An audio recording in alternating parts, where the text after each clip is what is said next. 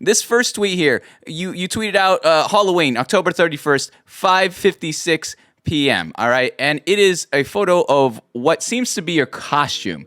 And so it's this, all right? It says, I'm so ready for Halloween. And if I click on it here, we have, quite frankly, I have no idea what you're dressed as. What's going on here, Narupoo? Oh, obviously that's a dog made. A gamer dog made. I mean, come on, seriously?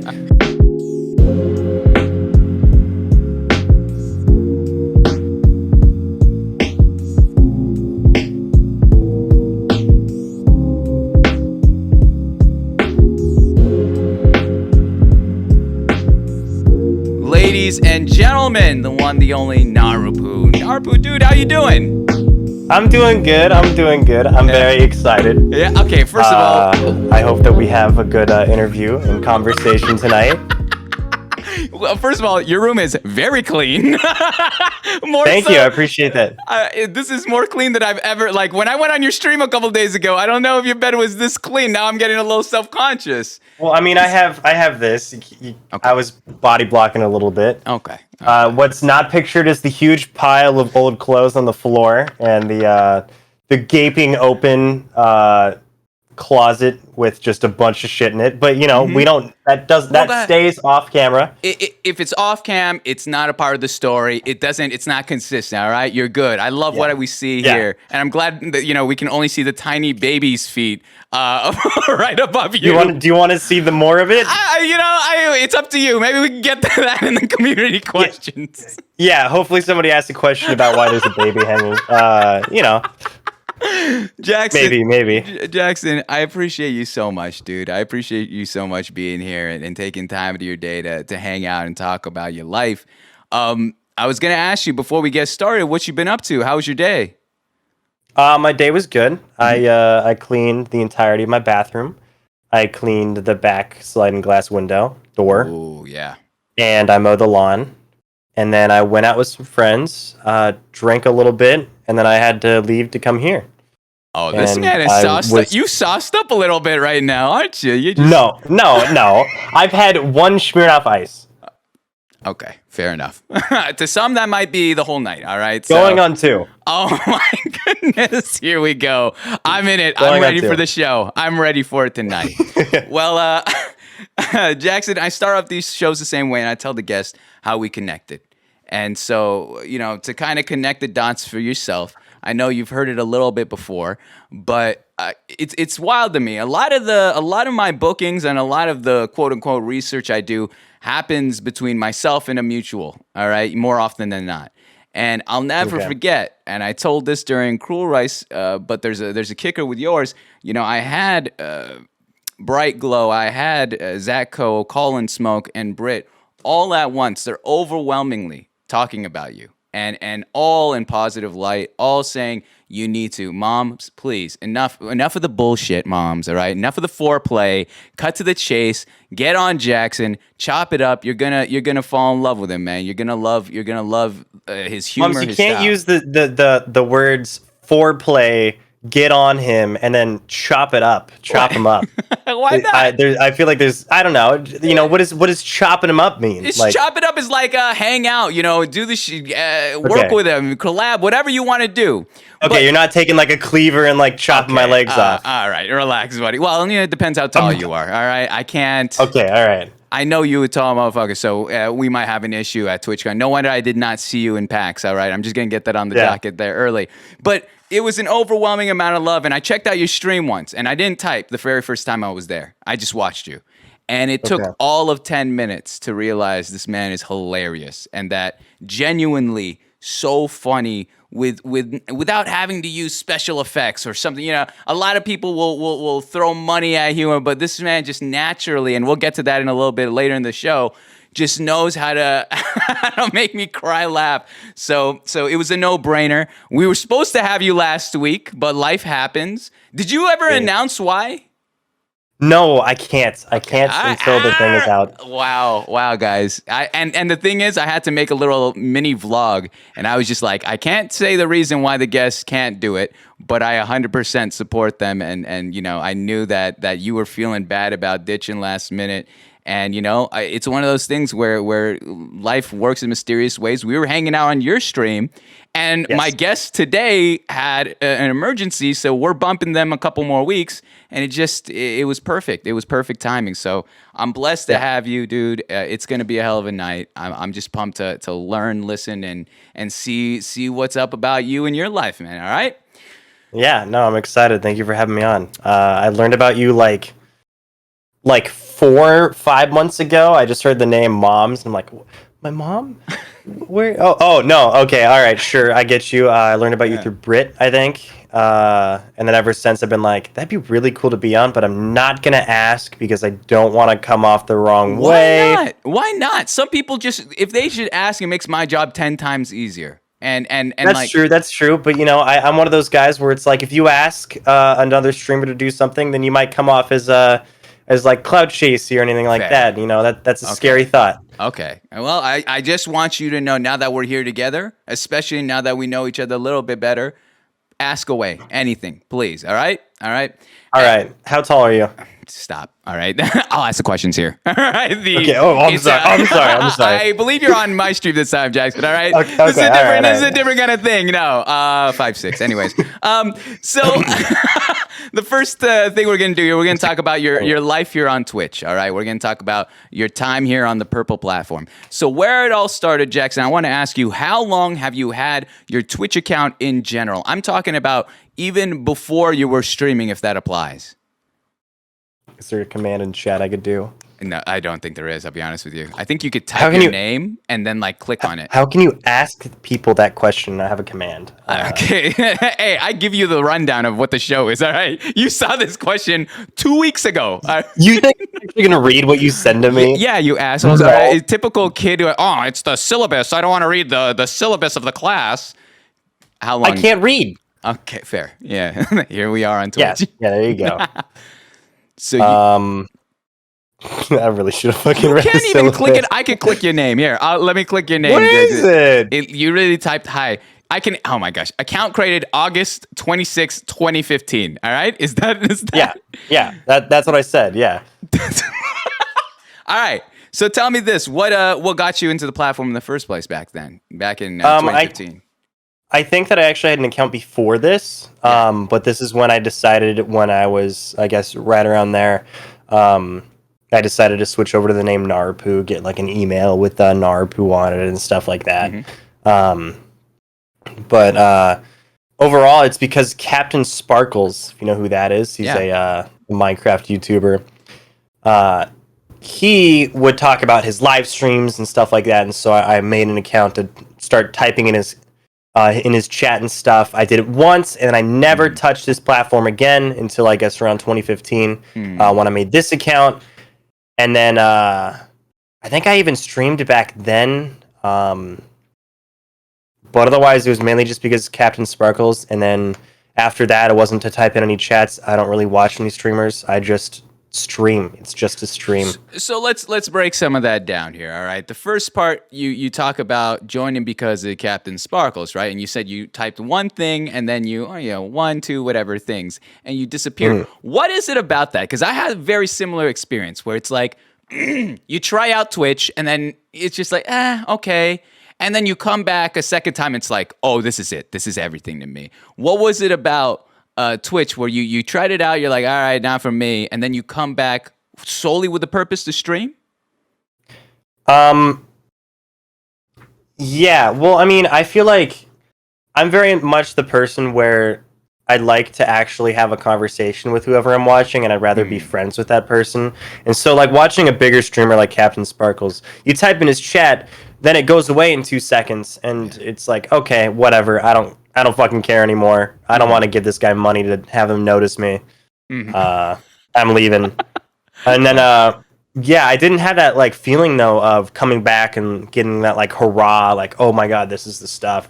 It was... I streamed for like a couple months. I got like some partnership thing with a game called Trove, and they gave me like streamer stuff. Yeah. So if I was live, I could like type in my account name and give away codes, and so that got me like a good 200 followers. and then I didn't really touch it again until a year and a half ago, where I started streaming again. Yeah. So you mentioned though as well that you weren't, and even to this day, much of a viewer on Twitch. You don't go around. And why is that? You would think that half the experience of streaming is also being able to, whether it be a big streamer, small streamer, or anything in between, enjoy others' content. I think it's because whenever I talk to somebody, I want to like have a moment with them. Yeah. And if they're streaming, I don't really get that. Or like, even if it is one of my friends, I can't like just type in chat and have like a real conversation with them. It at least doesn't feel real to me. Yeah. Yeah. That, and they have to like hide things about themselves. They can't say everything. They can't just truly be themselves. Even if you are yourself on stream, you can't say everything. You can't talk about how you went to the local mall. You don't want to give away where you are. Yes. And stuff like that. Yeah. So it's mainly the fact that you feel like there's still a barrier. There's a wall between an interaction with the streamer and yourself, even if they're your friend. It's definitely real, but it's not real. It's a hard, like, it's just a little barrier that I don't like. And then overall, no matter who it is, I don't get entertained. Yeah, that's fair. By just streams or content, really. I barely watch YouTube. I'll like listen to music, and then like watch anime. You might. But otherwise, like, I don't care. You can't care. You might be one of the few people I've ever met here, or I've ever had on the show, that truly are just like, I'm here to do my thing. I'm here to go live, entertain for a little bit, hang out, build my community, and then just, deuces, I'm out of here. I'm gonna go make cum jokes on Twitter. And so it sounds about right. It sounds like the MO. Hey, it is. I like that though. I like that you're able to be honest with it, where it's just like, it's not for you. You're not over here jerking everyone off and saying, no, I love all these. I'm here 24/7. I'm watching every one of my friends' streams. Nah, it's just, I love my friends, but and I'll leave a lurk or whatever, but I'll dip out and do my thing. Yeah, I'll lurk. I'll be like, yo, what's up? They'll say my name. We'll have a small conversation, catch up maybe a little bit, and then leave. Yeah, that's about it. No matter what they're doing, I just can't. I can't get into the stream. Yeah, fair play. So you mentioned, I would ask you when was the first time you streamed, but you mentioned that your first stream was more so like helping out, giving out codes in an ad. So I'm gonna ask you, after that stream, your first official stream, I'm talking you as a creator. Tell me, do you remember roughly what year that was? That was 2020. 2020, so 2020. Yeah, 2020, like April 20th, I think. I think it was on 420. Really, 420, huh? That is classic. That's a classic right there, Narupoo. And what made you press that go live button for the first time officially, coming back from when you did that ad a couple years prior? I had a coworker that was talking about how during quarantine, it had just started. He's like, yeah, if we're going to be in quarantine, I'm just going to be playing games. I might as well just go live. Yeah. So I was like, wow, that's actually a great idea. I'm going to be playing games anyway. Who cares if I'm live? Like, nobody's really going to be watching me. So whatever. I'll just do that. And what were you playing when you first? Tell me about the first stream back, especially. What were you playing? What were the feels? Did it feel like a homecoming of sorts?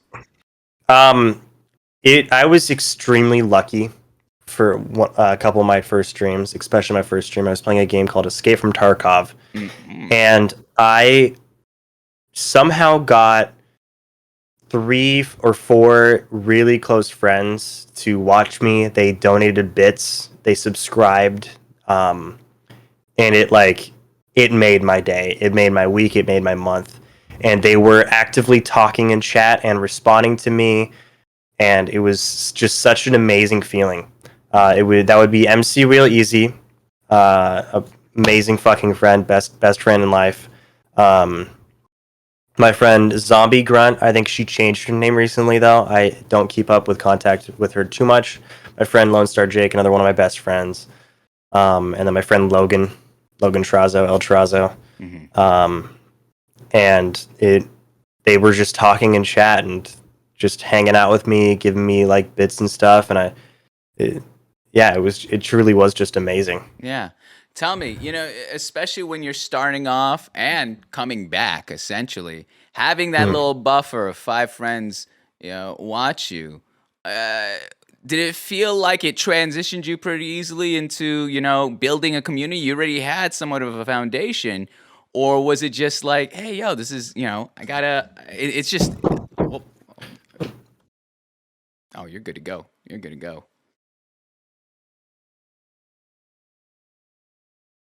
I'll be right back. I'm sorry. No, go ahead. Go ahead. I got you. I got you. I love the freestyle, guys. All right. Remember here, if you have any questions for Jackson from Narupoo, exclamation mark Q into the chat. We'll go right away. Oh, no. Okay, I'm not. This is where I got to recognize not to read everything I see here. For the people that are going to be watching this on YouTube, good luck. All right. Good luck. You're gonna have to sit with us here. I'll try my best to do some old stand up. All right, there it is. There it is. Yeah. Oh, the P, please. Cass is not here right now. All right, guys, don't worry. But no, Jackson, absolute stunner. Thank you, all those from Jackson's community that's hanging out here. I see you here. We got Ask Away, Himbo, Forbidden, Psy, Stonegall, Absent Streamer. Why should I be like an Uber Eats thing? What if that's what if his something out of pocket? Yo, Toadan, how you doing? We have Avo. The Naru community is very familiar with this. Yeah, I've seen it a little bit. Like live stream said, I got you. It's it's one of those things where you just kind of go with the flow. I probably have to figure out what my next question is, to be honest with you. I didn't know where I was going. Hey, don't tell them this, guys. I'm going to tell you this right now, especially if you're watching on YouTube. I had no idea what that question was. Shit. You're muted. I think you're muted. You're good. Sorry about that. Where was I? You were going to tell us about your 5 friends there. What did that mean to you to have your 5 friends come through, just so supportive and just showering your love and almost making a micro community upon your return? Oh, it was absolutely amazing because I didn't keep any of the people that were following me beforehand. Like none of them actually showed up. There was one dude who came up like 5 months after I started. That was like, whoa, who are you? Like I don't know why I'm following you. And I checked his follow date and it was during those that first time that I tried and got those 200 followers. But it meant the world to me, especially since they like subbed and stuff. It meant that they really did care. And I asked them afterwards, like, hey, like, you guys stayed in chat. Like, do you actually think I'm entertaining? And they're like, yes, you can do this. And so they gave me the encouragement, and they also gave me that, like, buffer of like, it wasn't at 1 viewer. I wasn't at 2 viewers. I wasn't at 3 viewers. I was at, like, 9 on my first stream, and it was just extremely lucky, and people were able to pour in. I actually got my first real viewer from Reddit. I used to go live on Reddit. What was the strategy behind that? I just kept asking people. I was on Reddit. I'm just like, hey, guys, I'm live on Twitch, too, if you guys want to come over here. And I met this one girl named art_direction 2, and she just didn't go away after that. And so... There's no other way to word that. Cool. She just never left. She couldn't go away. Well, yeah, she wouldn't really. I hate to say it this way, but she wouldn't really fuck off. Oh my gosh, no, I feel. I got you on that. But that's awesome. So you went from there. You started 420, 2020. And there's no looking back. When did you recognize that this was going to be a bigger part of your life? That streaming on Twitch or content creation in general was going to be a bigger part of your life?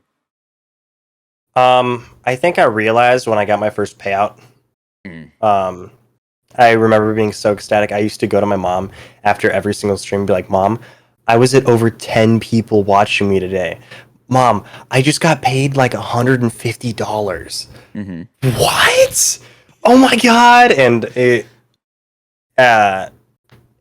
pretty much then that's when I realized, like, I'm going to keep doing this if I can continue to make $100 a month for the minimum payout. Why not? I love this. I've always wanted to, like, do content creation and YouTube and stuff. and now I'm making money. Yes, that of course. Of course, yeah. Chase the bag. There it is. You gotta do it. Especially if you get that thrill. I love the excitement that you're bringing to your family. Be like, no, check it out. I had 9, I had 10, I had 16, which people don't recognize. Honestly, if you are not a streamer or if you've never streamed before, getting 9 people to watch you on Twitch is extremely hard. I mean, I believe statistically they say that you're in the top 95% if you can get. 15 people, I believe. I thought it was 5. You're in the top 1% if you can get like 15 people to watch. What? 1%? Yes. Holy cow! So the fact that you were able to do that off the rip within the first day of coming back to streaming, that's huge. Yeah. That's extremely impressive. Going from there, all right. You said you started back around April 2020. We're now nearing the end of the year here in 2021. So I'm going to ask you this, Jackson. How have you as a content creator evolved from when you first started? As a content creator, is there going to be like another question with how I have as a person? Yeah. Okay. So as a content creator, I feel like I've allowed myself to expand, and I've really stopped filtering myself, because I used to be very wary of some stuff that I would say, and I never would want to like hurt anyone. And then at some point I realized, you know what? No matter what happens, I'm not going to be able to please everyone. I might as well we're just going to let this happen. We're just going to say whatever the fuck comes to mind. And I've become a lot more confident in just talking, and I think it's just like a practice. It's like a skill. I've just overall gotten better. There's no like one thing that I've done. I've just gotten better at it. What was the breaking point with that mentality? Because I agree with you. I think a lot of people start off Twitch in the extremes. We're talking extreme degen or extremely wholesome, and then they find themselves somewhere in the middle. What was the breaking point for you when you realized that, you know what, this whole wholesome stuff just isn't me. I need to be me. I had a friend, I'm not going to mention his name. Yeah. He would tell me all the time, just like, dude, who gives a fuck? Just go for it. Just go for it. But I didn't truly like listen to him or care until I started making friends with some of the streamers that I've always looked up to with those types of humors, because they saw my video that I released on my YouTube with my humor fully, like for the first time, like out there. Was just complete degen, complete just bad humor, honestly. Yeah. But they saw that, they loved it, they thought I was funny, and so then I actually was able to meet them, and I was able to smoke weed with them, and stay at their house for a couple nights, and it was just. So it was the really weed. Cool. It was the drugs. It was the. That's what. Oh yeah, sure. Yeah. We got this new Narupoo person. All right, Narupoo 2.0. You did some Ben 10 shit, and now we're getting this monster in front of us. Yeah, because I smoked some weed, and now I'm a fucking monster. Classic. That's a classic there. Let me ask this then. All right, from creator to person, how have you as a person changed during this past year and some change of you being a content creator and streamer on Twitch? So I've definitely changed more as a person than as a content creator, because I've always sort of known like where I want to be at as a content creator. Yeah. But as a person, when I started streaming, I at the beginning of quarantine was in a really, really bad part of my life. I had horrible anxiety where I would end streams randomly because of panic attacks, or like take like hour or 2 hour long breaks where I'd just stream on, go out with my mom, be like, Mom, I need to go on a walk. I am panicking. Please help. And I was just a complete like shut in. I wasn't really talking to anyone. But streaming and having people in my chat and having those friends be there for me allowed me to have somebody to talk to and eventually vent my frustrations, and they got me back on the right track of being social. And not only did I get over my anxiety, and I haven't really had a panic attack in a very long time, when it used to be daily on stream, I'm now at a point where I can just go out in public and embarrass myself. and I don't care. I'm much more, I will speak what I want when I want it. I'm not afraid really anymore. I used to be deathly afraid. I remember I got invited to Among Us lobby with some big creators in it. Yeah. And I was just so like nervous and I was shaking. I was just sitting there literally shaking like this. Like, holy shit. It wasn't even fun playing with those guys because I was just so anxious. But forcing myself to do those things allowed me to get better. And now I can just go on a talk show where I would have been nervous a year ago. Now I'm just here just like, how the fuck can I make this entertaining and cool? And I know you said I wasn't supposed to talk about like people in chat or anything. Yeah. But the first person that was able to help me that I met through streaming was Colin Smoke. Yeah. He was like a big creator I was meeting. And he was like the only one that I like mustered up the courage to reach out for help and be like, yo, what do you do like with this anxiety? Like, do you get anxiety from meeting bigger creators? Do you ever feel like helpless or like you're gonna say something wrong or just scared of meeting those guys? And he said to me, yes, I do, homie, but it will get easier. You're good. You're in this with us. Everyone gets it. You are not alone. And he said, let's hang out, homie, because he says homie a lot.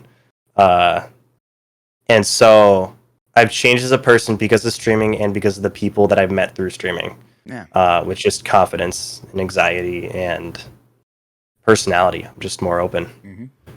It's kind of nuts. And we're just jumping into this at the beginning where it's like, because of your coworker that mentioned that they were going to stream video games at April 2020, you decided to begin this journey and find someone who literally changes a core like part of you for the better.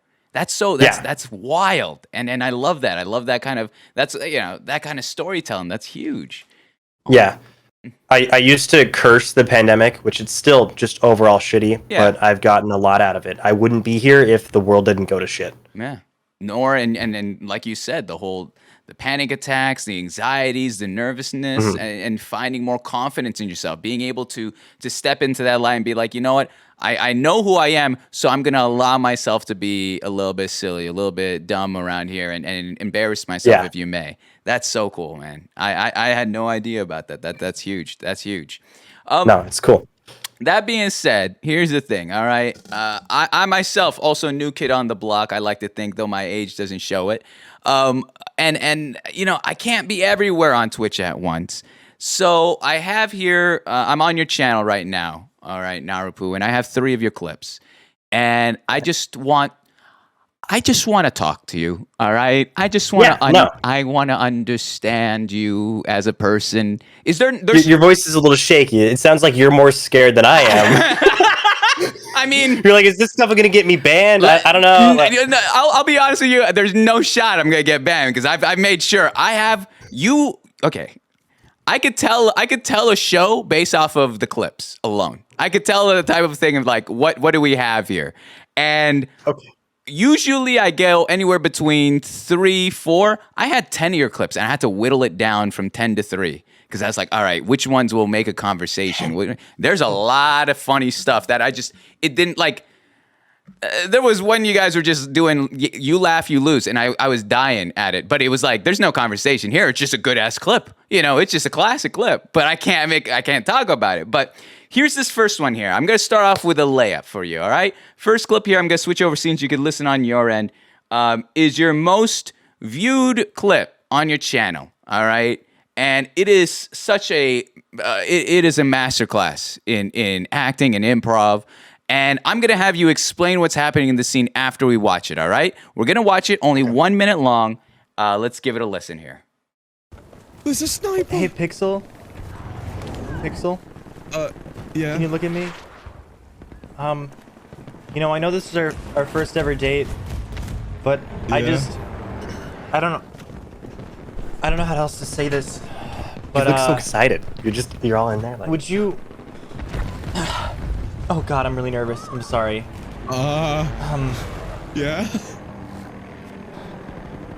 Give me a second. I gotta finish this chicken pot pie. Okay. Do you think Could you like? that maybe you could take my hand in marriage?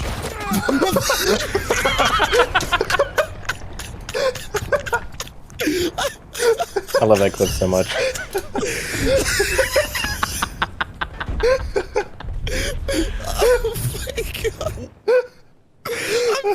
What are you doing here in this scene? All right, what is this improv scene that you were trying to think of between you and your friend? All right, what's going on? Can you set it for us? So I guess in my mind, I'm thinking to myself, how can he was recording a video. His name's now Smile. Smile was recording a video, for the Battlefield 24 beta, and I was like, okay, what's something that I could do that's like funny that will make it in his video that will hopefully like make it just that much better. And I was like, you know what? I'm just gonna. I don't know, honestly. It just sort of came naturally. It was just there. But I was definitely waiting to die. And as soon as I saw the helicopter behind him coming towards our way, I'm like, okay, you know what? I'm just going to ask him to fucking marry me or so. I don't know. Sure, we'll just do that and then die. And hopefully it works out. And it worked out masterfully. It was amazing. It was completely on the spot, though. I didn't really know what I was talking about, but it worked out. It was beautiful. It was something so tragic. You could hear the sound in the background. The helicopters go. Literally, the world around you is burning. Everyone's at war, and you're having this bullshit conversation. You're eating your chicken pot pie, which again is that's just I.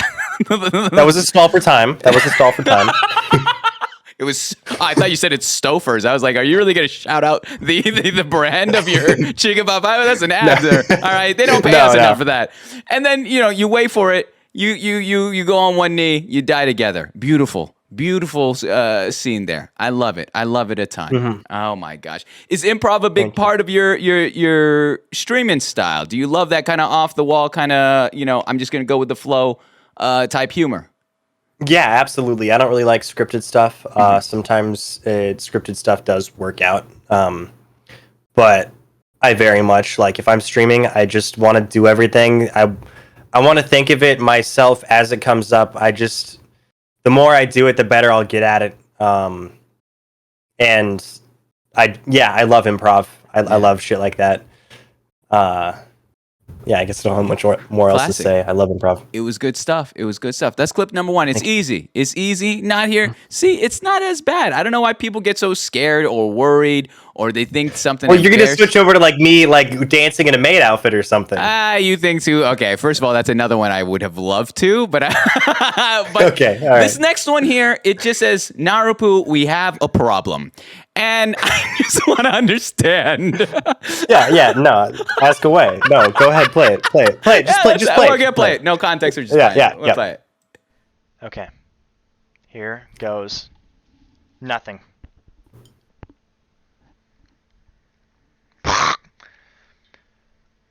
This is your captain speaking. We have the mission control. Do you speak?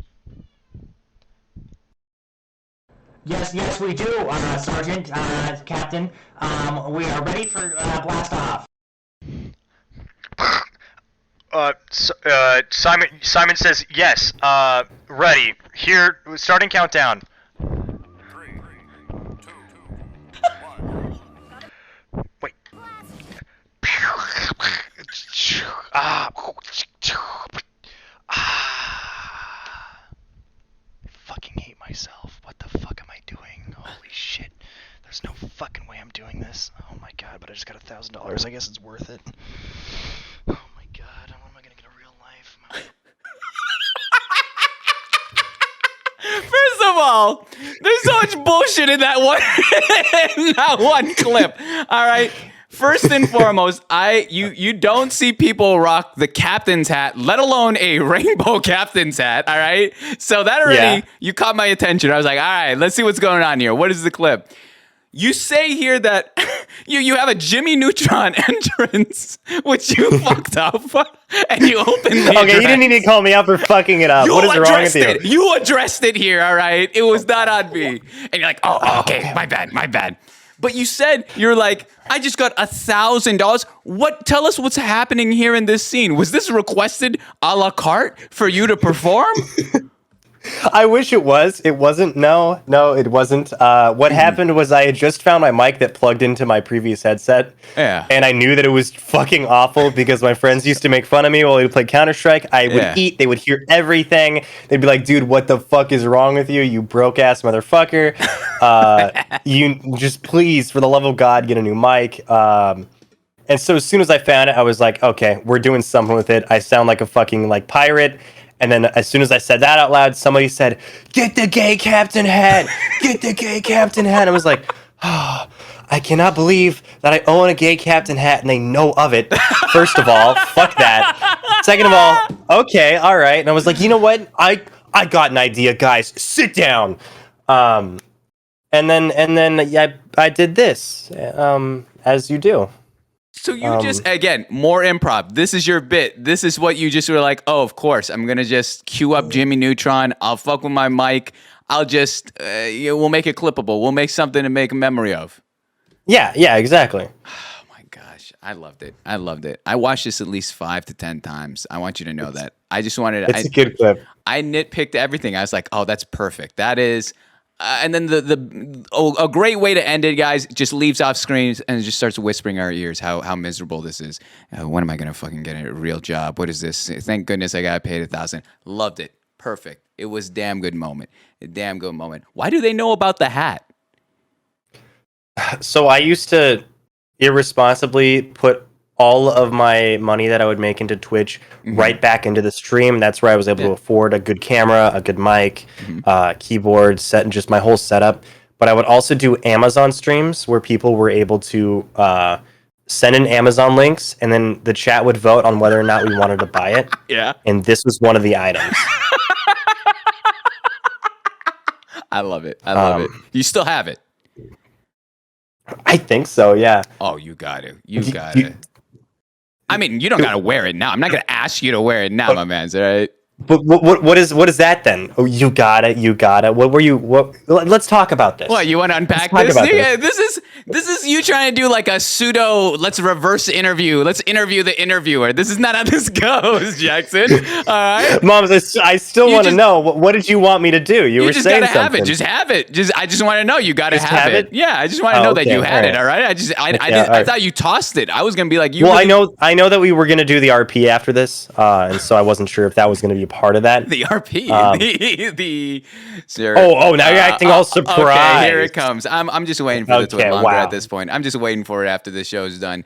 All right, that's clip. Sure. that's clip number 2. All right, that's clip number 2. All right, one more. We got one more here, and this happened roughly 5 months ago, and this is something that I love because it just.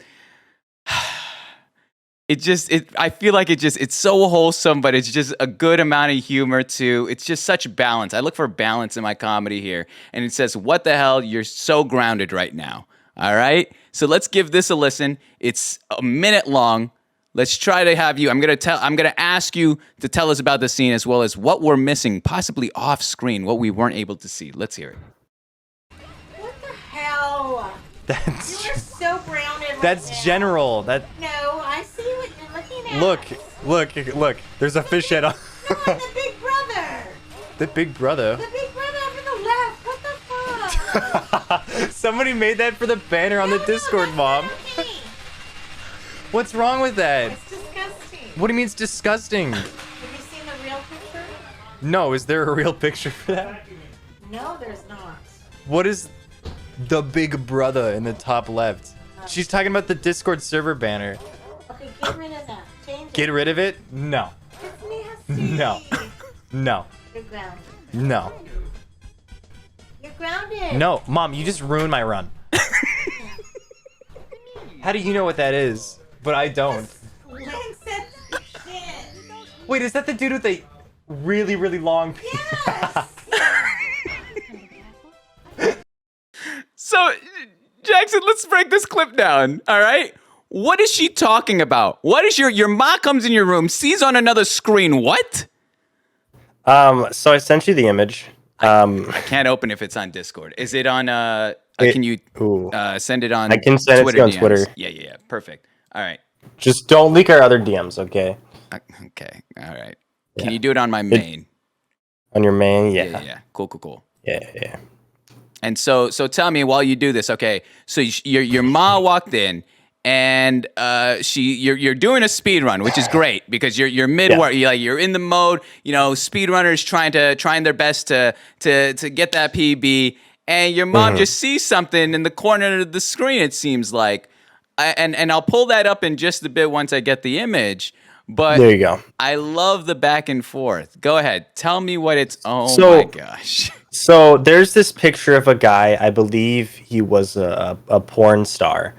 And if you know the full uncropped image of that image, that man, if you were to pan the camera down about 3 feet, you would see an extremely long, thick penis. And apparently my mom knows what this man's penis looks like, as do I. And so as we do, we discuss whether or not the man's face should be allowed in my Discord server, despite both of us knowing what this man's penis looks like. And she very much did not like it because it was inappropriate, and I did end up changing it. But I'm tempted to change it back now because of the good memory. What were you actually gonna get grounded for this shit? I need to know. No. Oh, okay. No. Oh, that's such a good. Did you ever get closure as to how your mom figured this one out? She said that my Aunt Lynn has sent it to her. What? It's circulating between family? You have family texts that and Lynn's like, yo, Thanksgiving, this is the bomb-ass recipe. You click on the link, bam! There it is. Like, what are you... No, not quite, no. Just between her and her. Just between the two of them, nobody else. All right. My mom loves, like, in general, though, to come in the middle of my streams and just fuck with me. Really? She loves to just mess with me. Honey, it's bath time. Bath time. You need uppies. Shit like that. What? I shouldn't be giving you ammo for you to love go in further. That is so fucking. What is okay? I gotta ask. I thought you were gonna continue talking. That's why I gave you the moment of silence. But tell me this: what's the most embarrassing thing your ma has done? We'll start with that one. I have 2 questions to this. First, what's the most embarrassing thing your ma has ever done? I hate to have no answer, but there isn't anything really embarrassing that she's done. I love her. She's awesome. Yeah. Wait, maybe there's one thing. Okay. So we dyed my hair for a stream. We dyed it, bleached it. Mm-hmm. And while I was washing it off in the bathroom, my mom took over my stream, and she told my chat about how I've gotten a marble stuck up my ass when I was a kid. I don't know why she did that. She did that, and then she also called me Daniel instead of Jackson. Any questions? How did you get the marble in your ass? I put it there. I stuck it up my ass. I feel like that might be obvious. But like, okay, no, don't try to flip this as that stupid question, moms. Why were you like, oh, cat's eyes, bloop? Like, what was the mentality being like, I'm gonna put a marble in my ass, and then follow up, how did your parents find out that you had a marble in your ass? So, my mom and my brother come in my room while they're going to sleep. I had just gotten into marbles in elementary school. Okay. The entire school was playing marbles as a game during lunch and stuff. And so I brought home my favorite marble. My brother says to me, while I'm about to go to sleep, they're closing my door. He says, "Don't stick it up your butt." And you know what? The first thing I do,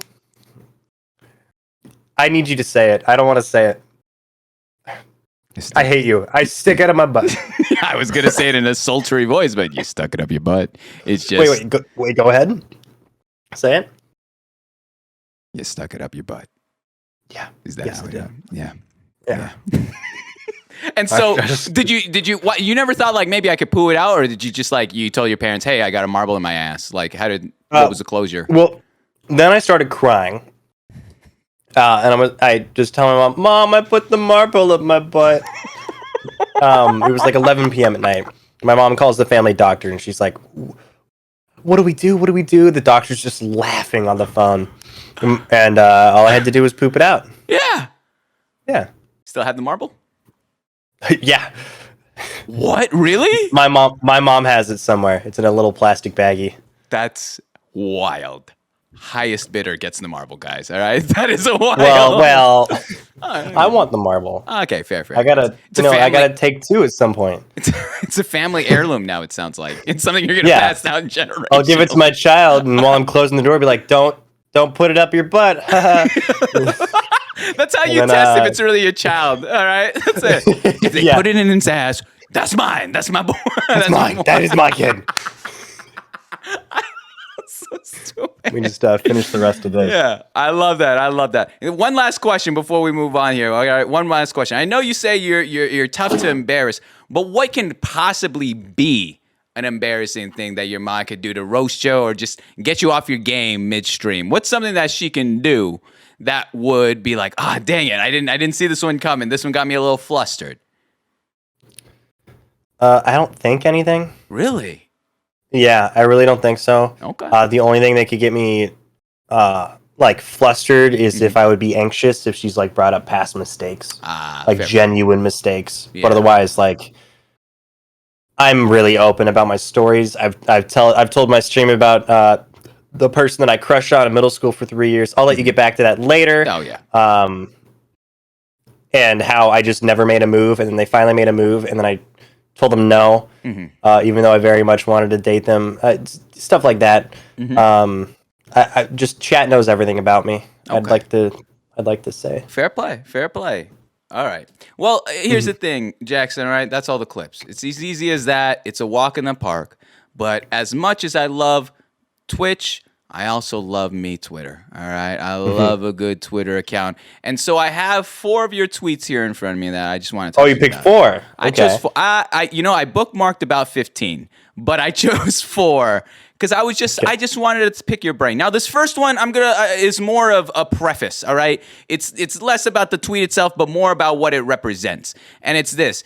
In November 13th at 9:43 p.m., you tweeted this out, all right? You tweeted out, "I thought I ate an edible, but it was my foreskin." Now, before we even dive into this tweet, just to refresh you about it, you wrote this tweet live in a call with me because I asked you, I said, you just have banger after banger. I wanted to know your mythology in writing tweets. So tell me what went through your mind as you were writing, okay, I thought I ate an edible, but it was my foreskin. Go ahead. Yeah, I don't know. It's a blank slate, and you just start typing, and things pop out, and you're all good. And it just happens. It just happens, man. Is this what's going across your mind right at this moment or at that moment? Well, I think about my days and what I've talked about recently, and we had just recently talked about. I'm sorry to put this in this image in your mind, but yes, I think it was on, of course, Cruel Rice's stream. Okay. Or I was talking to Cruel Rice, and we talked about foreskin, and somebody said that they grew up in a poor family, so they just had to have their foreskin bit off. Oh, okay. It was very much a joke, but it. I think it stuck with me. I think I was hoping maybe one day, or maybe in another life, that could have happened to me. And then, I was talking to you, so I thought of weed. And yeah, Yeah. Seattle, Washington, of course. So it all came together. It all came to. You know, it makes perfect sense now that you say this. It makes perfect sense. Yeah, I love it. perfect sense. Well, I hope like so. I like that. That's your mentality. You're just like, off the rip. All right, you let it go, unfiltered. That's what to expect. Of course, I'll just plug. Go follow him on Twitter. But here are the 3 that I chose that I really kind of just.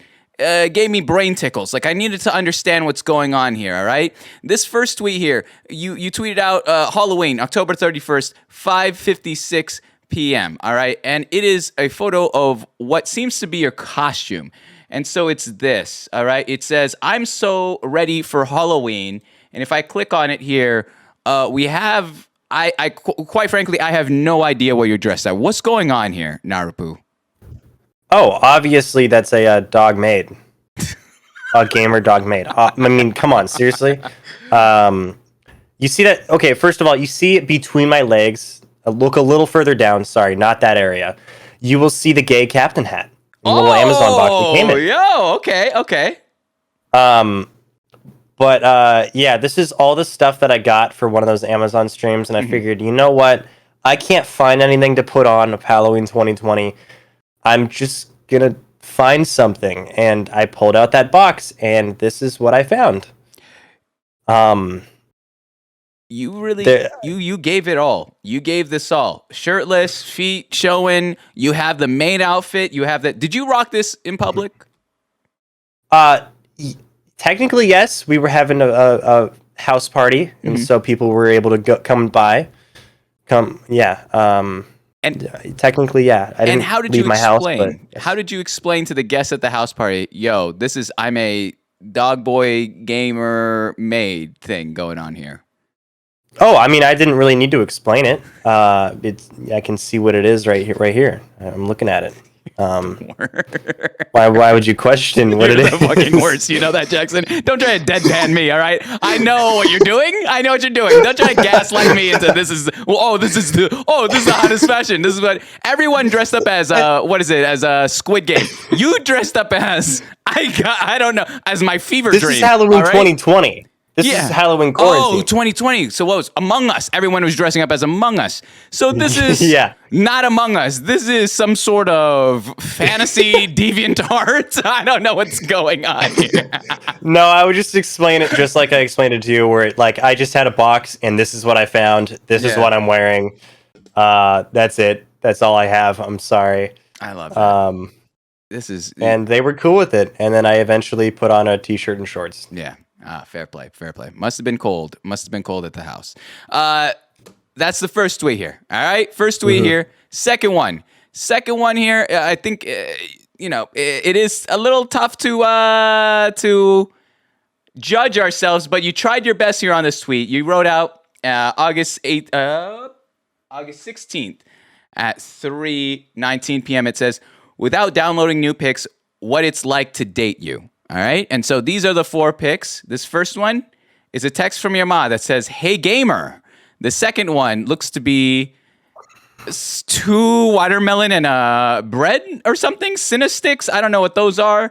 We got this guy. Ice cream. Oh, gotcha. We got this guy, and we got "I will kill you" from what looks to be Five Nights at Freddy's. Can you explain to me what these 4 images represent and how they holistically kind of explain what it's like to date you, Jackson? Okay. So the first one, we'll go in order here. My mom calls me Narupoo sometimes, and will be like, "What's up, sweetie? How was Minecraft?" And just very much knows what goes on my computer and how much of a gamer I am, and she is very vocal about it, and she does not care. And so I feel like if anyone were to date me and I were to bring them over to my house and we were cuddling in my bed or anything, my mom would come in and be like, "Yo, what's up, Narupoo?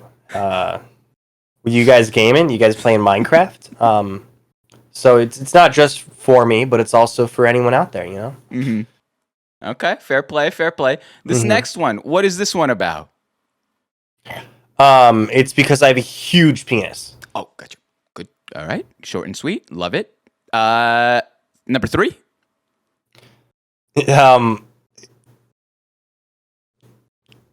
This man is treading lightly. I've never seen someone do mental jujitsu right now. All right, go ahead. We'll go with it's because I'm a criminal. All right, perfect. I'm a smooth criminal, some may say. Okay, smooth. This man's got smooth skin. Smooth skin. Number 3. That's number 3. Number 4. Why this? 1 sec as it reloads. Just like the previous one, I'm a criminal. I will murder you. In a video game like Five Nights at Freddy's. And it also shows that I'm kind of wild. I will say weird things. I really don't know. This please is pass. brutal. Please brutal. Go by. This man I don't know, chooses 4 photos. All right, I gave you I gave you your opportunity. You tweeted this out to the universe. All right, this one's on you. All right, the first one, lovely story. Second one, all right, I'll take the big cock comment. The other 2, I don't know why you got those on your camera, woman, man. All right? I don't know what meme you're passing around. Well, fair play. And I'm sure we'll get to more about your dating story later on the show. But I got one more here, all right? I got one last clip here. Clip, I'm sorry. It's a tweet, but there is a clip connected to it. And you tweeted this out in July 9th at 8:44 p.m. And an amazing title, all right? You gave an amazing title on this one. And it says, How at Austin on Twitter made me lose $1,000. Check it out, all right? We're not going to play the whole thing, but I want to play the intro that you had, which is roughly a minute long, all right? Roughly a minute long. Let's give it a listen, and I want you to tell us what happened. How did he cost you the $1,000, all right? The 1K. Let's give it a listen. Narupoo, are there streamers watching this stream telling their viewers to... Let's see. I'm gonna check on my friend who may be doing that. We get 40 viewers. He could be a candidate. Yeah, but I know him, so I don't want to do that. You fuck. FaceTime Austin show. One of my friends is FaceTiming. I'm streaming! Stop! What is wrong with you? What is wrong with you? People come in my chat and be like, we tried to get you money and you deny me? I'm sorry, I can't give you money. It's a conflict of interest. What the fuck? I didn't even know about it. I know, but you texted me, so I thought you knew about it. I'm sorry. Austin, you fucking whore. No, what? Don't call me a whore. No, just quit calling me a slut and a whore. Okay, all right. Mo, I'm sweating. Whew. Mo, we need some water. Everybody smile in the chat. He didn't even say my name. He didn't even say my name. What in the world chaos is happening here? $1,000. $1,000 on the line. Austin's show is live on Twitch. What happened here? What happened here? So I was live streaming some Mario 64, and some people came in my chat. Some of my chatters told me that Austin Show is giving away money, and they just talked about me in front of their stream with like 7,000 people or something. Yeah. I was like, that's funny. Like, you're kidding, right? Sure enough, they weren't kidding. They send me a clip of him going, hey, no, I'm not giving it to him. I know who he is. Like, wow, I can't believe other streamers are sending their viewers in here to try to get him.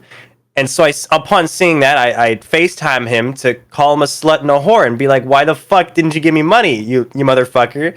It's not even your money, you bitch. And he told me, unfortunately, he can't, despite he totally could. Mm-hmm. He totally could have. And how long ago was this? It's been earlier this year, correct? You like tweeted 8 months, that. 9 8 months. 8 months. All right, 9 months. So some time has passed.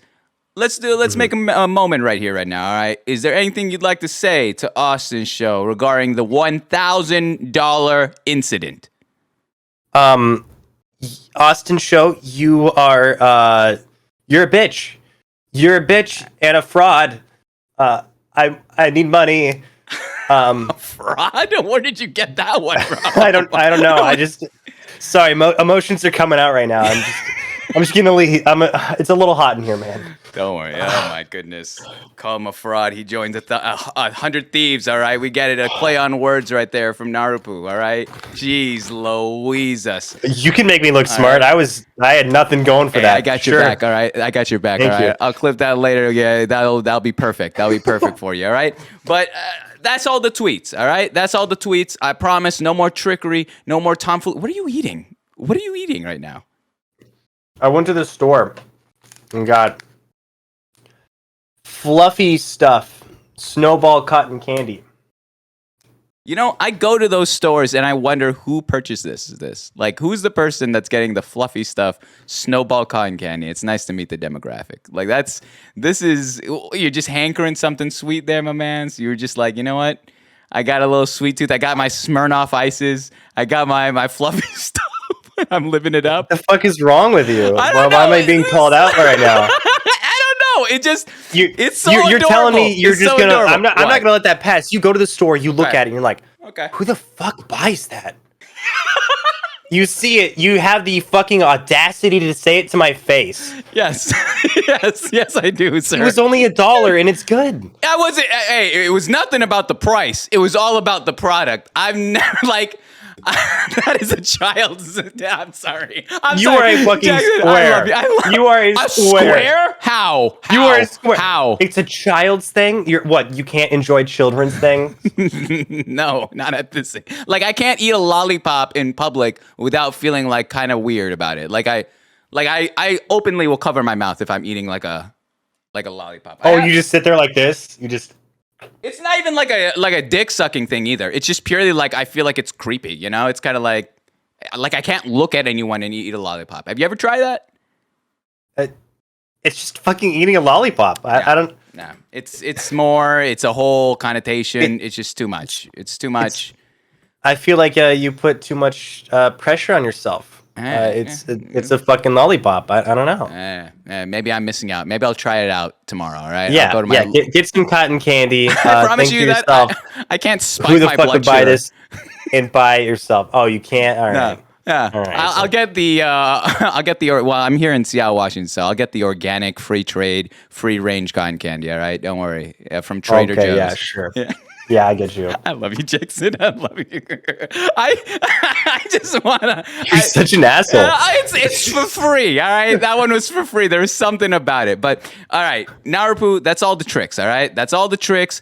We're gonna go into a little bit more about your story here on Twitch, and then we'll lean into your life story. All right. Mm-hmm. So.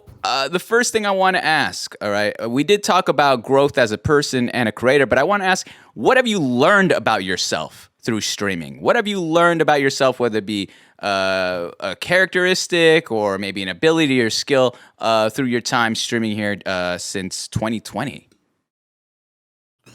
I've learned what type of people I like to be around. Mm-hmm. I've learned. Okay, I feel really stupid asking. Can you ask the question again? Yeah. What have you learned about yourself through streaming or through Twitch? Yeah. Okay. I definitely have learned like the friends I want to like be around and associate myself with. I've learned how to manage my time. I've learned how to have a tolerance, a really, really big tolerance to bullshit. A really big tolerance to bullshit. There can be the most annoying motherfucker, and I can sit there and just pretend like they're not there. Mm-hmm. Or be nice to them. Because one, not only is that good, I guess, that makes it's a good person thing to do. Just like, even though there's somebody you don't want to be around and you quite honestly don't want to be nice to because they are being annoying as fuck, being the bigger person and sitting there and be like, yeah, dude, no, how was your day? Even though you may not care, it's good. It can make them happy, especially if they like you or anything like that, because you don't want to put negative emotions out in there, despite what you're feeling. And so now I have a tolerance where I'm able to do that. There are still times when somebody will actually like wrong me or make me feel uncomfortable, and that's when I'll say something. I usually do say something if it's actually something important, but otherwise it's maybe somebody saying that I look cute today in chat, which I personally really don't like, but I can tolerate it. Fair. I like that. You're totally right. There's something about it because you meet people from all walks of life that'll show up in your chat or even fellow creators, and so to be able to not wear too much of your emotions on your sleeve, especially the negative ones, it's a huge thing to learn and to master here. I'm still learning that day by day, but you're right, especially not wanting to put out those negative feels, because once you give them that reaction, they know where they can get you. They know though, and they're going to feed off of it. You mentioned here friend association, all right? And without getting into too much detail about it, I want to know, what kind of people do you resonate with on here on this platform? Who are the people that you gravitate towards in terms of friends that you meet through Twitch and online? I really like people who I can just call and they'll always answer. People who also have that high tolerance to bullshit, where we can just, like, whether it be like daily bullshit or bullshit because of a certain person, we can all just sit there and just not care, and just move on and just have fun. People who can choose to have fun and don't really let things get to them. People who are, I guess, free and available. I like being able to call at random ass times. Or people, especially people that will go out of the way to talk to me. Because that doesn't happen enough. Yeah. It really doesn't. Mm-hmm. Yeah, pretty much I've just been able to recognize people that like care about me. Yeah. And so then I'm able to realize those are my friends.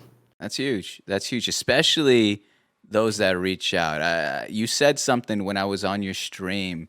You and it, in one or two sentences, struck a chord with me instantly. And you said, "Mom's gonna ask you something." I was like, "Yeah, sure." And you're like, "How do you deal with being the person that people go to for advice and want to just kind of, I don't want to say trauma dump, but kind of just spill their soul out, and you're the one that's listening / the one responding to it." And for the first time, I was like, wow, that's actually it's an accurate depiction of how a lot of my relationships are. And so hearing your side of that story too, it makes a lot of sense why the type of people that you resonate with are those that reach out to you as well, because you're often reaching out to others. You're often bringing people together or trying to, hit them up, like you say, on a phone call. And so I love that. I love that. Let me ask one thing here. How would you describe your streaming style, Jackson? How would you describe your streaming style? Say I had never watched you prior. So I'm pretty much a just chatting streamer with a game in the background. I'm always just talking to chat or talking to whoever's in a call with me. And then anything in the background, completely optional. I don't really care about it. There will be times when I really do care about it, but very rarely. And it's mainly just a chat where anyone can show up and talk to me. If they have a question, they add me in chat, they will be able to get to me. Yeah. Yeah. You do something which is fascinating. When I hear that, I think, oh, he's playing laid back games. He's playing Minecraft, the Stardew Valley, Terraria. You literally are speedrunning Mario 64 and doing a hell of a job on it, and you're still keeping pace with people in conversation. How are you able to balance those two things, man? I try to play some bullshit. I tried to play chess on stream once, and I was like, guys, I'm gonna ignore you for 5 minutes. I gotta buckle down here. How do you manage to do both? Mario is just therapeutic. I don't know why. I just love that game. Mm-hmm. All I need is a second to just look this way, but read chat, read one message, read half of a message. That's all I need. I can fill in the rest with my mind. Look back, pay attention to what I'm doing, and then just respond. It's just really easy for some reason. Yeah. That there is no trick behind it. If I can hold a conversation while I'm driving, while I'm doing anything. So you've been able to just do that from the rip. You were able to do that from the start. It was never a transition. It's nothing you had to learn. It's just like, I got it. It definitely was a skill that I had to hone. But at the same time, it just the more I did it, unconsciously doing it, I never like thought about like trying to get better at it. I just got better at it. Yeah. I just always did it. Nice. I've gotten better at it, but I've just always done it. I like that. I like it. Jackson, let's talk about your community. Let's talk about the people that tune in, watch you, and fuck with what you're doing here online. All right. If I asked your community who you are, and I had no idea prior, what do you think they would say to me? And you can give both a troll and honest answer, because we both know communities love to troll the streamer. So what do you think they would jokingly say, and what do you think they would actually say? What they actually would say is that I'm just a down-to-earth kid that just streams in his bedroom.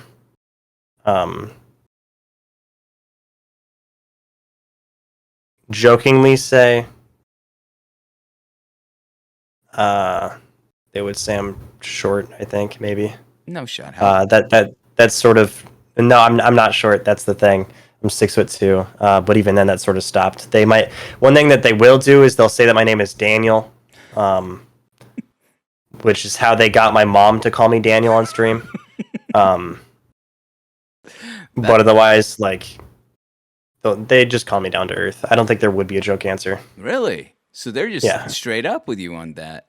Yeah, that's nice. They are straight up. I like that. The whole Daniel thing, it must have been a huge win for your community to get your mom to say that about you. That's just a... Oh, yeah. It's over. The second you get in the family, mom, dad, brother, sister, whatever it may be, in on the community joke, it's canon. It's forever. That's not going away, Daniel. All right? I'm sorry.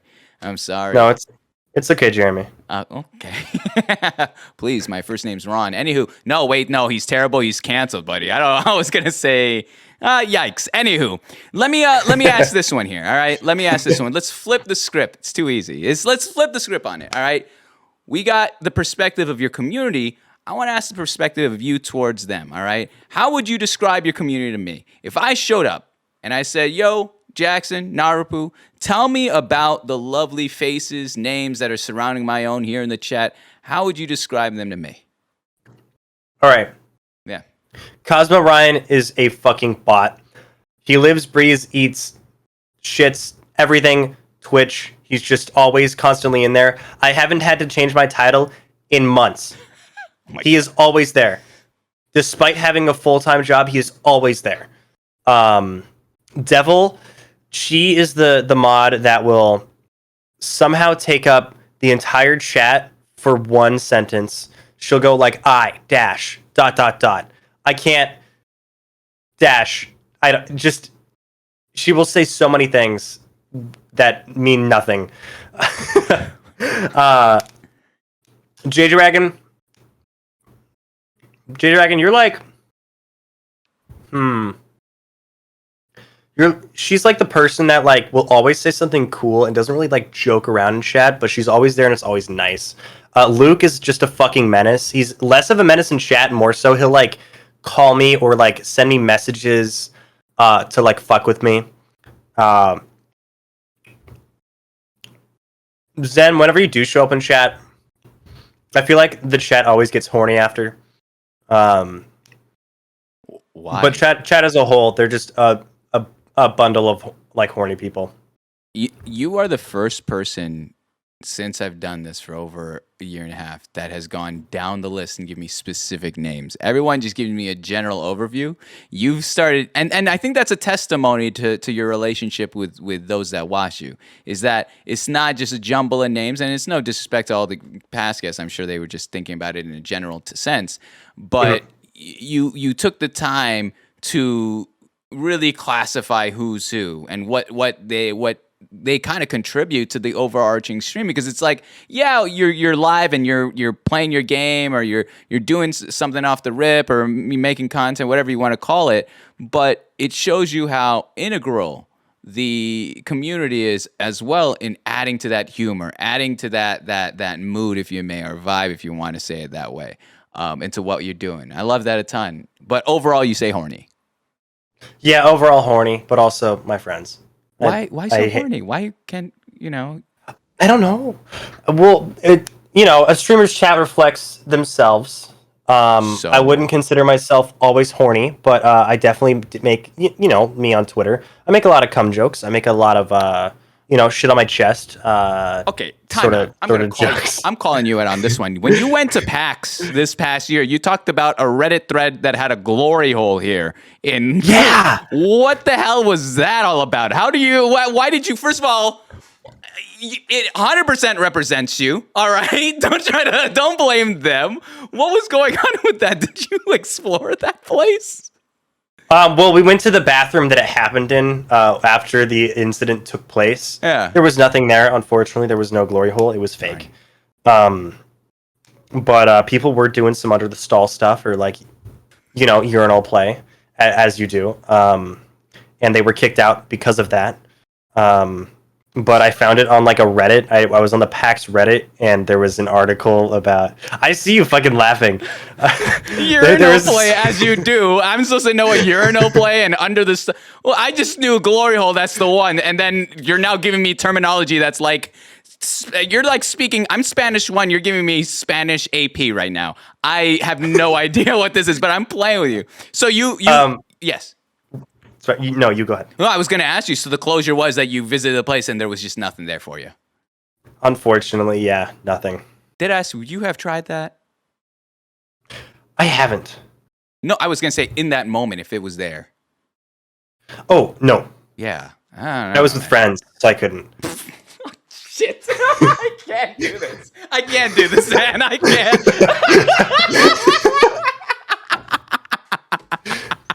I can't. It's a lot. I'm trying my best, Narupoo. You fucking got my number. You're destroying me on this one. It's too much. But all right. Let me bring it back to your community though. All right. You're telling me they're horny. Fair play. You're saying it's a reflection of their streamer, somewhat. All right. Not completely. But not completely. Not completely. All right. Fair. But I'm gonna ask you one thing. All right. Okay. I want to ask you one thing. All right. Honest question though. And I want to ask is this. As a streamer, more often than not, we hear from our community how much we've done for them. You know, you've entertained me. You were my distraction for the day, this and that, all of it.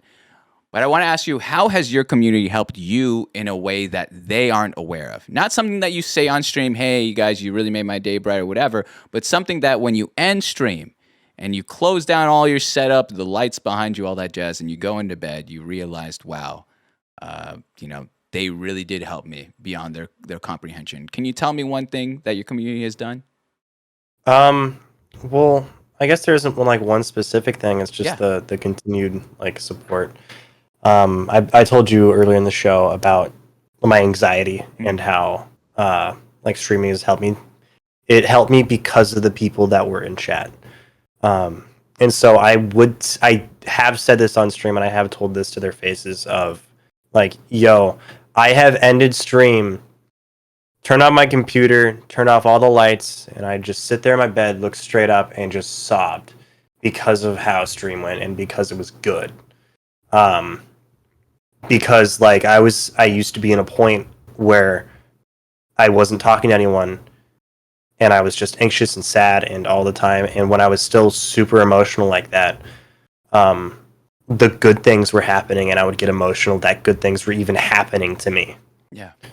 That I was meeting these people and having the opportunity to I'm attempting to go full time right now. To even have that opportunity, I feel like I've thanked them more than hopefully any other streamer. Of just damn, they actually have held me. Just with my whole life. I have a brand new car. I have an amazing setup that I've always wanted, and that's literally because of them. There's no other way of putting it. There's not much else to say. I wish I could say more, but the biggest thing is definitely they've helped me with my anxiety. And that's something that you can't just get help. People have trouble getting help from a professional therapist, and without even knowing, by them just supporting me and me having this opportunity, it's pretty much solved it. Yeah. I mean, it sounds to this day, it's not something that just one day, oh, all right, we're moving on. This is a daily, value. You wake up and you're Yeah. figuring your shit out. But the fact that they're there for you and with you day in and day out is something that's tremendous. And then on top of that, I think the way that I heard you talk about the generosity and the gratitude towards your community is literally the fact that they're along for the ride to make this dream come true of hey, we're all in this together. I'm going to try my best to make your days a little bit better, be funny, be stupid, be vulnerable. And when you say that you're able to embarrass yourself in public, the first thing I thought to myself was, oh, he has A, confidence in who he is, but B, it's like people can live vicariously through you. I may not have the courage to do what you do, but it's cool that I'm not just supporting, but I'm literally just one screen away. Like we are talking in your chat, and I'm able to support the homie in his endeavors to do so. So I love that a ton. That's so cool. That's awesome. That's something I actually cried on stream. I've cried on stream probably more than I've cried like turning off everything and then like sitting in my bed. I might have cried. I don't remember. But I stopped streaming for a good like 3 months when I was still like working. I just got on a bunch of trips and stuff, and I just told my chat about like how I felt bad that I was gone for a while and I wasn't really streaming, and how I just owe them more because of what they've given me. I don't really know why I brought that up. There was no prompt or anything, but that's also there. And it's just a calling to do so. You don't. There's no rhyme or reason. You don't gotta explain yourself every time. You just say what you need to say. I appreciate that though, Jackson. I really do. I appreciate you sharing that with us here. All right. That being said, that's the first part of the show. It's easy. Did you feel nervous at all? Did you feel nervous at all prior to coming on here? I had like a sting of anxiety, and I was like, "Nah, you're fine." Yeah. And you're killing it, man. I'll be honest with you. It's just Thank you. Everyone does though too. I've gotten a lot of DMs. They would even just verbally tell me, they're like, "Moms, I'm freaking out. Like I don't know what's going on." Like and I'm like, literally, this is the only topic you should know. This topic, it's about you. Like I'm not quizzing you on anything. Like, and at the end of the day, I'm just like a thicker Filipino man on the other end. Like, what is the worst I can do? Like, I'm not gonna fucking tank you. That's ridiculous. So far, my cotton candy call out is probably the biggest roast I've ever done on this show. That's it. That was come on, you gotta get harder. No, you gotta go deep. I leave that for the network and for the other shows. All right, this one's about you. Okay. I'm It's excited for for you. tomorrow. Oh, okay. That's right. I didn't know that. I'm having a week of Narupoo. Jesus, I just realized. Too much. What was it? Peyton. I was talking to Peyton about you yesterday night before. And he's just like, I was just so excited about today as well as tomorrow. And he's like, geez, all right, we get it. Just why don't you go marry him? And I was like, wow, the jealousy in your voice, Peyton. That's a lot. Interesting, man. All right, calm down. Wait, so are you gonna try to marry him or? Okay, I don't know. I'm stuck between two absolute stud of choices. All right, Narupoo, I think I think you might be the flavor of the month, though. All right, Peyton, someone I go home to. Oh shit. All right, for you, it's just this is a nice week getaway if you catch my drift. All right, Jackson. All right, this is. I'm not joking. I love it. Damn, I'm offended. Too much. Okay, wait. I wanted to ask a question though. Have you ever gotten like have you ever like looked through somebody's Twitter when researching for the show and seeing something and been like, oh, I shouldn't have. That's bad. That's not good. Have you ever gotten that? You don't have to like say names or anything like that, but has that happened? When I say that's not good, you're like, don't have them as a guest, or that's cringe that they posted? No, more so just like if they ever get popular, you know that like stans would like pick apart their tweet and be like, "Oh, why did you tweet this? You're obviously bad," or something like that. Never. Okay. Never, because the fact of the matter is, the thing is this: it's like if I could bring it out to light and make a joke out of it and make it that the reason I also allow the streamer to explain it is to make sure that we iron out the details, and it's never anything that's crazy. I'm not insane. You know what I mean? I'm not a loose cannon cop over here trying to find the most cancel-worthy tweets. I mean, like, what are layups or discussion topics? Is usually no. I don't think you'd choose the most cancel-worthy tweets. Yeah. But I just would imagine that, like, if I was you, I'd probably like look through the tweets and be like, "Oh, that shouldn't. Oh, okay. I'm not gonna touch that." Oh, that 100% happens. Okay, yeah. Not Was it to you. really never? Okay. Oh no, it 100% happens, but I just like move on. I'm moving on. If that happens, you can find it. All right, I've had 121 guests, guys. You could go figure it out. I'm joking. I'm stupid. All right. I will say this. This is one of 3 bathroom breaks. You need to use the restroom at all? Get anything to water? Yes. Go ahead. Sure. You first, and I'll switch out with you. All right. Okay. Then I can talk to your chat. Yeah, it's yours. All right, it's yours as well, guys. Thank you, ladies and gentlemen. Thank you so much for being here. All right. It's too much fun. This is the most casual show I've ever done. Where Payne's pretty casual too. So is like Briss, but there's something about it. It feels like it does not feel like an interview. It feels like I'm talking to a friend. It feels like I'm talking to like a person that's like a how do I explain it? It reminds me of college where I used to go out to coffee with like my classmates or group partners, and then like through that experience you try to learn about them. That's exactly what it feels like. And I think the world of Jackson, man. I really do. For someone so young. What kind of coffee? He has his thing, doesn't he? I'm embarrassed. That's actually really embarrassing, guys. That little shit, dude. Hi, Moms. How are you today? I'm done talking nice about him now. Behind his back. I'm done talking nice about him behind his back. I get a latte if I'm feeling fancy. A drip You can't just call me a little shit for asking what kind of coffee, you fucking asshole. Hey, why'd you go? Don't you got a glory hole to explore, Jackson? Why don't you? I do. You're right. Oh, what the fuck? I'm a coffee freak, dude. You like your coffees? How do you take yours? I don't. Okay. What? You bait me with such interest. I should have known that you wouldn't like coffee after you ordered the cotton candy, the sweetest thing on the fucking menu of what you could have gotten at that convenience store. All right, chat yours. I'll be right back. All right, Jackson. Okay. Hi, chat. How are you?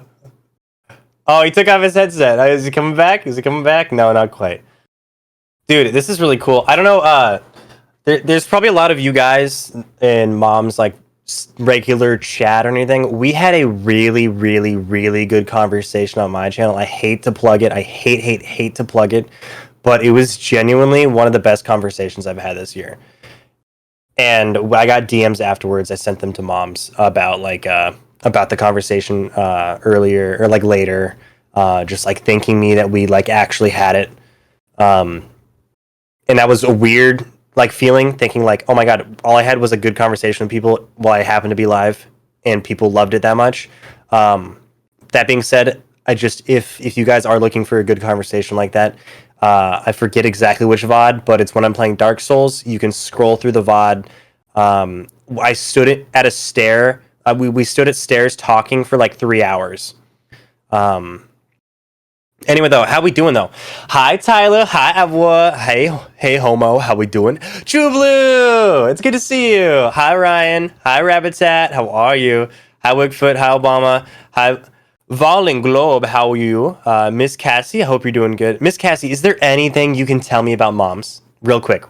Is there anything give me ammo. I need ammo. J Dragon, how are you? Psychrum, how are you? Hi, Goal. Hi, Obama. Who else? Who have I not said hi to? Can we get everyone in chat to put some smiles? Hi, Cody. How are you? Cass is a hater. Oh God, dude. excuse me. Cass Hi, is a hater, Ass. and she's gonna get unmodded here in just a bit. I'll tell you this. First and foremost, Jackson, there is a self promo section in Discord. If you ever need it, go ahead, feel free to use it. Okay, yeah, I got you. All right, yeah. You plug it in. Nah, I'm joking. It was a really good conversation. It was so. I don't know, man. I'll tell them this. Like, I intentionally don't talk to my guests prior to the shows because it's just like, I guess I this is gonna sound like a kink. I like the thrill of improv conversation. Like all of this, I'm trying to on the rip. I'm trying to figure out what to talk about and guide us through this story here. Yeah. But there's a lot that we haven't talked about. Oh, we haven't even gotten to the part where I'm supposed to be guiding. The beginning part is just all it's us finding our footing together because we both are streamers and we can relate on that matter. But I couldn't help myself. There was something about your stream. I remember you were playing that. You were VRing like this monkey game with a bunch of kids. Yes, yeah, the kids that were saying the N-word. Yeah, I remember. Oh, I didn't even know they were saying that. I was just. Oh, you missed that? I Oh, missed that okay. part I heard completely. it like 5 times that night. It was awful. Oh shit! I saw you trying to learn how to glitch through the game. That was when I joined in. I was like, "What the fuck is this?" And then you just clearly the oldest person in the VR in the game. And I was dying. Yes, I was dying. It was too much. But yeah, I couldn't help myself. I hope I texted you back. I know you gave me a number, and I messaged that number. I hope that's your number, whatever you gave me. It is. Yeah, Okay, no, I made your little contact. Okay, because I didn't get any text back. So I was thinking, oh my gosh, should I just text a rando, hi, this is Mom's, and then give you partly my real name? You don't got to show it. Hey, let's not show that, all right? Let's not show any of that. Anyways, it's crazy. All right, cool. This guy's a pervert. See, this guy, look what he does. Don't FaceTime me. We're literally. Can I see your room? I want to see your setup. All right. I'll be right back. Give me the setup. This is what it looks like. This is what it looked like. All right, you got the closet, the microphone. This is the. Oh my god, what is that blow-up doll doing there? I'm kidding. Oh my god. Wait, how much was it? Is that right, asshole?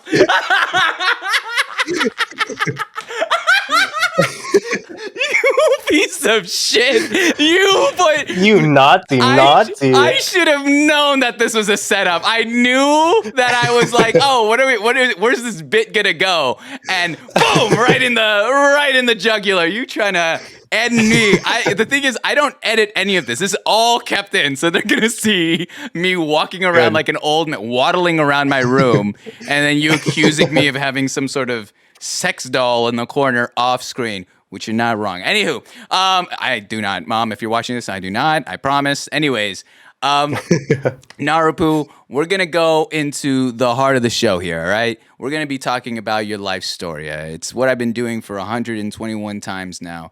And before we get started, I always tell the guests, as well as all those that are watching on Twitch, in the future on YouTube, or listening on Spotify, this. And it's the fact that any individual that's willing to share even a portion of their life story should be respected and celebrated. This is not a place of judgment. This is not an interrogation. It is my job to ask you questions, and I'm going to do my best to do so, especially follow-ups to clarify anything that you're saying. However, if there's any subject or question that's too personal or makes you uncomfortable or something you just don't want to talk about, feel free to give me a vague answer or not an answer, or just tell me you don't want to talk about it. We'll move on. It's part of the job. I totally understand. Gotcha. All right. You got complete control. So this first part here, we're going to talk about your family life and your general growing up, all right? So without doxing yourself, whether that be a city, state, general location, where were you born and raised? I live right below LA in California. Mm-hmm. Nice. Awesome. I've been here all my life. Dope. Any siblings? I have one brother, and then I have a cat and 2 dogs, which we call brothers and sisters. Mm-hmm. They count. They count. They count. Are you the youngest, the oldest between you and your brother? I'm the youngest. You're the young. All right. Honestly, I'm going to tell you the truth. I can feel it. You and I'm the youngest as well. We have youngest energy. Are you kidding me? Yeah, we're young. No, yeah. It's like we want the attention. We're the best looking, kind of the favorite. No, just wait. Actually, wait. You never think about it? The youngest tends to always need we kind of have the pick me energy in the family. You don't believe You're it? indirectly saying that I have pick me energy. I'm saying that about myself. I'm 28 years old. My brother's You are saying it about yourself, but I'm being lumped in there with you, and you're using yourself as an out. You're not wrong. Yeah. Yeah, there it is. There it is. Yeah. Don't tell you. What guys? What he's doing? Because I did this on his stream. He's trying to show how the trick is done. He's trying to show what I'm doing, how I'm communicating. All right, I know. Yeah, go eat your fluffer nut or whatever it is. Let me ask this. It's All right. cotton candy. Get it right. Come on. Cotton candy. Tell me the dynamic between you and your brother. Tell me the relationship growing up. Oh God, growing up, we fought all the fucking time. Then like 3-4 years ago, we just stopped fighting, and now we're just homies. Really, really close. Tell each other everything. Yeah. If we're ever sad, we just tell each other like, "Yo, I'm sad. Just please leave me alone right now," and we just stay out of each other, out of each other's hair. But we're also like, despite him and I have very, very different personalities. I'm very much like gamer, all this stuff on the internet. He couldn't give two shits. But on the other hand, he's into like cars and like 80s and like movies and stuff like that. I cannot give two shits. But despite that, we show each other everything that we do. Like, hey, Travis, look at this clip that I made, or like this funny moment that happened on stream. Oh my God, I was on a show in front of 40,000 people. Oh, Jackson, come take a drive for me in my new MR2. And despite none of us really caring, and we both know that we don't really care, we sit there, we listen to each other, and we just enjoy the moment. Wow. I love that a lot. I think, oftentimes we'll hear about sibling rivalries, and that's a big part of growing up in the household, and not just growing up with your sibling, but yourself. You're trying to figure out who you are and all the ticks that make you you. But you said that roughly 3 years ago, everything changed. Do you remember the reason why, if you'd be willing to share? What was it about your relationship that it just swerved from being a, older brother, younger brother kind of dynamic to, I would say, friends, it sounds like? It was a general like close into the friends. We were apart, and then stuff would happen in our family life where less than favorable things would happen. And because of that, my brother got the shit under the stick a lot of the times. Yeah. Me being the youngest didn't really get that as much. There were certain things that my parents would set like a curfew and just like random weird things because my mom wanted to protect me, and my brother would just get all this like shit piled onto him. And at some point I started realizing like he's getting it worse than me, but then he started realizing I'm getting it worse in some ways than him, and that like made us bond. Wow. Nice. Damn, that was the most observant analysis I've ever heard of that. That's beautiful. It sounds like it all revolves around empathy of one another. Or a lot of it does. Yeah. That's sick. I like that. Tell me what kind of youngest in the family are you? What kind of younger brother are you? Do you give off that, I'm loud, I'm in charge kind of thing? Or what's kind of your role in the family if you had to make one for yourself? So they've always told me that I seem super reserved, which I have never, ever agreed with. But that's because when I am home, it's either I'm not home and I'm out being loud, or I'm in my room being loud, or like just talking among like internet friends and stuff. We don't really like hang out too much. Yeah. Occasionally we'll like knock on each other's doors, be like, "Yo, look at this." But they think that I'm super like reclusive. Really? And that I'm not like really out there. They've seen it a lot more, especially like when I get super loud late at night. They're like, "Oh my God, he never shuts up." But at the same time, whenever I am with them, I'm pretty quiet. Yeah. Fair play. Tell me, between your parents, was it a strict household growing up? Not at all. No. The only like problems I would have with them when I was growing up, until like the 4 years, until when my brother and I started realizing some stuff, they wouldn't like drive me anywhere. Drive you? They would just be like, yeah, I was very picky. I always wanted to be driven everywhere, like to practice, volleyball practice, or to like friends' houses, and they just always say, just walk or bike there. You have a bike. We got you a bike. And there would be places where it's an hour-long bike, and they'd be like, bike. It's like, I want to do. Why do you think you think I'm so reclusive, but I can't ever go out and do anything? But that was like the only like problem, like really. Purely transportation issues. Nothing else. yeah, pretty much. Okay. I'm trying to think of anything else that like was bad or like strict. but I really had it made. I got really lucky with my parents. Tell me about him. Tell me about your relationship with your mom, your dad. I talked about it a little earlier. My mom and I got super close when I started getting all these anxiety problems. I was able to tell her I got all these anxiety problems literally because of weed. I had my first ever panic attack while I was high because I got scared. And after I had like myself shook to the core like that, especially when you're high, for everyone in the chat or anyone listening that has never like been on weed before, it's pretty much just exactly what you're feeling right now, but elevated. Everything is elevated. And so when you feel happy, you feel extremely happy. But when you feel scared or anxious, you feel so unbelievably scared and anxious. And because of that, I had my first ever panic attack. And every time I would smoke weed after that, I would have horrible panic attacks. And eventually I came to my mom. I'm like, Mom, this is like the 10th time this has happened. I need somebody else's help. I can't just like cry in my room alone. I'm sorry to say it, but I'm smoking weed.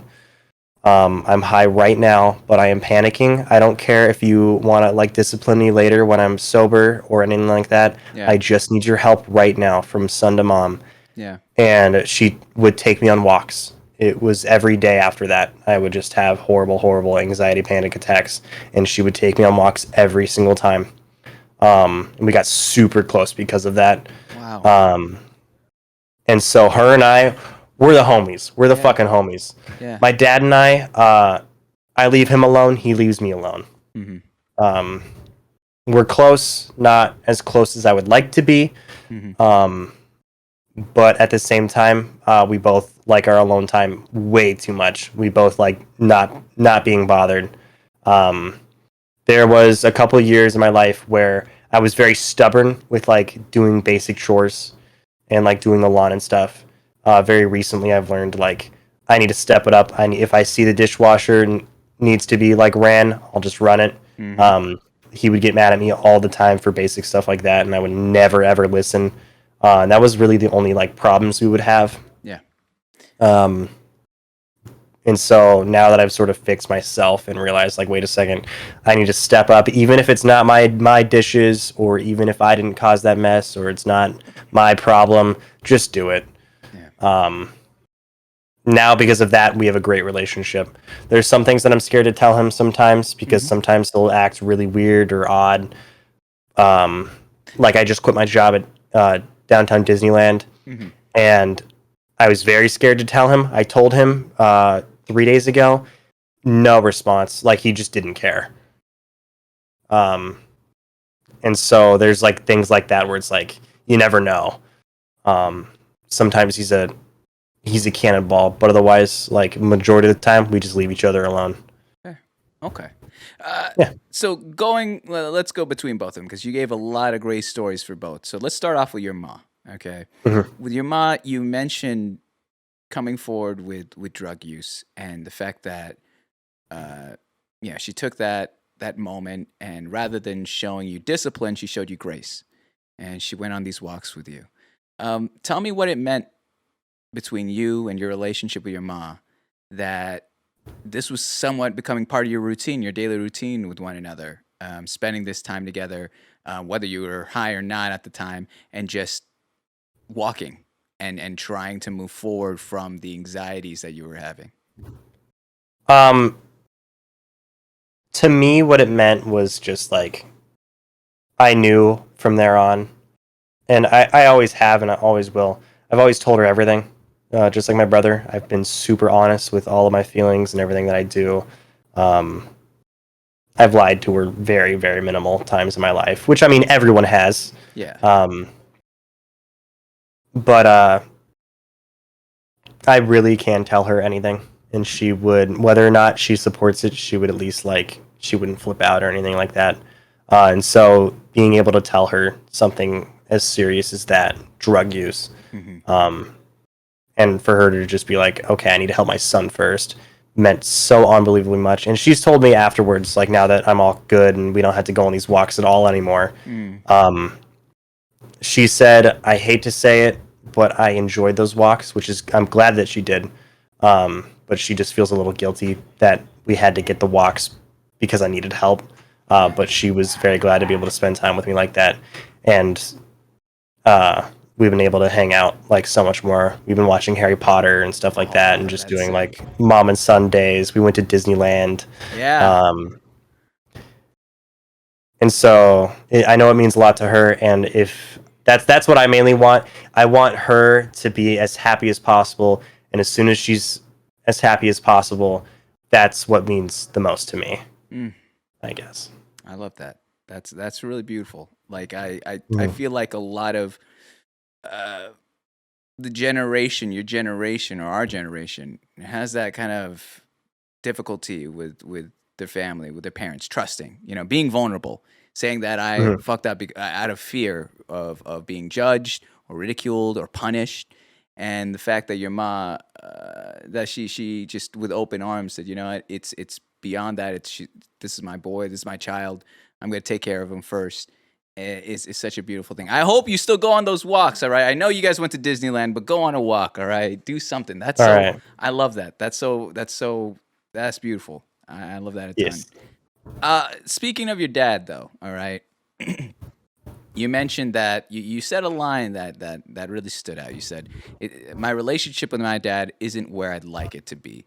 I'm going to ask you, you gave us all the reasons as to why and what it is now, but where would you like your relationship with your dad to be? In an ideal world, where would you like to be with your dad, and how do you think that can be achieved? Unfortunately, I think that the main aspects that I have a problem with between our relationship are things that are out of my control and that I've already explained to him and tried to fix. All right. He watches the news 24/7 and talks politics 24/7. Oh, yeah. And I just wish that there was none of that. And I wish that it didn't like come in between him and I, but I'll be like going on a store trip with him, and he'll start talking about a new proposition or about why California's going to shit because of a new law. And I could just suck it up, but when it's every time, it's hard to really want to do anything with him. We've been hanging out a lot recently this past week, though. Nice. He just got back from a trip to Arizona. We cut open and carved a pumpkin together, and then we baked the pumpkin seeds today. And we went to the store, and we just did a bunch of stuff today together. And we didn't really talk about politics, and so it's definitely possible, but it's nothing I can do. I just need to hope that more stuff like that, where he just doesn't bring it up, like today, happens. I love that. I'm rooting for you with that. Yeah, because that hurt. It hurt when I heard you say that one specific line, that it's not where you wanted to be, and it's I didn't want to get too nosy on it, but I'm glad. I'm blessed that you shared that. I appreciate that. Yeah. Jackson, it's story time. All right, story time. I want you to give us a story, one from both your mom specifically and your dad specifically, about something that they taught you in life, whether that be some sort of experience you had with them, or maybe some advice, or maybe it was just something with character or a moral compass, any of that. Give me one thing from each of your parents that they've taught you in your lifetime that you apply still to this very day. My mom taught me my humor. Yeah. She gave me my humor. And just overall, like, how to have fun and not really care. She would always push me, like, come on, dance. Come on, we got this. And I'd be sitting there in the chair like, I'm not dancing. No. But seeing her be able to do it and have fun, eventually I started to realize, like, oh, yeah, I can sing. I could just sing right now. Yeah. Why not? So, yeah, she taught me how to have fun. And then my dad taught me how to be kind. And how to, like, respect people that you don't know. He would always and forever open doors for random people in the thing, and then tell me afterwards, you do this because it makes other people happy, and that's all you need. He taught me how to deal with problems. He taught me to walk away from problems, think about it, process it, never like think about stuff on the fly when it's in the middle of the thing, just walk away. If you just walk away and get away from the situation, you can both yourself and the other person, or if it isn't another person, it's just a thing that's there. You can think about it and calm down. And then he taught me how to save money. He gave us a safe where every time we would put money into it before we turned 18, he would match the amount of money that goes into it. And then as soon as I hit 18, I was able to get all that money. And then also would he gave us a safe that if we kept $100 in it and waited for a month or a year or something like that, he would double the amount of money and just let us have it. To just teach us you can hold on to your money. You don't have to spend it as you get it. And it was very good lessons. Fortunately, I forgot about the bank and I should have used it more than I did. Where he matched the money until I was 18. Yeah. But that last couple months where I finally had a job, just every paycheck, I'm like, Dad, take this. I don't care. You set this up 18 years ago. I'm using it now. Sorry it's all happening at once. You are back-ending it. You're just like, all right, everything goes birthday, Christmas money, all into the bank. Yeah. We're just, yeah. That's so good. I love that. I'll tell you this, based off of what you've told us here tonight, your parents have raised a fantastic person, man. That's a beautiful balance between your ma's humor and ability to have fun and laugh at life a little bit, while also having, the word tradition has such negative connotations nowadays, but I want to put it in more of a positive light, where it's like, those are what your dad's saying with holding a door for someone is such an old school mentality of politeness and kindness. And specifically with his line, it sounds like selflessness, being like, you're doing this because it makes someone else's life more convenient and happy. And that's a good thing. I love that. That's beautiful. No matter what, quarrels we may have with characteristics, it's still dope to find those little peccadillos, those little life lessons that they instill in us, and hopefully we pass on to not just our friends, but hopefully if we choose to make a family, our families as well. That's sick. Jackson, I don't consider myself a content creator at all. I consider myself someone who captures and creates memories. I like to think of this show as a time capsule. I told you in the beginning, this show will be on YouTube in about a week, but nothing's stopping you from revisiting this exact VOD maybe a year from now, 3 years from now, 10 years from now, as long as YouTube exists. And let's make a memory or a moment here right now. All right. Father Time's undefeated. We're constantly moving forward. And you're on a launching pad of your life. You're a young adult. You're pursuing this vocation that really has endless possibilities, and endless routes. So I want to ask you this. What is something that your parents, your brother, should always remember about you, no matter where you go in life, no matter where you move next in terms of content creation, or leave the house, or pursue your dreams? What is something they should always know about their gamer boy Jackson Daniel? I cannot believe you're creating such a good moment, and you had to fucking call me gamer boy Jackson Daniel. What is wrong with you? I guess that I'm always thinking about them. Yeah. And I love them. That's it. Just I always and forever love you. Something I do with my mom is I'll always tell her how much I love her. Just all of my family. I'll just tell them because I've had epiphanies before where it's like, I'm gonna die one day. They're gonna die one day. I need to say it as much as possible. Every conversation where it ends, I love you. And so always and forever. If somehow I die first, Mom, Dad, Travis, I love you guys. I think that's really important too. to never withhold love. I don't know why. I hear some people say, I don't want to say it too much or else it's not going to mean anything. It's going to lose its value. It's going to lose its meaning because I say it too much. But like you said, you never know what happens.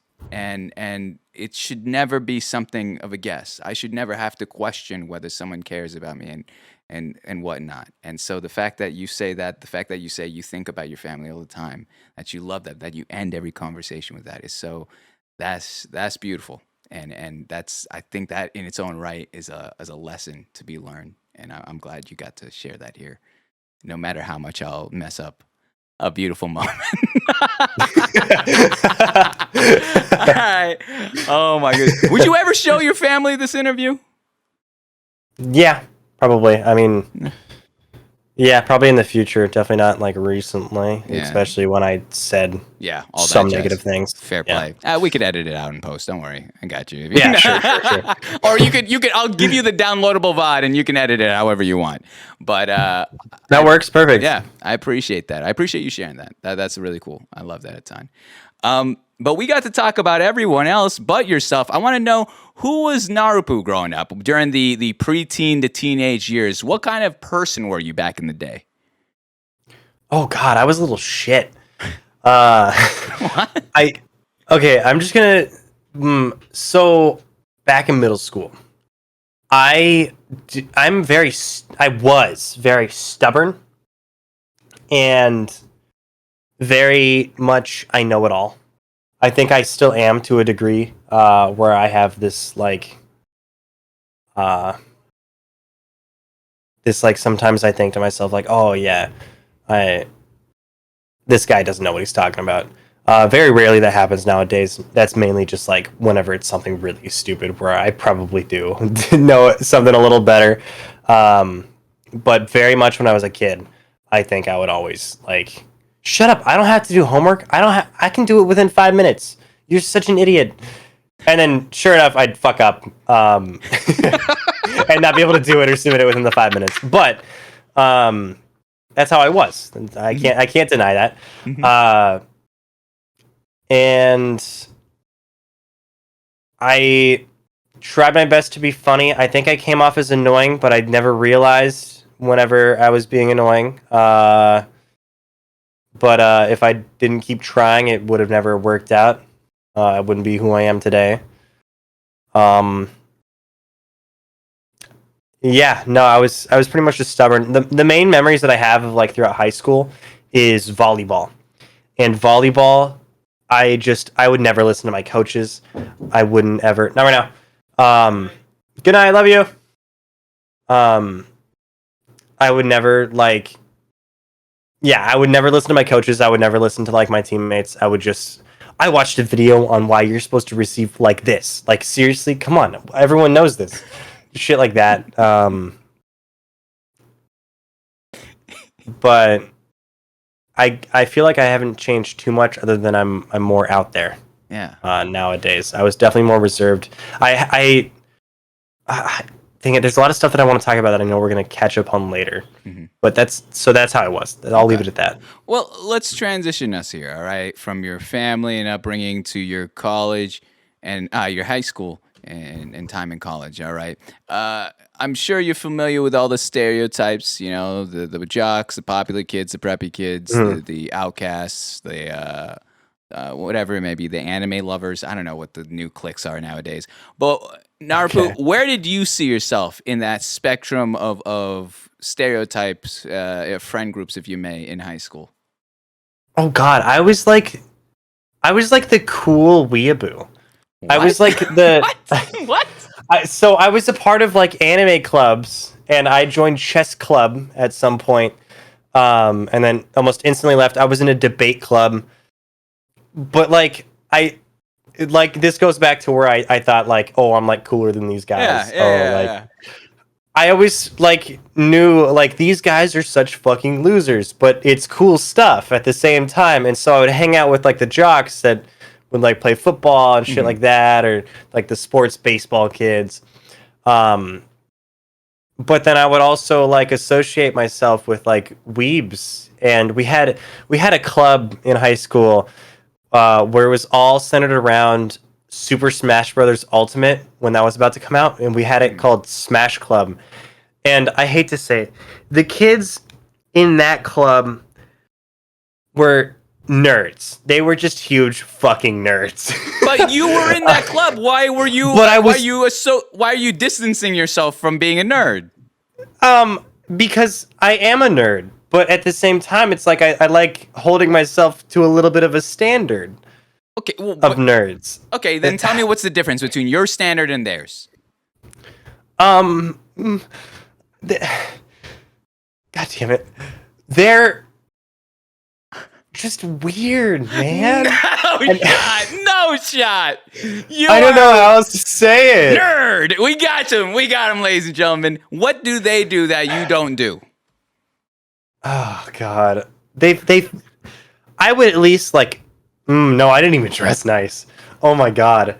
Back in high school, I would dress a sweatshirt like this. Yeah. Don't do this. Yeah. Are you fucking kidding me? I would dress in a hoodie and sweatpants, and then I would wear slides with socks every day. That's literally my outfit right now. I hate you.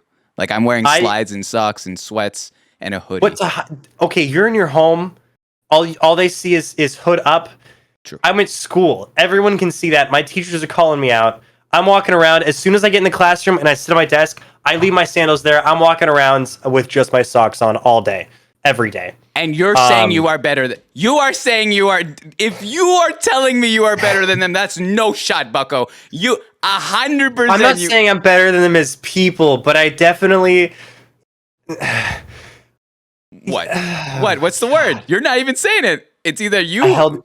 There was a balance. What is the balance? We've been saying this over. What's the balance?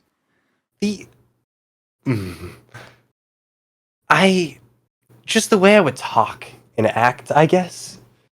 Maybe. I don't know. You know, it's your story, so I'll take you at face value that you're different. But I'm just saying here, all right. If this was speech and debate, I'm not like the other girls. Okay, I'm not like the other girls. I'm original. All right. I don't I don't play Smash. I enjoy Super Smash Brothers. You're the worst. You know, that's what you are. You are a pretentious ass. No, I love it. You have given no difference as to the other people, or at least you're dancing around the difference that I think you're saying, but like without saying it. But I sit here and I'm like, I'm not seeing any difference. I'm not seeing anything. Yeah, I'm going to be honest. I don't really have an answer. I'm just looking for something. Fair. Desperately. So, yeah, but hey, let's judge them, all right? They're not on call with us. Yeah, fuck them, all right? But they were just such nerds. But that was your people. You joined a club called Smash in high school. And you wore slides. And you walked around with just socks around. You were doing the janitor's job for them, cleaning the floors with your socks, man. What are you talking about? Don't hit me with this. Good time. I love it. So you said you were anime but cool, was how you would say. You would define yourself. I guess I just wasn't like, after middle school and after the first 2 years of high school, I at least like knew I wasn't annoying. Oh, okay. There was that. I knew like, that's when I was still figuring out like how to talk to people. Really studying conversations, replaying conversations I've had back in my head, and like, okay, how could have it gone this way? How could have it gone that way? How could I have made this person feel better after like talking to them? And by the time at Smash Club and all that, and Anime Club and all that, I at least knew that I wasn't annoying anyone with the way I was acting. Okay, that's nice. I like that. Yeah. So that's the difference. I was self-aware. There you go. Okay, I can get on top of that. I can agree with you on that, because there's a lot of people that are not aware of either what they're doing or maybe even like body odor, you know. I went to a Smash tournament once, and there was a lot going on there. There's, you know, I'm going to stick to watching it on Twitch. But let's just keep it at that. Did you feel different than those guys? Like very much so. Very much. Oh, so. why? No. Say how you were different. Yeah, sure. Is because I had awareness of social awareness. Is that what you want to do? You want to do this? You're going to do this dance, so Narupoo? you're just gonna take my answer. Oh, okay. No, I think it was. Yeah. I could tell you why it's different. I could tell you why. If you really want me to get Yeah, out yeah, of it. go ahead. This is Yeah, how yeah. this guys, watch this. It's a masterclass. It was because I came as a guest with another one of my friends who's a competitor, and I wasn't as passionate. You could see the passion in a Smash like tournament like crew. This was at a video game like store, and there was a back room with a ton of like TVs, and they were going ham on it. And it's just like it's visceral that people were there, and I remember people getting dropped off by their mom. I remember people coming in, sweats, hoodies, and slides, all of that jazz, and they were there for the prerogative of gaming and trying to win the tournament and this and that. But for me, I'm just simply a guest. I was simply a spectator, and so I felt different because of that. Like I didn't even sit down. I just stood up and roamed, And it was cool to see the culture of Smash, and it got me into watching that Smash documentary on YouTube. But like, I think that's why I felt so different, Jackson. I wish I could relate to any of that because I was the sweat. I know you were. You and Colin Smoke are both the sweats in Smash. All right. You like that little smile at the end? That's me saying I got out of it. All right. Yeah. All right. Sure. Let me take it back to you though. In high school, right? I have to ask the layups here, which is this. What was your go-to subject? Well, when you went to school, what was the class that you were gonna ace, or that you just genuinely enjoyed going to? Oh God. So I didn't love math, but I was really good at math. Extremely good at math. I wouldn't really ever study. I didn't study a single time throughout high school, or at all in my life. I've never studied. But I would just get through it, man. I would do like the little packet that they have us do, and it would just work out every time. I didn't get A's at all. It wasn't like good scores, but I would get through it. That AP Environmental Science was amazing. Oh my God, I love that class. That teacher ended up getting arrested because he was a pedophile, but he was a really cool person. What is going on here? What is going on here? He brought us on a trip called Whitewater, a place called Whitewater, 2 hours away from our school. And we had this like 4-day long like trip where we had to like do research experiment, but it was pretty much just 4 days of hanging out with our high school friends while camping with no cell service, no power, nothing. And it was really fun. That really made the trip, or made the entire class. But every day we would just fuck around in that class. This was with the arrested teacher? Yeah. All right, there you go. All right, and so you enjoyed, especially when people hear AP class, they think like it's gonna be extra hard. There's a lot more studying. There's a lot, but you took that class, especially for someone who says they didn't take school so seriously or didn't care. Why'd you end up taking the class? So I had a friend that I also am going to go back to math class in a second, but I had a friend that was in the class the semester prior, or like the year prior. And they did all of their work, and they were really good. And they told me that I could have all of their work, and that it would be the same because they got most of their work from the person previous year. And so I was able to just take all of their work and just reword it and get full marks. Oh wow! Okay, fair play. All right. If I knew that, I would have taken the same offer. Like that's just spot on. Good deal. But going back to the math, going back to the math class, you said that was your go-to. You didn't even study for that. You just did. No. Yes. But you also say you weren't great at it. So it's like, what was it about math that kept you around? Oh, well, I wasn't afraid to ask questions. Yeah. I wasn't the kid that was like, oh, what was this? Oh, what happened here? But more so like the students around me and my friends in the class would be like, yo, can you show me how to do this real quick? As soon as I got it, I got it. I only needed it once. And then the part I specifically wanted to talk about was, I remember my first day of my junior year. I walked in. Imagine there's a person behind me. Okay. They're super loud. It's your first day of school. You walk in. I'm looking at all the tables around me where I can sit. There's this really fucking annoying person next, like right behind, like one or two seats back. Yeah. So what I do is I sit directly in front of them, and I decide, you know what? This is going to be the most annoying person in the class. I'm going to make friends with them. I want to be annoying with them. And I pretty much just slam my phone on their table. I'm like, yo, you play games or anything? Sure enough, they play Counter-Strike.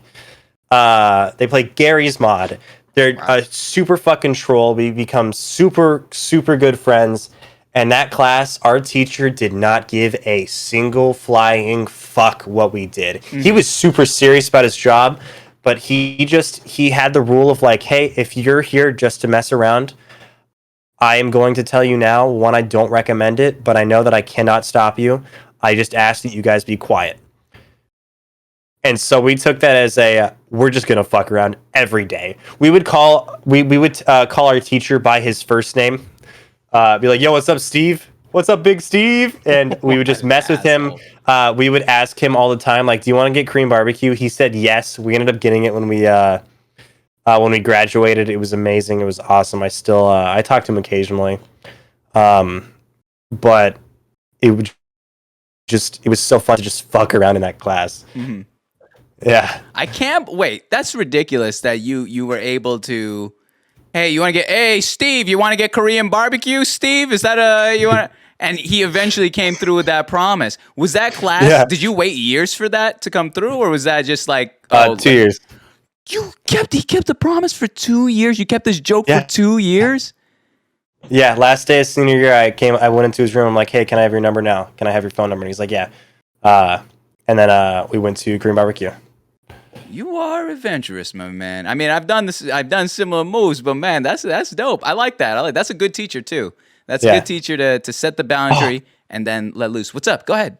One thing that we used to do, he told us the first day that we met him, he's like, yeah, if you guys ever like randomly say like 9 plus 10, or I'm sorry, the times table. He was really good with his basic like multiplication. 1 times 1 to the basic like 12 by 12 down multiplication table. Yeah.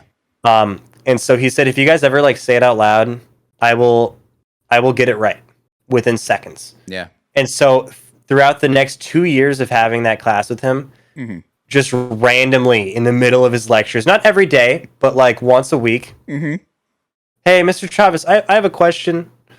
Yes. 9 times 7. You'd be like, 57. Yeah. Whatever. 9 times, that's 63, I believe, to be. Something like that. Okay. Hey, Mr. Travis, if you're watching this, you let this into society, Mr. Travis. You've let this one in. You know what? I hope I hope I wasn't your waiter at that time, because I know I'm not getting a tip if that's the case. All right, carry the wine. I tip my waiters. I tip my waiters. All right, the math just doesn't add up, Jackson. The math just didn't add up with that one. But I have my phone. Okay. You're such a shit, dude. I love you. You're such a shit. I'm gonna beat you up. All right. And that's saying that from a 5'6" Filipino man. All right. I put the Enye in it. It's Filipino. Let's go. Going from there. All right. Going from school subjects to co-curriculars. What were some of the things that you did around high school, whether it be clubs or sports or whatever?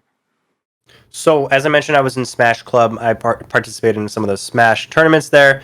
I was a part of GSA, the Gay Straight Alliance. I didn't go to very many of those. That friend that I made in math class, she was the one that would bring me to those, and we'd eat lunch in there and sometimes. Mm-hmm. But my main thing, I fuck with this, volleyball. What is it about the game? What is it about volleyball that just calls you? So, here's my story of getting into it. In middle school, I had a girl the girl I used to crush over for all 3 years of middle school. She told me that I was good at serving once when we were playing it during PE. And then I watched an anime called Haikyuu about it. And then I was hooked. And you just wanted to emulate it, or was it something about the game, or what was it about volleyball after the anime that was your sport? I don't know. It just was good. It was just fun. Yeah. It was one of those things. I'm very much a person. I meant to say this way at the beginning of our conversation. I'm the type of person where I don't want to watch something. I don't want to watch other people do anything. I want to be the one that does it. Sounds like So streaming. that's like with me. Yeah, me with streaming. I want to be the one that's streaming. I don't want to watch other people stream. And so I got super invested. I understood everything about volleyball, and I wanted to just get better. And playing those first couple games that I ever did, and being able to like spike the ball and get a kill. As soon as I did that for the first time during a varsity game, there was no going back. There was absolutely no going back. I was hooked. It was amazing, and I tried to do it as much as possible because every single time it was just as good. Yeah. It was felt just as good. That's beautiful. You played that all 4 years? Mm-hmm. Nice. Tell me something that the sport taught you as a person. The sport or the team. Honestly, this is where that volleyball's where I was most stubborn. It taught me, it helped teach me that how to tolerate things, especially my coaches, because it was the fact of me being stubborn and me also like tolerating my coaches being stupid as fuck. Which looking back, they weren't. I was just a little bitch. But yeah, otherwise I don't really know. It taught me how to like work with people, especially like there was teammates that I didn't like. And despite that though, we are all here at least to play volleyball and win. So we got to get around that. We got to win. We got to do everything we can. I like that. Damn. You still play to this day? I wish. Yeah. It's just a hidden talent now that you possess. It's just in the back end. If ever there was a Twitch Rivals event that had volleyball in it, it's over. You're dominating. Oh, yes. Okay. All right. Hey, I like the confidence. I like it. Let me take you here, all right? We're doing story time once more, all right? Story time. I want you to give us a story during your high school career. It could be something good, something, a fond memory, if you may, that you look back upon and you're like, damn, I'm glad that this happened. This was a really cool moment in life. Or something bad, something that was tough, a tribulation, but it was something that you had to go through, that taught you a lesson about life or about yourself or anything in general. Can you give us one of those stories? Oh, it has to teach you a lesson? Oh. It could just be a bad story. I mean, I usually try to keep a positive spin to things, but if you have a bad story for a bad story's sake, then go right ahead. I don't have a bad story, I don't think. Mm-hmm.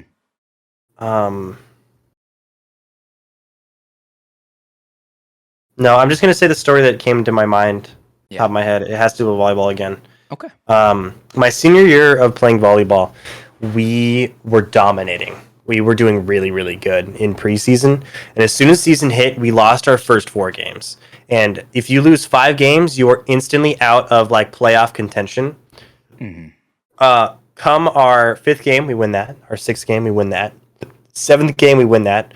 And in between that, now we're like 4-3, 4 losses, 3 wins. We need to win the 3 other games that we have. And we had this tournament that was in the middle of the season. And during the tournament, it was all teams that we could potentially play in playoffs. And there was this team there that I saw. They were all like 6'1" and above. They were all super fucking tall, all super good at the sport. Saw them play. They watched us play. They thought we were a complete fucking joke. But during that moment, I told myself, we're going to play these guys in playoffs. Otherwise, they're like, we can't do it any other way. We would just have to face them in the playoffs. If we ever thought like we're ever to play them, we are going to play them though. I know it will happen. And sure enough, we win the next 3 games of our like league games. We do the wild card game, and we get placed into our like brackets. And I see and I look like, oh, that team, we play them in 3 games if we win 3 times in the quarterfinals. Sure enough, we win, and now we're at the quarterfinals, and I'm just sitting there thinking to myself, like, holy shit, we are on an undefeated streak of, like, 13 games or something fucking crazy. coming back from almost losing to now being here in the quarterfinals. We play these guys, we lose the first set, and it's because of me. I wasn't in the right like spot to receive the ball. I was like so like nervous that we were gonna lose that I fucked it up. Yeah.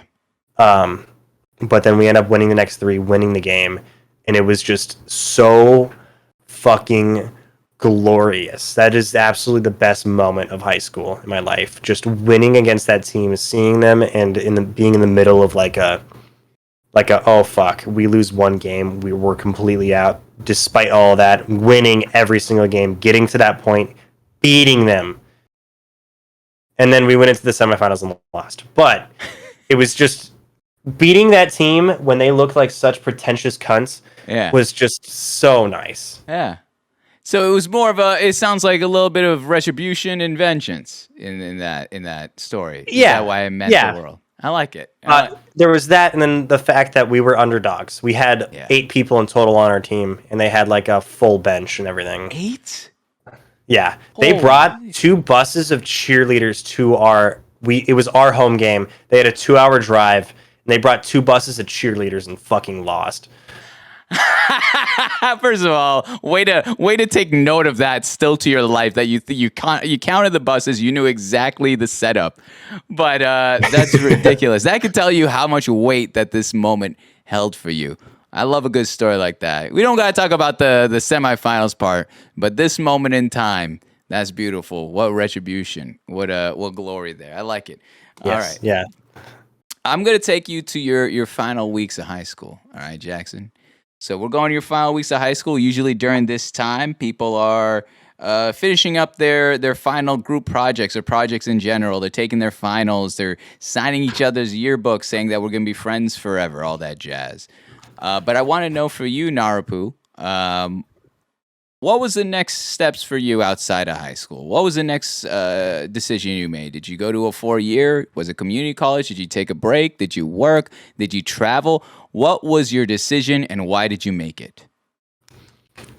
So at first, I didn't really want to do anything. Yeah. It was like, I'm just going to take a year off, whatever. But then I realized, if I don't go to college, then I can't play volleyball. So I went to a little community college nearby. Mm-hmm. Literally for the sole purpose of, I'm going to take some general ed classes. If I ever want to continue, at least those will be out of the way. And then volleyball. And I played for half a semester. A pandemic hit, and I just stopped. I was like, whatever. Yeah. I couldn't play during the pandemic, and I dropped out of high school completely. College completely. You say that you went into college purely for the reason of volleyball. Was there a pursuit of going pro on it, or was it just the love of the game? I was definitely I was playing with really, really high level people, and so I knew I wasn't ever gonna play in the games, but I definitely wanted at least a chance to get to their level. So that's when I finally listened to everything my coach said. He was a part of. He was some really good volleyball player. I forget his name, but he had all these awards and stuff, and so I knew he knew more than I ever would. So I listened to him. I stayed extra time after every practice to just get better and just love the game and just play the game more. Honestly, I like that. When you were doing courses in college, what was your? I know you said you were doing gen ed to just get it out of the way, but what was your intended major as well? Did you have any goal of all right, well, I wanted to focus at least in this general vicinity so that if I were to pursue it in the future, I can go towards that? I chose computer science, and it was an online course, and I figured, I could do it during other courses. I just bring my laptop, whatever. I didn't touch that class at all. I was in it for 4 months. I didn't do a single assignment. You are really, you are killing me. Why? I have to ask. I forgot about it. Was it purely forgot? Was it intentional? Was it you just don't care? It was forget, and also I just didn't care. Yeah. I would skip classes all the time too. Mm-hmm. Do you care about education at all? College or post high school? I've had that like a little epiphany a little while ago where I was like, damn, I should have taken that a little more serious. And if I ever were to go back, I would definitely take it seriously because I think education is important. Yeah. But at the same time, I very much don't like the college system. I wish that I could only like learn the things that I want to learn. Yeah. I agree. There's no point if I'm not going to want to learn it. I will learn it and then forget about it, and it's just a waste of time and money. But that being said, I know I could just look things up.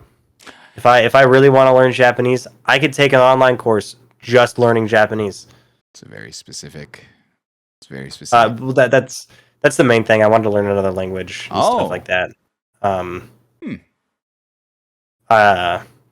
And I knew that like the college had like programs like that, but I didn't want to take just the one class. Yeah. Or more so I couldn't take just the one class through that college.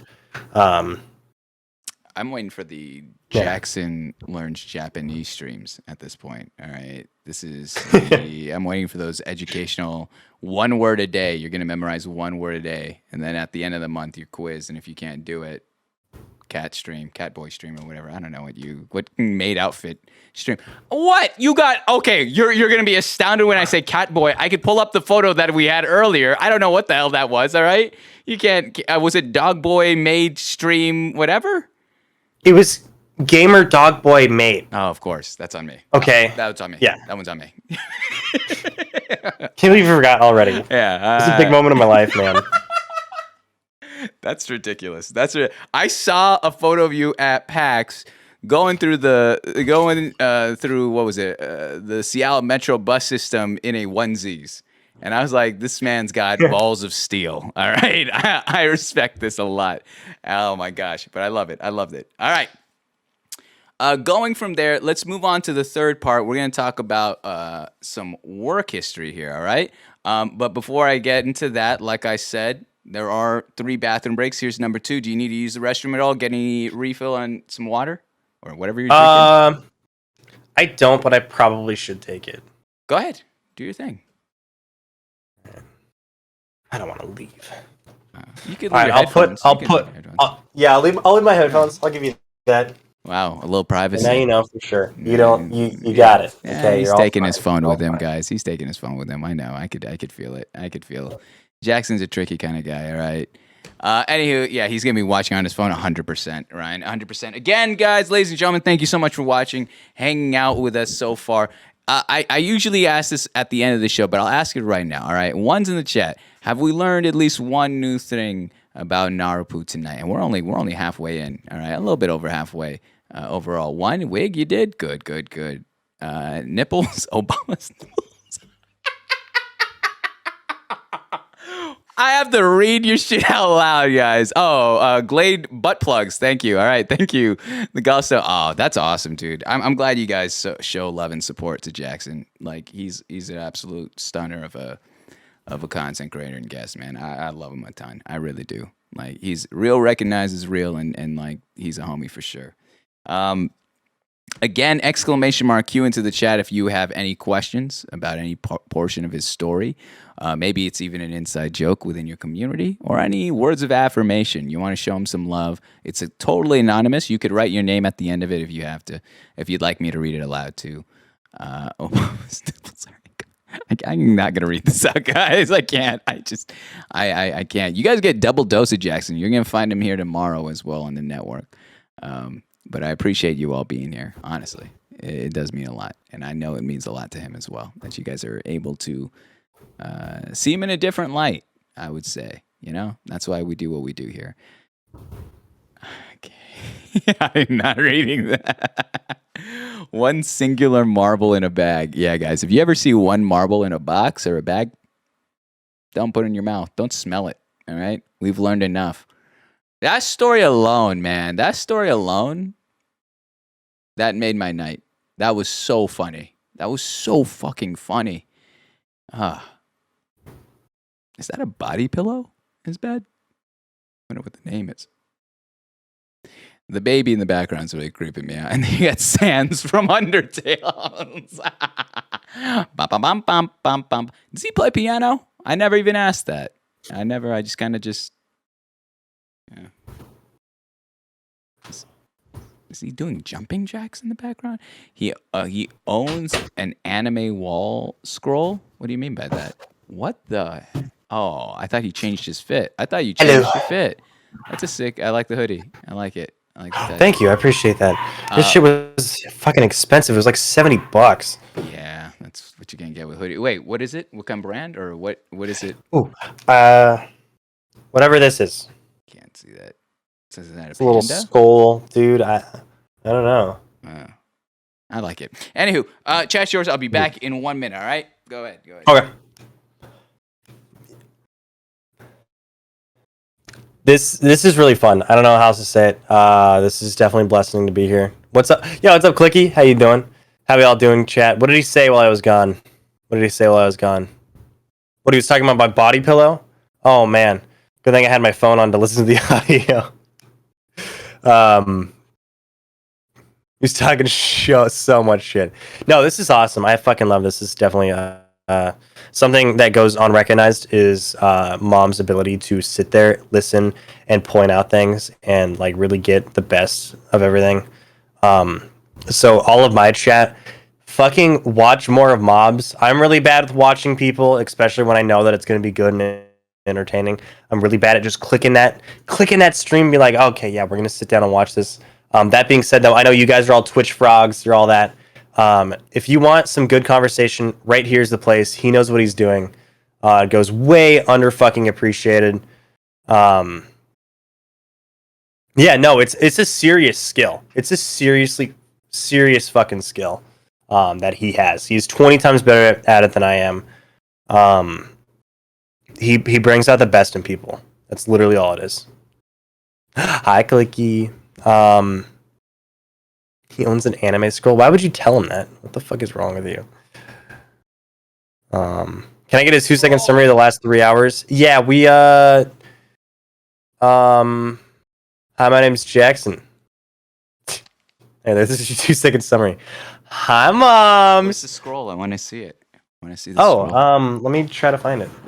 Also, too many nice things, man. You're too kind. That's too kind. It's because I'm older than you. I'll be honest with you. I've done this off cam enough. The way oh my gosh, wig. No, I appreciate it. I love what I do, man. And it's 50-50. They got to be willing to dance. And so any guest, man, Jackson especially. It's been a lot of fun. Yo, what up, Clicky? All right. Wait, I couldn't find it, but I have a sword that I forgot about. I fucking love this sword. Is that real? Like, is that Oh no, it's not real. Oh, I was gonna say. I was like, holy. Where's the thing? So where's that self-awareness? I love this. I don't know. I love this too much. Moms, you're not fucking ready. Okay. Any last words? I'm sorry. Check your left testicle. Fuck, I fucked up the wording. Oh yeah, hey, my favorite part of the joke is the delivery, guys. Let's try it again. Hey, Will, when you edit it, don't edit this out. Keep this in. All right, go ahead. Yeah, go ahead. Try again. Yeah. Any last words? I'm sorry. Check your left testicle. I didn't let you talk. You didn't let it. You didn't. It's too. Okay, it's third, one more time. Third time's the charm. All right, let me. More time. All right. Any last words? I'm sorry. How much long? Come on, you just okay. Fourth time. I gave you two sorries. I'm not gonna give you a whole villain's arc. You don't get that. We didn't even establish a storyline. You know what? Let's try a new scene. What is this foreplay, dude? What is this? Go ahead. Do you want it to be foreplay? You know what? That's a post-show kind of thing. All right, that's a post-show interview question here. Moms. What's up? This sword represents your penis. Oh, okay. Mm-hmm. I shoved it up my ass. And I'll be the doctor. Oh, just let him shit it out. It's fine. All right. You don't got to call me at all. just shit it out. Just shit it out. That could solve a majority of my issues in life. Hey, just shit it out. It's fine. Anyway, what's the third part of the? What's the third part of this? Of the life story, yes. It's broken down into four. I mean, if you watch the intro, you would know. But anywho, the third part here, we're going to talk about a bit of your work history here, all right? So I do this segment similar to a resume. And I'm going to ask you to choose 3 of your former jobs. And we'll go over them in chronological order. If you have more than 3, try your best to whittle it down to 3. If you have less, totally fine. But choose 3 former jobs. And I want you to just talk. We're going to talk about what you've done in your life in terms of work. Do you have 3? One of them didn't count as a job, but I'm going to talk about it anyway. Sure. All right. So the first one, how old were you and what did you do? In-N-Out, I was 17. If you don't know, In-N-Out is a West Coast burger chain in the U.S. Are you telling that to me or to the people watching live? Just the people watching live and the people listening. I was like, I'm not under a rock, all right? I'm familiar with that. I worked... Sorry. Interrupted you. I worked at In-N-Out for 2.5 years. Dang. And they had like a level system, so it depended on like what level you were, decides how much stuff you can do. And so I ended up getting up to level 4, which means I got 3 raises. And I got all the way up to fries, where I would cut the fries, spin the fries, get all the water out of them, and then cook them, prepare them, bag them up, and all that. That was like the highest paying position I was able to do. Otherwise, I was just taking orders and handing out food. And it was really fun. I met a lot of cool people there. It got me out of the house. Hours weren't long, but there was a lot of days that we were doing it. The management there was fucking awful. I had this one manager named Bryant. He was like the most new manager. He kept me working for too long. Started yelling at me over the headset saying, "Jackson, get your ass inside." Okay. And as soon as I did, he's like, "Why aren't you clocking out? Why are you taking off this stuff first?" And I'm like, "Dude, I'm doing what I was told." And he's like, "You know what? I'll clock you out." I was like, "Whoa. Okay, sure, Brian. Yeah, all right, clock me out." Sure enough, I go in the next day. I'm like, "Hey, other manager Jason, how do I like check my hours and see like when I clocked out yesterday?" He shows me. I check. Sure enough, he clocked me out an hour before what I would have clocked out regularly, and put a note that says that I forgot to clock myself out. I was like, I never ended up doing anything about it other than like, yo, fucking change the hours. That's an extra hour that I want. I don't know why he fucked that up. I got a really good paycheck that week because of the random overtime. Yeah. And that's one story. I'm trying to think of like all the other stories. There's just a lot of weird like customers. Some lady started licking our sign and then started like licking her hand and putting on it and everything. And I had to deal with the lady and call the cops. It's a COVID nightmare if that was in 2020. But was it? Yeah, I mean, back in the day, now that's just drugs or whatever, and that's what it'll be dismissed as. But tell me this, I actually am a big believer that at some point in everyone's life, you should work in customer service or fast food, whatever it may be. It's such a humbling thing to be there. What was something on your end that you received in terms of customer experience? I know you're giving me an out-of-pocket story in terms of the lady licking everything, but were there any Karens? Were there any people that were just totally trying to push your buttons, or was your experience for the most part just hand the food and GG's, I'm out of here? There was this, we called her Tesla Lady. Tesla Lady got banned and then on-banned from our store. She would come in all the time, and if you were working in... we call it work in the corner, which is a funny name, but it's pretty much just the corner of the store where like you hand out the drinks, hand out the food, help with the fries, just everything like that. And so I was working the corner one of these nights, and I finally encountered the Tesla Lady that I've heard so much about. And pretty much what she would do, these fries aren't hot. I ordered a Dr. Pepper, but I don't want that. I want a pink lemonade now. And she would just like have everything remade, everything redone. Every time she would come by, we had a little timer of how long the car spent at your window. It would just, every time it was supposed to be under 30 seconds for every car. Every time she was there, it would be 5 minutes plus. 5 minutes? That's a whole ass phone conversation. Yes. Is it just because she keeps changing her order and complaining? Yes. Yes. And so eventually we banned her. Like our store manager says, no, we're not taking her order. Everyone, no. If you see her, get me. I am going to tell her off. Fuck this lady. Yeah. And then a couple of months later, she comes back. We just let it slide. We're like, whatever. It's been a couple of months. Maybe she's changed, whatever. She brings a watermelon and gives it to the store. As like a sorry, please unban me. Did you eat it? Did you like open it up? No, we threw it away. Oh, 100%. That shit's going to be like poisoned or some shit. And you unbanned her though because of it? I think we would always like constantly rotate our managers, and so our management like got rotated out eventually, and everyone forgot about her. Like none of the other managers could mention like, hey, look out for this fucking bitch. So yeah, she started coming back. Fair play. Damn. What did your time at In-N-Out teach you about yourself? Or is there something you learned during your time there? It definitely taught me how to stick up for myself. I had a lot of problems with management, especially I have IBS, where pretty much if I work a little too much or I move a little too much or if I eat too weird of things, my stomach dies. And I cannot work. I cannot do anything. And multiple times I would be sent home or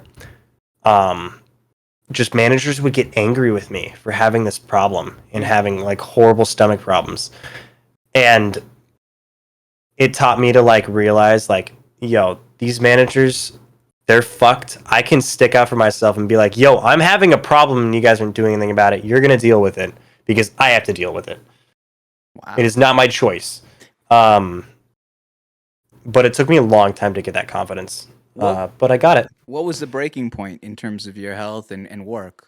Was there a point? Yeah, go ahead. Yeah, no, I did have a point. I was sent home now in the middle of COVID. I stopped working for like a couple months, then went back. I was sent home Monday for having a stomach problem outside. I was like, no, I'm good to work. It wasn't too bad of a problem, but I definitely needed to like use the restroom. I told them my stomach was acting up. They instantly sent me home. I get a call a couple days later because what you're supposed to do is if you have diarrhea, you stop working for a little while to like see if you're feeling better, make sure there's no symptoms within those 2 days. I didn't have any symptoms. I was ready to go back. The only thing is they scheduled me Monday through Wednesday. Then I was free until the next Monday. And I get a call Wednesday night after not like working the rest of my shift Monday and then the 2 other days as I was supposed to and as I have been doing for the past couple months whenever it would pop up.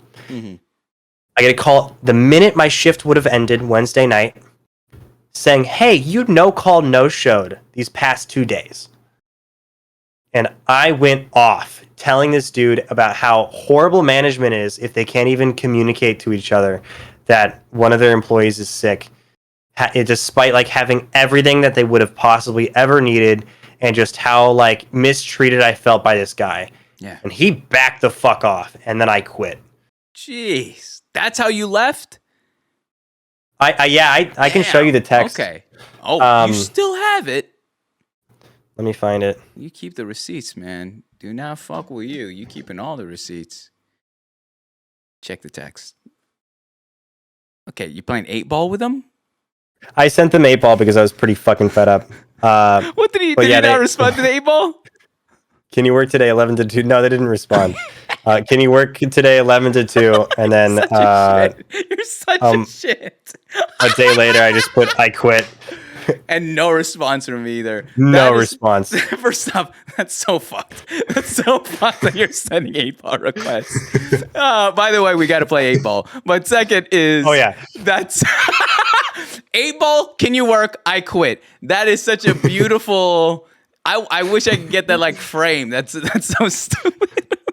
I love that text message so much. Yeah. It was such a good day. No wonder you kept it. I like it. I'm glad I mean, the circumstances suck, but I'm glad that you did learn that about yourself to stand up for yourself. You know, don't let others, especially when it comes to health, don't let anyone bully you around, regardless of ranking in the workplace. How about the second job? How old were you and what were you doing? So 7-8 months ago, my friend Lone Star Jake got me a job working in downtown Disneyland. So I guess technically I would have been 19. Now I'm 20. What? Where? What were you doing in downtown Disney? It was a little shop where they had like mom sayings like "Live, Laugh, Love." They had crystals. They had artwork. Just the most random like mom, grandma stuff. Yeah. And nobody ever showed up to our store. Nobody ever. What are you guys doing? I don't know. I don't know how they still have like. I don't know how it's still there. It's a front. We would never make goals. We would never like. It was so fucking. It was such a joke. Did you ever like sell anything? Like in 8 months there, did you ever ring up some customer for a purchased item? Oh yeah, all the time. Like there would be enough. Like people would come by. Mm-hmm. And usually when people came in, they would buy something because it was a really cool store. Yeah. Okay. But we were in such a weird spot within downtown Disneyland that nobody ever came in. Okay. So but no, there were times where you would get people that would spend over $2,000 in our store in a single transaction, which is still mind blowing. It's like, how the fuck are you going to buy that much stuff? I mean, you know, when you go to Disneyland, I feel it's one of those things where it's like you just let loose on your wallet. You know, you're not thinking. You get a alcoholic beverage there, and just it's priced at like $50. Fair enough. You know, it's insane. We get a lot of drunk people. Yeah. Oh well. Hey, nice to meet you. I would love to do that again. So you worked there for 8 months, and what caused you to walk away from the job? There was a couple things. One, I wanted to go full time with streaming and stuff. I realized I could make more money if I was worried about money with Uber Eats. I had a coworker that ended up getting her roommate to also work with us. That was a complete fucking Karen. And then we also got a new coworker that told me that I looked like somebody that they've slept with the second time I ever talked to them. And they like ooh-wooed in person to me. They like, it was just so odd. Sorry. Like, I don't want to make fun of people that do that because I think overall, like, that's okay. People can do whatever they want. Yeah. But, like, that was one of my first impressions. They didn't have that self-awareness that, you know, you'd want somebody, especially after they told me that I looked just like somebody that they've slept with. That made me pretty uncomfortable. It's probably a shot, you know? They were probably shooting their shot, to be fair. They have a boyfriend. Oh, okay. See, I didn't know that. All right. And then they also talked about Lone Star Jake. They would talk about him. They would say, "Oh, I wish he was just a stuffed animal that I could carry and take home and just snuggle with." Oh. Yeah. Sorry, that's good shit. That's too much. That is a hilarious work environment. I mean, that's sexual harassment, easy. But like, yeah. What? A fucking stuffed animal? Get away from me, ma'am. What is your deal? It's a good story. Yeah. But it was definitely very weird knowing that like they would have like two people working together at any given time for 8 hours. And you were stuck with that person for those 8 hours. And that is one of the first things they say to you on your 8-hour shift. Yeah, it wasn't... Fair play. You mentioned, though, that you had hung it up after 8 months to pursue content creation full-time. I assume that's where we're going in terms of the third job? No, I worked for... Sorry, it's not chronological order. Going back to when I was in high school, I was taking 3 AP classes my junior year, and I was in a volleyball club. And that volleyball club, I couldn't afford it. My parents could afford to go there, so I started working there.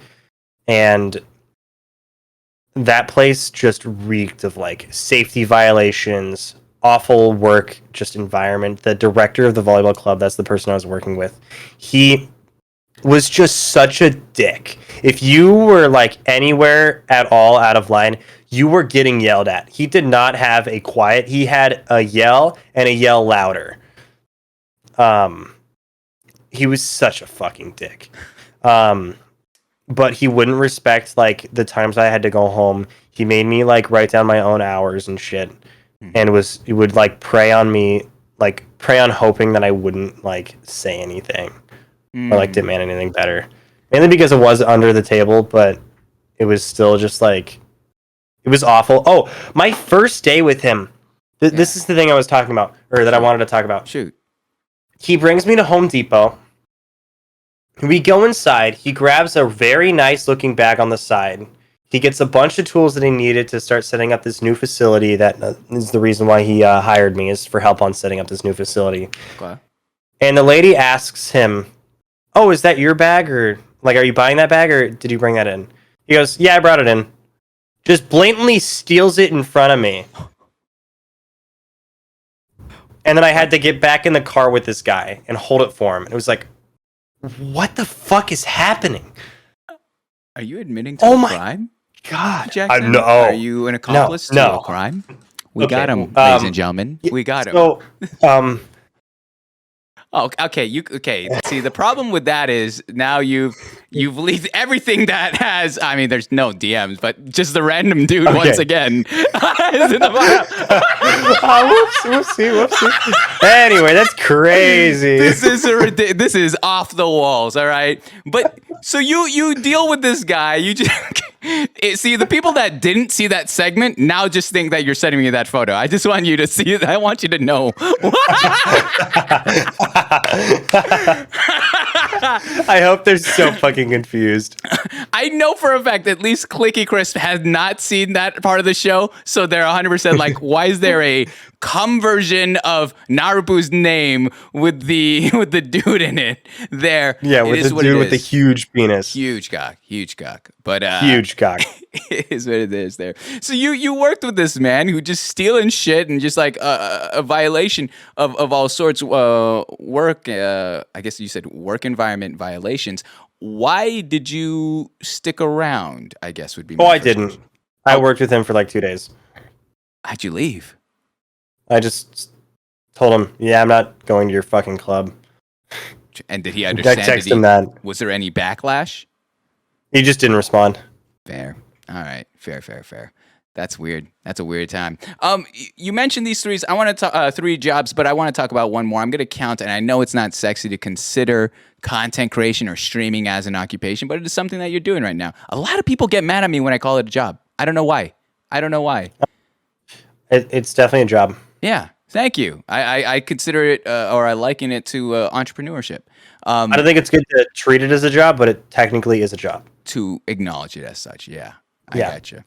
So I want to talk to you about this, all right? So you've been doing this since 2020. Again, we're nearing the end of the year. You're actually it sounds like you're about to head towards your second in April. In an ideal world, where would you like to take this? Where do you see your content, your channel going towards? Are you sticking with what you're doing right now, or is there some sort of focus you'd like to be doing in the future or near future? Yeah, that's a whole different thing that I need to think about. Mm-hmm. I don't really have an answer to that. Yeah. But I definitely know at least I'm going to be at the top. I'm gonna be all the way up there, not hundreds of thousands, but like thousands of viewers. I'm gonna be at the top. It's no choice. I just know it's gonna happen. I'm confident in myself. If I don't truly believe it with my whole heart and I don't believe in myself, then it can never happen. You know, I have to ask, Jackson. You know, I have to do it. It's my job. It's my job to do it. All right, you ready for this one? Sure. How do you have that confidence in yourself? How do you have that belief? There are millions, and I'm not challenging you saying you're not doing, because I believe in you 100%. I'm sipping on your Kool-Aid. But as a streamer, and maybe I'm even asking for myself, or maybe for other streamers that are in that similar position as you, where it's like we're figuring out our footing, but we have this confidence that we know we're going to be at the top, or at least successful in our endeavors here. How do you believe in yourself in this vocation and in this environment of content creation? The people around me. Yeah. Instant answer. Just the people around me. They're really supportive. And I look at the people that are on the top of Twitch. Not everyone, but there's a lot of people where I actually try to watch them, or I have tried in the past, and they're just so boring. Yeah. They never do anything with their chat. I think I'm not the best with doing stuff with my chat, but that definitely, like, I at least talk to them. Mm-hmm. And just all of my friends, everyone, a lot of people support me. Yeah. And so I've got to believe in myself if their beliefs even can. If I have to believe in myself for their beliefs in me to even mean anything at all. Wow. Holy. That is a nuke of a statement. I love that. That is so powerful. That's a lot. Yeah. You have to try in order for their belief in you to mean anything. That's beautiful. I like that a lot. I like that idea. Okay, don't do a little smile. All right, I gave you the compliment. Don't do it. Don't smile at me. What is this? I like that a lot. I love that a lot, Jackson. You mentioned that you had quit your job at Downtown Disney to pursue content creation full time. Prior to the days of you fully resigning, walk us through that conversation you had with yourself. That mentality that, all right, I am going to quit a job that would give me a stable income versus something that I really believe in myself and am passionate about doing. I never wanted the job. I quit In and Out to also do this full time. My parents are the ones that were like, "Oh, you have a job opportunity? Take it. You were taking that." So it's more so it was a conversation I had to have with my parents, where I sat them down and was like, "Hey, I know you guys want me to go out and experience the world and have like the basic like minimum wage job experience, especially when it's in Disneyland, and I'd be able to like get in for free, which never happened. That's also another reason why I quit. But I want you guys to give me 1 year's time where I choose what I do with my life. I don't want to listen to you guys. I know I can do it. I just need some time to make it happen. Please just respect that. Let that happen." And they pretty much turned that into a lecture about how I need to do more stuff around the house, but they listened. Yeah. They're like, "Okay, all right." Okay. So, Jackson, 1 year. What are we doing? What are we doing in this 1 year? Or is that something you still got to think about? 1 year, I am going to be moved out. Yeah. I am I want to set up more events. I want to have some sort of success on YouTube. But I mainly just want to meet so many more people. You actually inspired me. You've said this to me before, where you want to meet more people, and it forced me to sit down and count how many people I've ever worked with on this platform. Not just in this show, but everything I've ever done. And you're right. You're right. It's not networking by any means. I mean, it's a natural networking, whatever you want to call it. But it's like just to meet people, just to pick their brain, just to be in the same vicinity and have conversation with them, get to know them. It's such a cool thing, and it's something that, I mean, the age of the internet, especially with Twitch and Twitter and whatever, you're able to do so seamlessly. But I feel that. I like that. I like that you're really giving yourself this challenge, and that you're going to push yourself here this next year to do what you got to do in terms of content creation to make this work.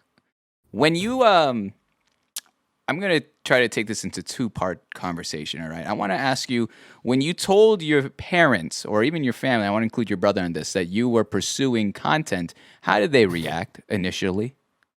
My brother specifically, we were in the jacuzzi a couple nights ago. Very lucky to have a jacuzzi. And he was just telling me how much he believes in me and how proud he is of me, especially with the thing that just recently happened. I wish I could talk about it. I know. I can't. I'm excited for you to drop it. Yes. He really very much believes in me and thinks I can do it, and he's just overall really proud. My mom, my mom and my dad, they're both very proud, but their whole thing is we don't care about the money, we don't care about anything like that. We just want you to not waste your time sitting in your room all day, sort of deal. We want you to go out and make friends at jobs and have that life experience that they had, which I completely understand and get. The thing that they're kind of stuck up on is they don't understand that I'm getting life experience by being here in front of my computer because I'm meeting people to go out, and I did the whole last vacation. I went to Seattle. I just did the thing that I just did. I've met so many people in person that have flown to LA and been like, "Yo, what's up? Let's hang out." And so I've made so many more and done so much more because of streaming. And despite that, they're still not quite getting like that I'm having more fun and having more experiences through this rather than like working a dead-end job. Yeah. Damn. They're supportive, but they just want that too. They think that I can balance a job and do this. But honestly, there's so much that goes into streaming and so much hard work that you have to do and so many people to talk to.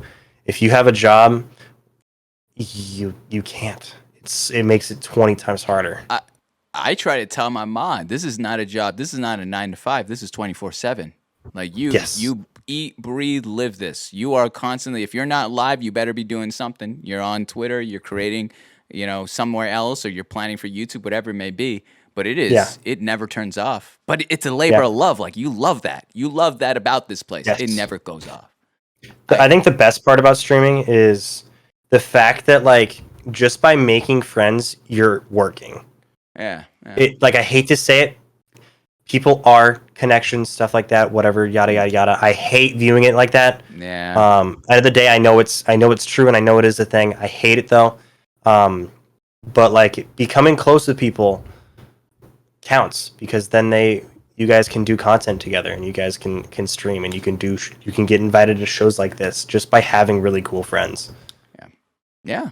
And that's actually what it comes down to. If they didn't, and this is no dig at you, but if Britt, Colin, all of them didn't mention you, I would have not blinked an eye. I would have continued moving forward. Yeah. And that's just what life is. Like, and it's not even just content. That's just how it is. Yeah. I mean, even at the workplace, even at the 9 to 5 job, there's so many people. All right. I learned this the hard way that they don't matter about your resume.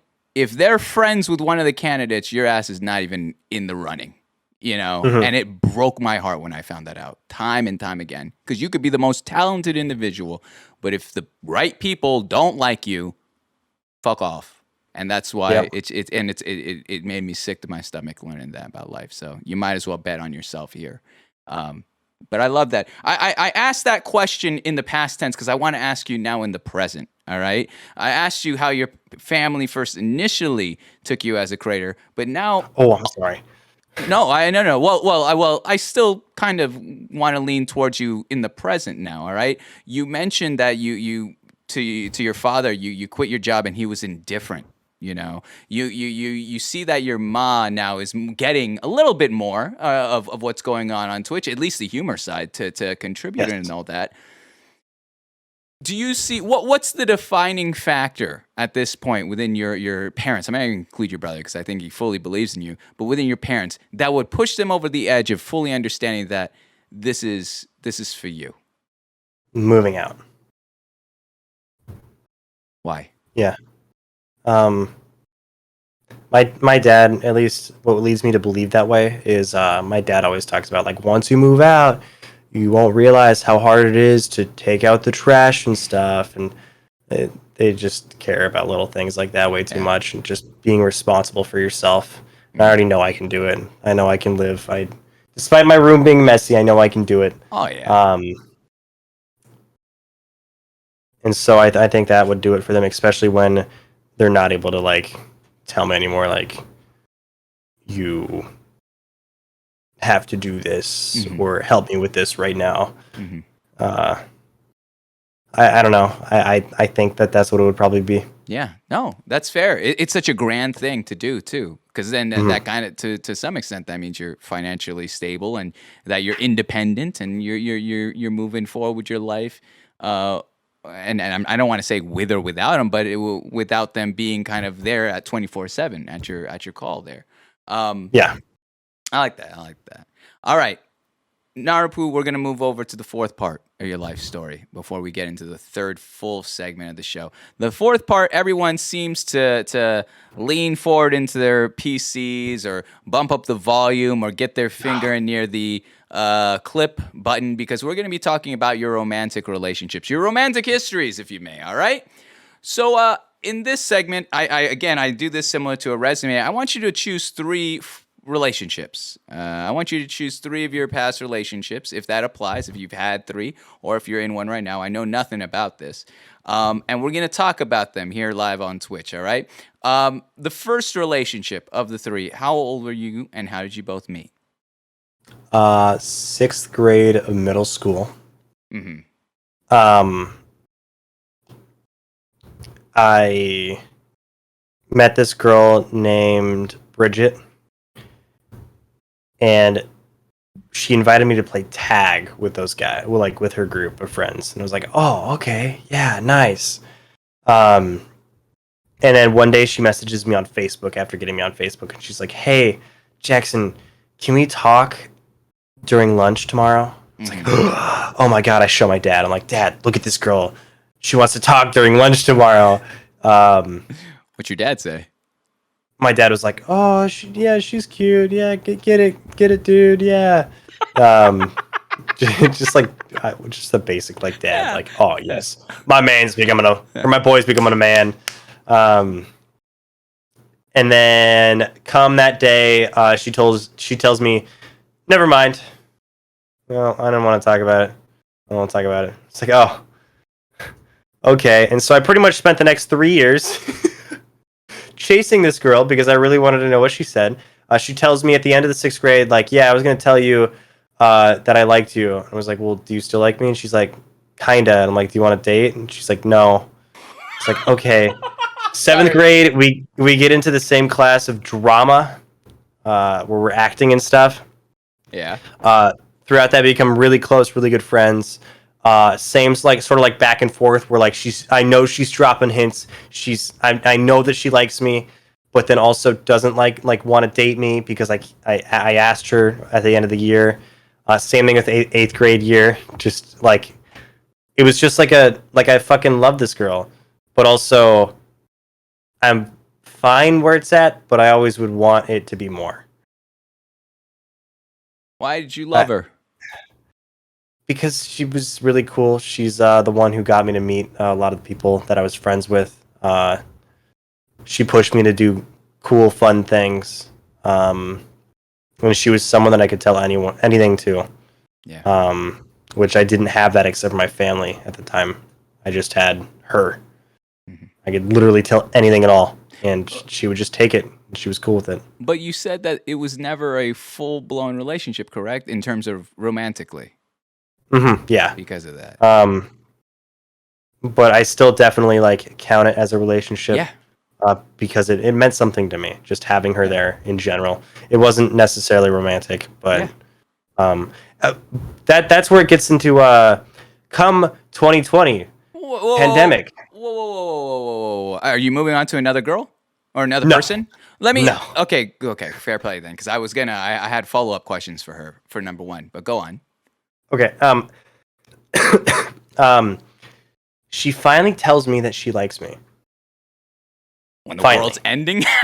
when the world's ending, we're hanging out in the middle of quarantine. I knew for a fact I was like her. You ever hear the saying, a shoulder to cry on is a dick to ride on? Never. Wow. Never? I'm doing I it was wrong. that. I was that. She had just broken up with her boyfriend, and she was like crying every day. She's like, "You want to hang out? I'm so sad. Look at all these TikToks I made where I'm super sad." And then, sure enough, a couple months later, she tells me that she likes me, and I pretty much just no-megalol her. I'm just like, nah. What? I don't really want to date you right now. I don't think it's a good time. I'm really anxious all the time, and I'm going through things myself. Oh. And then like 2 months later, I was like, so what's up? And she's like, no, I'm dating someone already. It's like, fuck. So just bad timing all around constantly. Yes, yeah. Do you? That's how she brought it up to me. She's like, we've always had bad timing. I was like, oh, this is gonna be okay. Where's she going with this? And she tells me that she likes me. I was like, I can't right now. I'm sorry. And 2 months later, Do you still hold hope for this for the future? no, not really. I want her as a friend. I respect that. Yeah. The reason why I was asking about this being a No, yeah, I do want it. Yeah. why'd you lie the first time? Because I'm okay with it being just friends, but at the same time, I realized I just asked myself the question of if she were to ask me, what would I say? Yes. Were My you answer would be really yes. were you really okay with it, or were you trying to convince yourself of the other? I'm really okay with it. Okay. All right. Is this the truth as well? Is this? Yeah, am I getting yes. faked out? This is All the right. truth. But to answer your question of would you want more? Yes, at the same time. Yeah. I mean, I believe the saying goes, "A shoulder to cry on is a dick to write on." I believe was what we were Yeah. referring Yes. to. Yeah. All right. Yeah. The reason why I asked whether it was a relationship or not was not a call out by any means, but it was because I wanted to really underline the gravity of your relationship with her. I mean, it's the back and forth. Like you started this story in 6th grade, and to this day, it's still relevant to your life. When you meet someone like that, I guess the question I want to ask you is, what kind of impact did she make in your life to this day?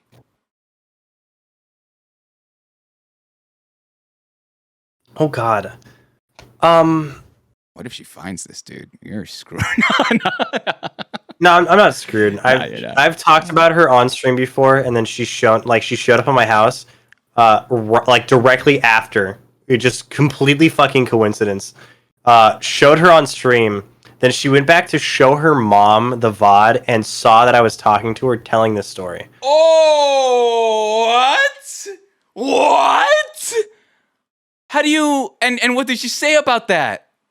She just texted me. She's like, I just watched the VOD. Oh my God, my mom saw that. That's so funny. She's like, yeah. Your life is a Disney Channel sitcom, dude. That is ridiculous. That's so ridiculous. Holy! Did you feel anything? Did you feel like whether it be embarrassed, vulnerable? What was? See, I think because this is before she asked me. Asked me out and told me, things never worked out. What if we were to try dating? I was like, nah. That was before that, so I think that's when she realized that I might still have feelings for her. Fair. Wow. Yeah. But to bring us back to the main question that I asked, what kind of impact has she made on your life? Someone who's been around since 6th grade to this very day. Oh yeah, that's what I was trying to answer.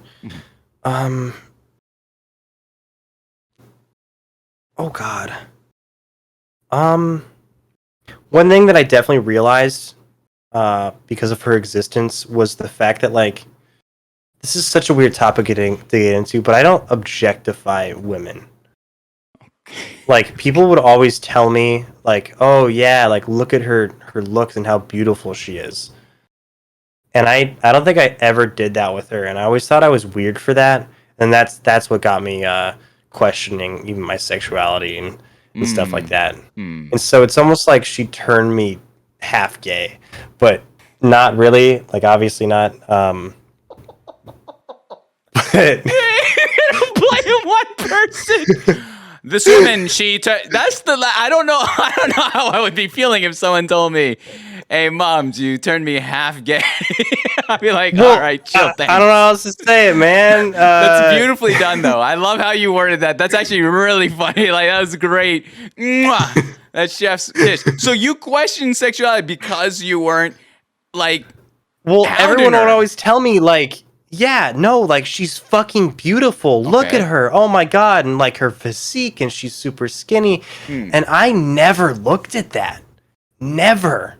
I never looked at her like that. And I always thought I was so weird because of it. I was like, what is wrong with me? Mm-hmm. And so then that's what got me thinking of like, what is wrong with me? Yeah. And then I realized, wait a second, I like people's personalities. I like people for people. I like people for how they treat me. Mm-hmm. And I like that. I don't care about what they look like. And I guess to give us a feel of it, what was her personality? What was it? I know what she's done for you in your life, but what was her personality that just... She's so fun. She very much like, oh, let's paint. Oh, let's watch anime together. Oh, let's go out and just get food. Let's just randomly, just on a dime, call me. Let's go do this. Sure, yeah. She was just fun. She's just fun. Yeah, I like that. I like the passion in your voice. It's very clear that you still... I love the passion, my man. What? Oh, you're gonna give me a... Oh, I can't tell how the magic is done now, huh? It's called, ladies and gentlemen, it's called reading the room, all right? That's what I'm doing here. Jackson, hey, this is for free, all right? This is free. This is free. This is free. This is free. How about going from number 1, let's go to number 2. Yeah, you lost me. What do you mean I lost you? There's nobody else that I want to / can talk about. Perfect. Well, that actually brings us perfectly to this question here that I wrote 3 days ago, ladies and gentlemen. I have a question here from 3 days ago that I wrote down while I was hanging out in Narupoo's stream. And he said, why are you writing this down? You could just ask me live on my stream. And I was like, it's too good of a question. I also am doing it for the bit. And I can't really remember because I was kind of wasted. And so I'm going to try my best to bring us back to here. You mentioned that someone told them that they loved you within 1 month of being or dating you or being around you or such. Can you shed some light on this story of how did you react when someone's dropping the L-bomb? Someone's really going the whole creme de la creme on saying like, yo, I really love you 1 month into this. Can you give us that story? Is that too much? Yeah, I've had 3 people do that. Yes. The reason why I'm not talking about anyone else is out of their own like respect. I don't want any of them to see this and be like, "Ooh, I really wish I wasn't talked about," even if they're not mentioning my name. Of course. And knowing that they are on Twitch and stuff like that, we're not going to do that. But yeah, it was fucking weird. It was very very much like, what the fuck is happening? I've known you for 3 weeks. Why are you telling me that you love me? And admittedly, I'm a little stupid. I told them that I love them back. Oh boy. Because I didn't know what to do. Despite having gone through it two other times. I still told this third person that I was originally talking about during that conversation we were having. I still told them that I loved them back, even though I instantly knew right then and there I wanted to break up with them and stop dating them. Anyway, oh my gosh. Oh, god damn it. Of course there's a fucking raid while I'm telling people. I love this stream, baby. I love these shows. Ladies and gentlemen, welcome in from Kinsey's raid. I am Momsthehost. You're catching us on another episode of Inside the Streamer Studio. Today's very special guest is the one, the only Narupoo, and we were just talking... We were just talking about a little bit of his love life, Kinsey, all right? Perfect timing. I love it. Let me catch you up to speed with what just occurred. Oh, you want me to tell them? I feel like it's my story. Oh, yeah, I was just playing it for you, but go ahead. Kinsey, first of all, am I allowed to swear on you? Like, I've been swearing all. Yeah. Kinsey, what the fuck is wrong with you? First of all, right now, god damn it. Kinsey, so I was just explaining to the chat about how I was dating this person, and they told me 3 weeks in that they loved me. They said they turned around while we were making out on my bed. They flipped around and I love you, Jackson. And I told them straight to their face, despite instantly wanting to break up upon hearing that I love them back. And I feel like that's all we needed to say. Is there anything else you want to add, Moms? Anything like that? All I'm gonna say, and especially to Kinsey that's watching, all men. Am I right, guys? All men. Yeah, let's get some L's there. Let's get some L's real quick. What is wrong with you?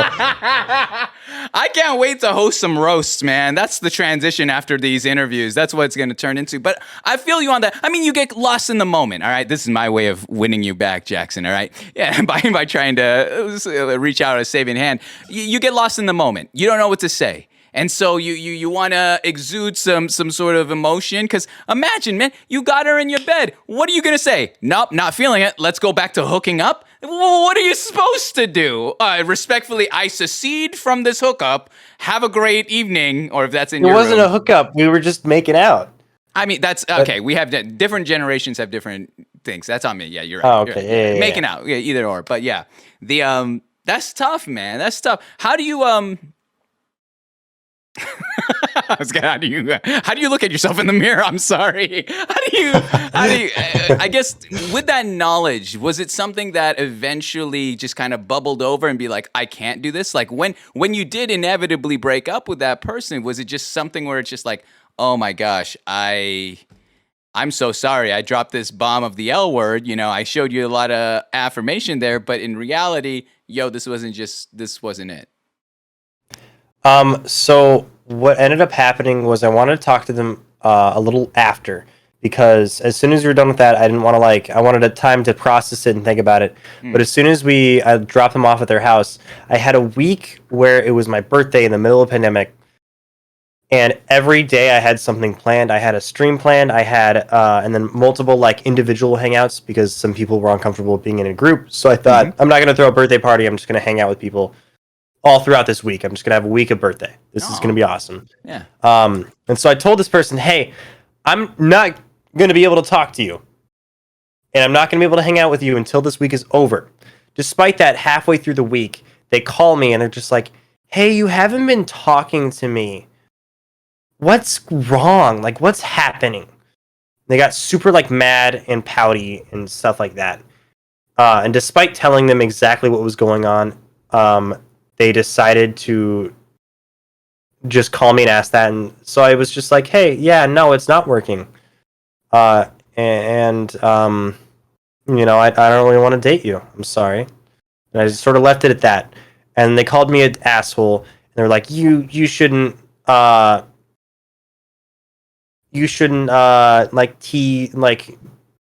ghost me like that and stuff like that, when they didn't message me at all throughout that week until they called, of course. But anyway, so I was just like, yeah, no, I'm sorry, my fault, whatever. And then by the end of the call, we were laughing about it, and our whole thing was like, we can still be friends, who cares? Yeah.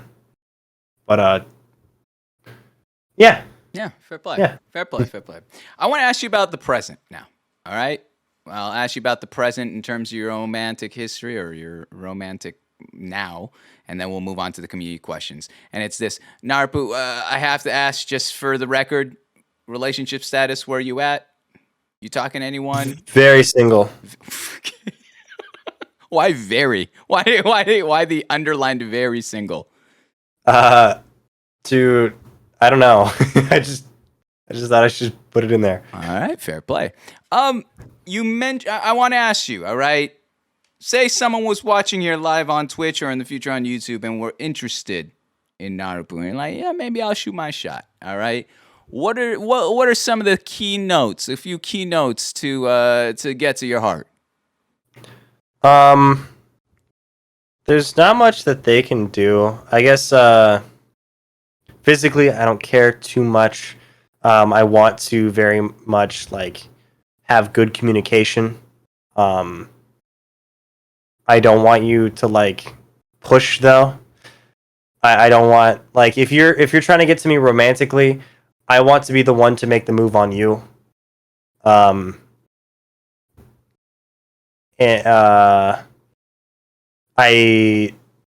It's not something you can do, but I want to feel like I can tell you anything and truly be myself and not have to hold anything back.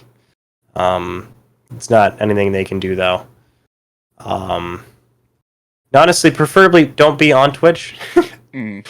I think if I ever were to date somebody, I'd want somebody in person. I just recently got out of an online relationship where they were on Twitch and stuff like that, and I realized during that, like, hey, that's not for me. Yeah. But it's funny because sorry to give hope to chatters, but they were literally just like a chatter and somebody I met through streaming. Fair. But I mean, they were really cool. It was really helpful, the relationship. I just realized dating online probably isn't for me. Yeah. And then, yeah, no, I guess that's it. Let me ask one last question, and we'll move on forward with that. All right. Let's make this message for the future. All right, for your future significant other. What is something that they should know about you when dating the one, the only Narupoo? What is something that they should understand? Maybe it's a little bit of the backstory, or what they can expect from dating you. We are our own people. Also, treat me right. Oh God. I don't. I feel like you got the gist of what I was trying to say, right? Treat me right. I want to be the one that's spoiled. I don't think I've ever gotten that from a relationship. Yeah.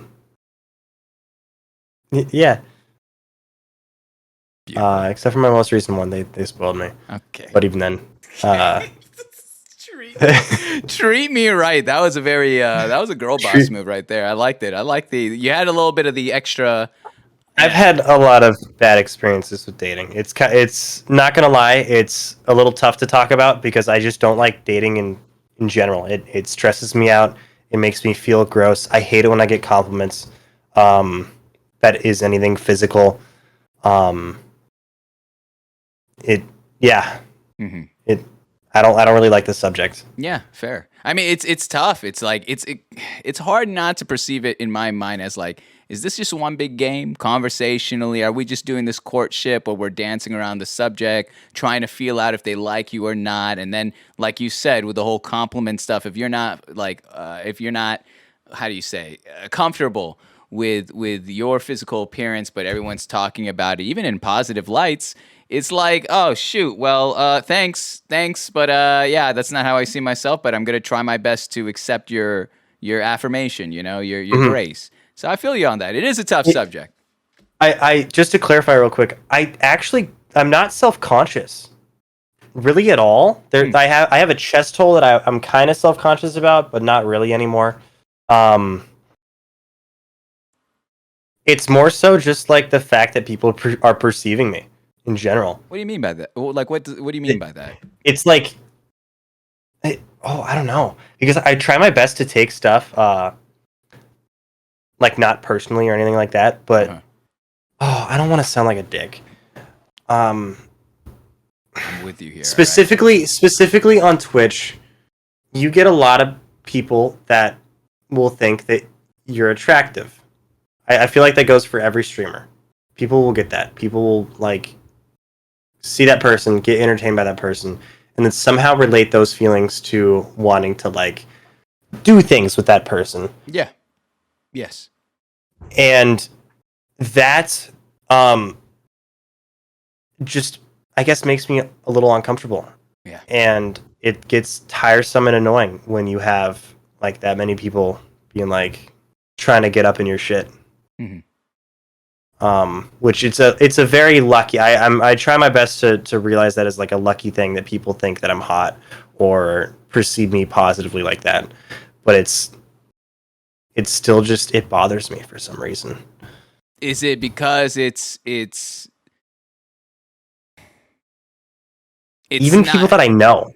Yeah, I was gonna say like, is it bothersome because it's not what you wanted to focus on. It's not what you're like. It's cool to get those compliments, but it's like, oh, but I'm more focused on this. Like I'm more focused on my comedy or my conversational and observational skills. I'd rather talk about that as something I'm good at. But that's how you get to my fucking heart. If somebody's like, dude, you're really funny, dude, you're gonna make, like, not you're gonna make it, but like I love the way you talk to me and respect me and treat me. If people notice that, that's how, like, I get naked. Like, that's how you're gonna get to me, man.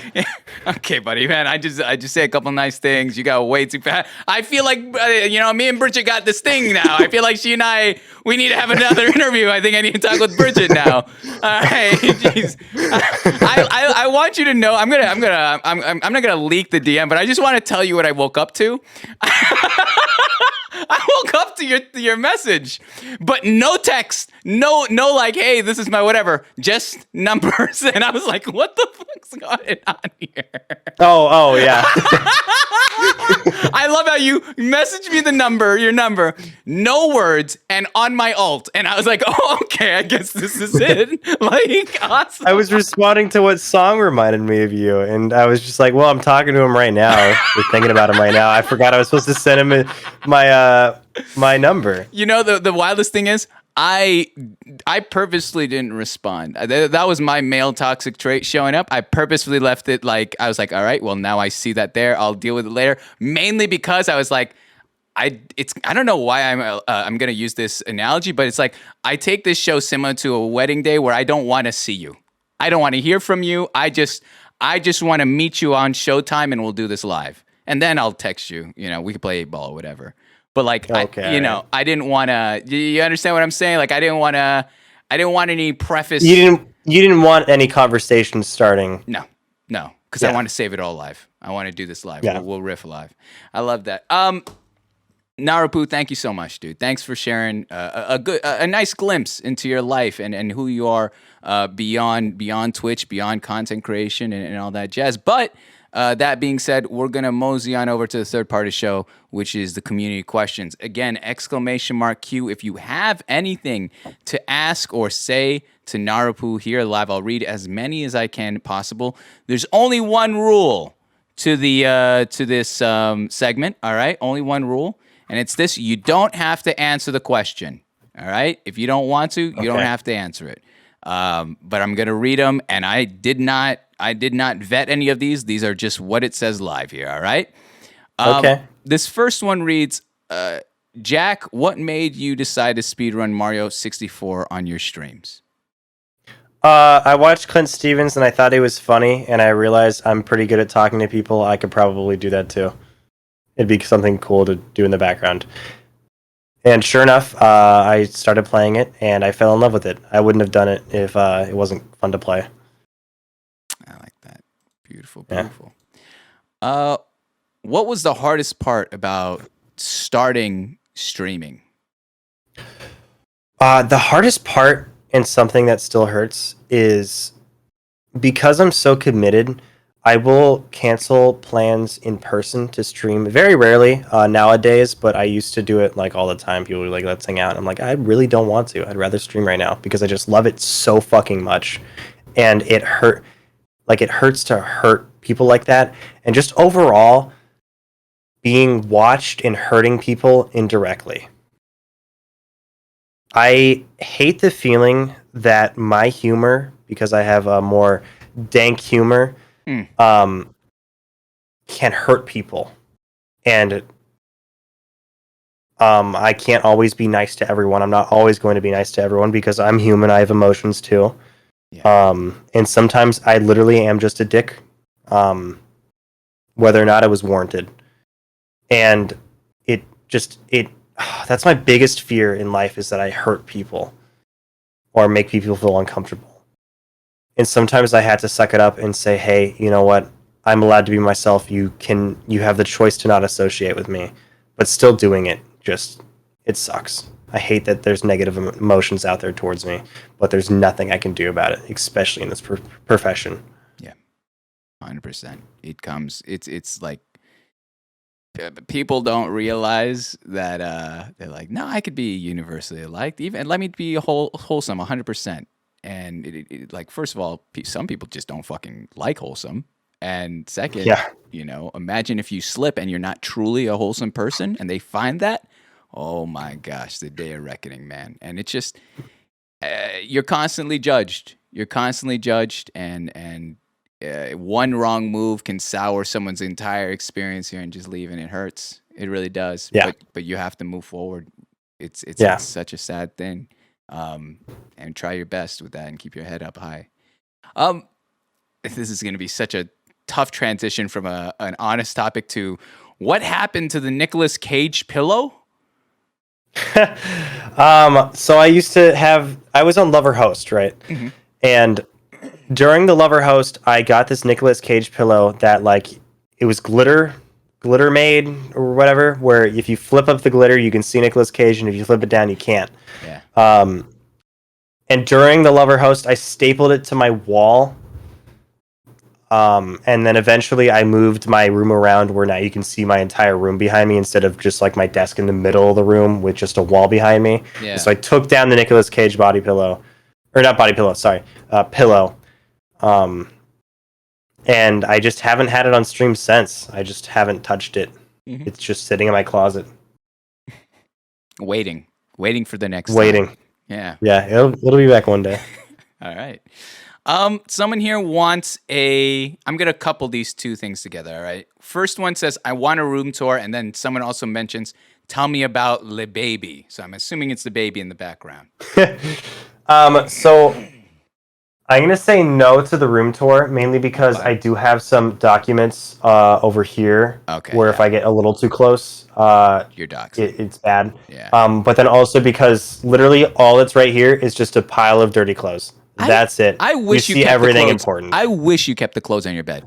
I wish you had an undone bed and I could throw it back on. Yeah. Okay. That's you, all right? I don't want wait. Okay. Is there a lot of that a lot of that I can't show. What does that mean? You know that trip I was on? I took some of the clothes, and it has the logos of some of the stuff. Oh, okay, yeah, never mind. Leave it there. Yes. I thought this was a whole inappropriate thing. I was like, "There's like no. like a dildo." Yeah, I got my dildo over there. Yeah. Some pocket pussy. I thought you were going. I have my blow up doll. Oh yes. Of course. I cannot believe you FaceTime me mid show. That's ridiculous. You are. I actually thought you would pull some shit like that, and I did not think you would do it. But tell us about the baby. Why is there a baby hanging from the? Yes. Yep. Oh my God, the passion. Oh my God. So I found this baby while I was going to the Raising Cane's parking lot. And we found it on the side of the road. We have no idea why it was there, but we took it and then we put we lathered it in hand sanitizer, and then I took it home, got a piece of string, made a noose, and hung it. That's just not okay.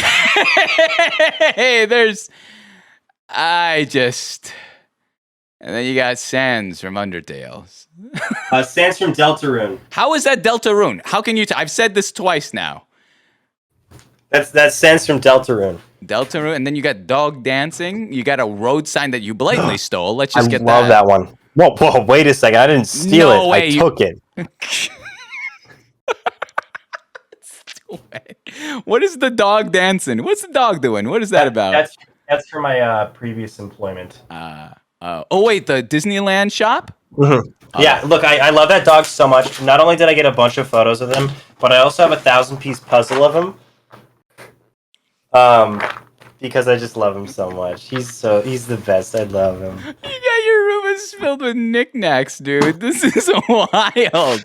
I like it. Tell me about the road sign. Tell me about the lore behind why you took the road sign. It said road work ahead. Sorry, let me get towards the mic. It said road work ahead, and I thought that was funny, so I took it. And then I was like, let's put it crimes we've committed today? You know how many crimes you've acknowledged today? All right. Upwards of 5. All right. That's not a crime. Okay, officially, I'm sorry. That's a federal crime. I took it from my brother who made it. Okay. Okay, all right. I thought you were gonna throw your brother under the thing. I was like, holy shit. No. I took it from my brother who made it in shop. Okay, fair play. You have one more thing that I want to ask about, and it's your green screen there. Your green screen. Yes. It's to the side. I noticed it's not behind you. You're not using that even during stream when I was checking you out. Why is it to the side? What are you doing with your green screen? That is the best place I can store it. Ooh, somebody's messaging me. 1 second. Ooh, it's my mom telling me to be quiet. So I can't have my desk too far to the right, otherwise my mic will hit. But then this just sort of sits here perfectly for whenever I do decide to use it, because taking it down is a fucking hassle. True. But then also I don't have the best of lighting, so the green screen doesn't quite work. So I need more lights in order for it to work and like chroma key correctly. So it just sits there. You want to know what hides behind it though? I'll pull it out. Shoot. Shh. Your mom's gonna get mad, dude. Shut up. She's sleeping. Over my fan, please. What? So I have. Oh god. Jeez, you're freaking tall. You are way too tall.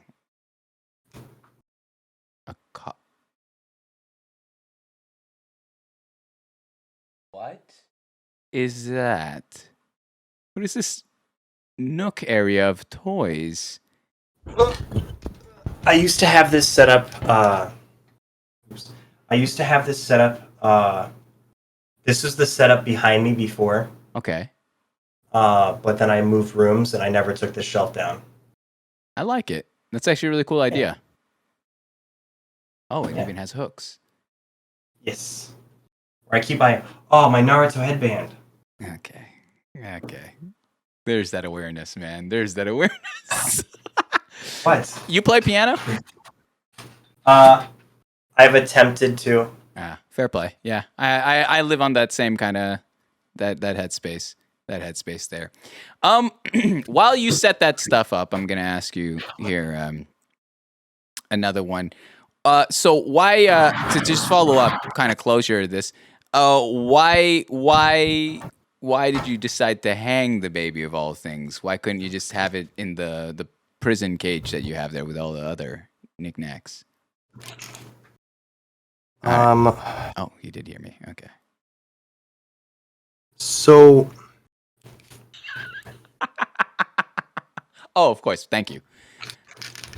So, I decided to hang the baby because I've always had that feeling of, I want. Yeah, answer it while you do this. I want, that feeling of I can't kick a child. Kicking a child is obscene, right? So why not hang a baby? Okay. I want it somewhere always. I can't staple the baby to my wall, but I want it to show up. I don't want that disgusting thing on my bed. So let's just hang it. Yeah, fair. What am I gonna hang it by its legs? No. It's got a good neck. God, Jesus. All right, let me ask you another question here. What's one thing that has made you want to quit streaming? What's one thing that has made you want to quit streaming? Anxiety. Anxiety caused from meeting people and dealing with shitty people, and dealing with just my own internal battles. Otherwise, there's nothing. Yeah.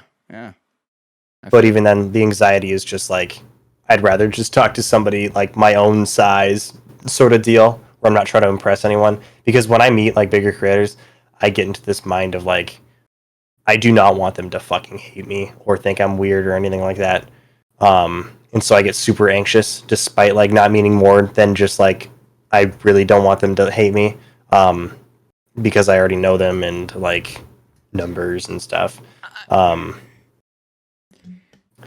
On the front, I think like you like, I'd be a liar not to say weird, but so am I kind of deal. Like I think everyone on this platform is fucking weird. Like everybody. Oh yeah. Everybody's a freak show here. But like in terms of hating you, like I don't know, man. Like it for you, it's when I see you, I look at someone kind of like a combo of dorky and quirky is how I see you. I was like, all right, like you got a little bit of his. Okay, don't smile. What's going on? Did I? I didn't smile. I'm just processing the information. I'm not. All right? It's as not even an insult. I say this with all due respect and love.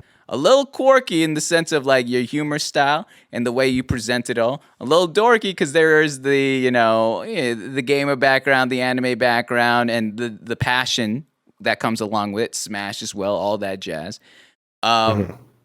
But I don't know. There's nothing weird that's like out of pocket weird.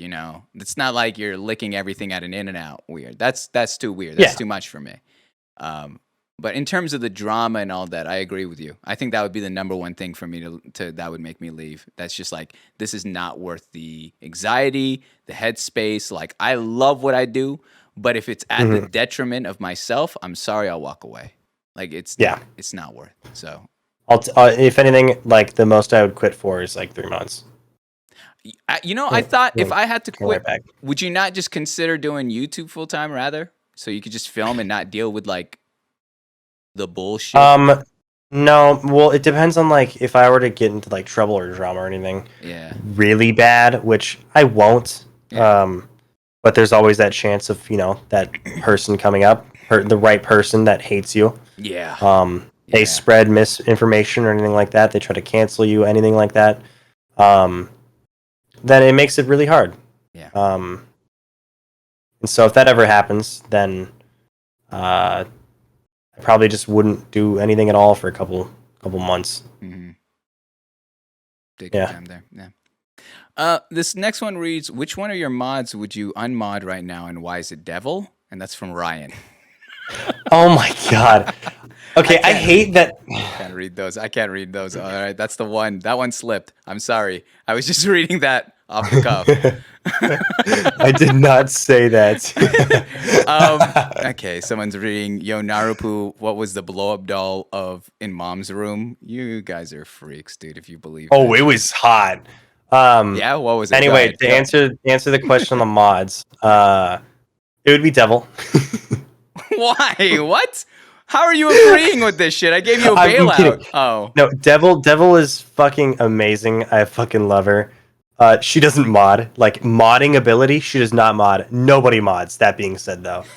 Nobody fucking mods. You said you got one. If anything, I unmod everyone except for Ryan. There it is. Yeah.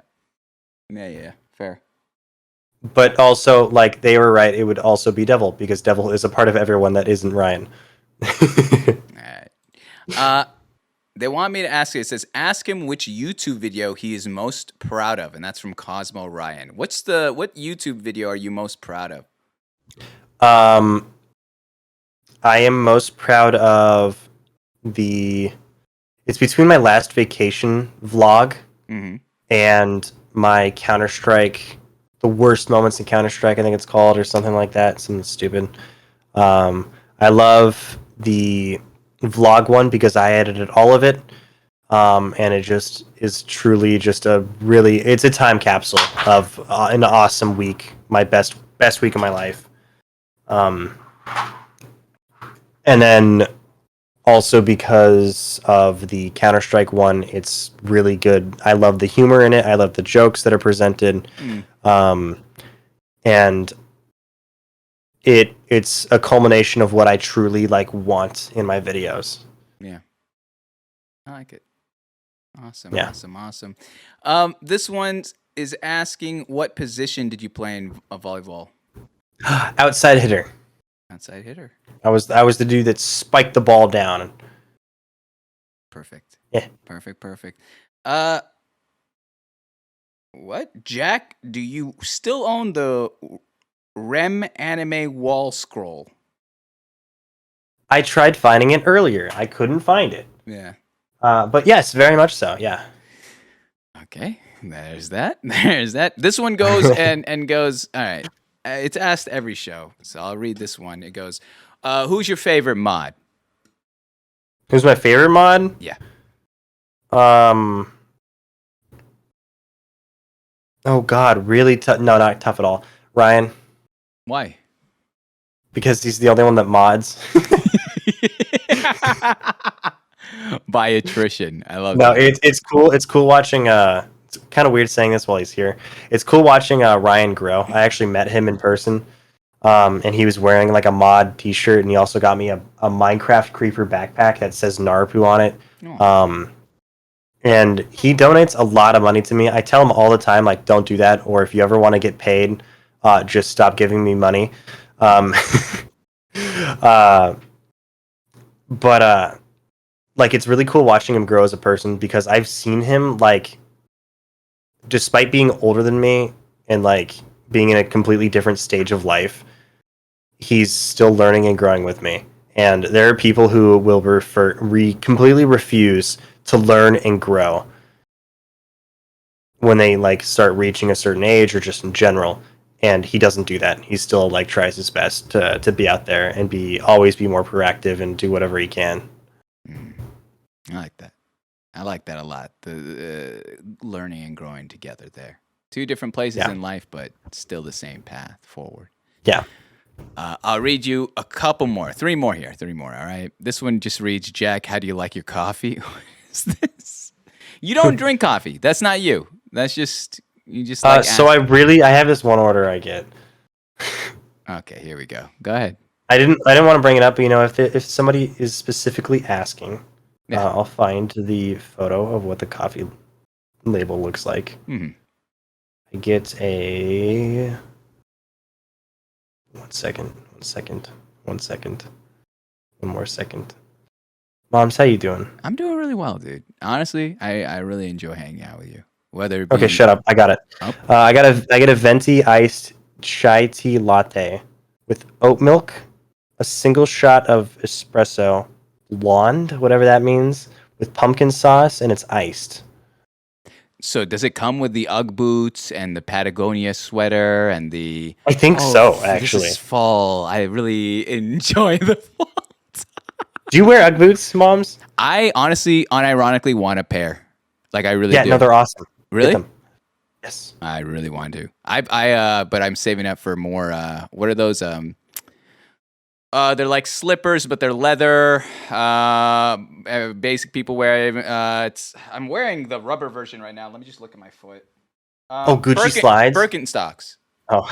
Okay, Gucci slides. No. You should get Gucci slides. Yeah. I was going to until I don't know. I think it's kind of corny. I think there's a point where you're too much of the brand. It's like Supreme, you know?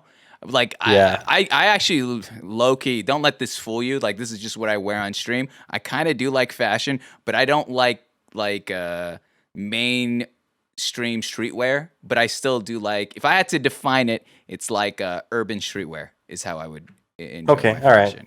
All right. How about you? That's a good sense of style. Thank you. I don't really care. I'm gonna be honest. I just throw on any hoodie that I think looks really cool, and then if it's too hot, I'll wear. I have a shirt that looks just like this, but it's shirt. Another one that's exactly like this, but blue in its shirt. And then I have like shirts that say in and out. I don't care too much about what I wear though. Oh, I have a lot of shirts that say like. I just got one that just says. I'm with the MILF and it points to the left. I'll wear that one out sometimes. There's one that says I'm just a girl who loves anime and ramen. And it has a huge anime girl with some ramen on it. And then I also have a femboy furry that works at Femboy Hooters doing like a that one's my favorite. I wear it all the time. I wore it to the airport. I'm sorry, and does nobody blinks an eye? Do you ever get someone to take a photo? Really? Nobody says anything. It's awesome. I don't know how the hell you do it, man. I don't think you realize how much like everyone else is an NPC. You can say anything to anyone and just not anything, but you can say like you can just go like, yeah, and I was eating a sandwich. Good to meet you, man. They just won't bat an eye. I can get on top of that. True. There's not much awareness, or people just don't care. It's autopilot mode nowadays, you know? Yeah. It's, I feel that. Someone's asking here, tell us your oh, I'm sorry, I'm reading that wrong. Oh shit. He goes, hey Jackson, wow, totally wrong one. Hey Jackson, I still have Mr. Pickle. that pink pickle from vacay. Do you ever want him back, man? What is Mr. Pickle? Do you remember Mr. Pickle? Mr. Pickle. Oh my god, I want to breed Mr. Pickle. Excuse- Is a pickle that I got during the last vacation when I was doing this like baseball arcade machine, and I got a fuck ton of tickets. I tried winning prizes for everyone, and I ended up like having extra points, so I bought this like huge pink pickle, I think. And then I gave it to somebody. I'm gonna be real though, I'm kind of forgetting who it was. I think it was Knight. Knight. Fair play. Fair play. I hope it was Knight. And let's, you and I both. All right. That was a really nice story. And to forget who it was, swing and a miss there. Let me ask this. What was your favorite? Give us your favorite streaming memory. Give us your favorite. I'll try to reword that for you. Give us your favorite memory live here on Twitch.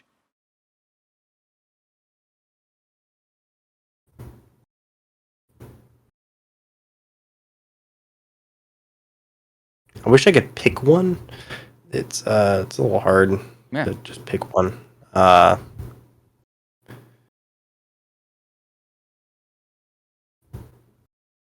It's weird because I don't want to pick one because I think one of my favorite memories in life is just going to be the era that I am on Twitch.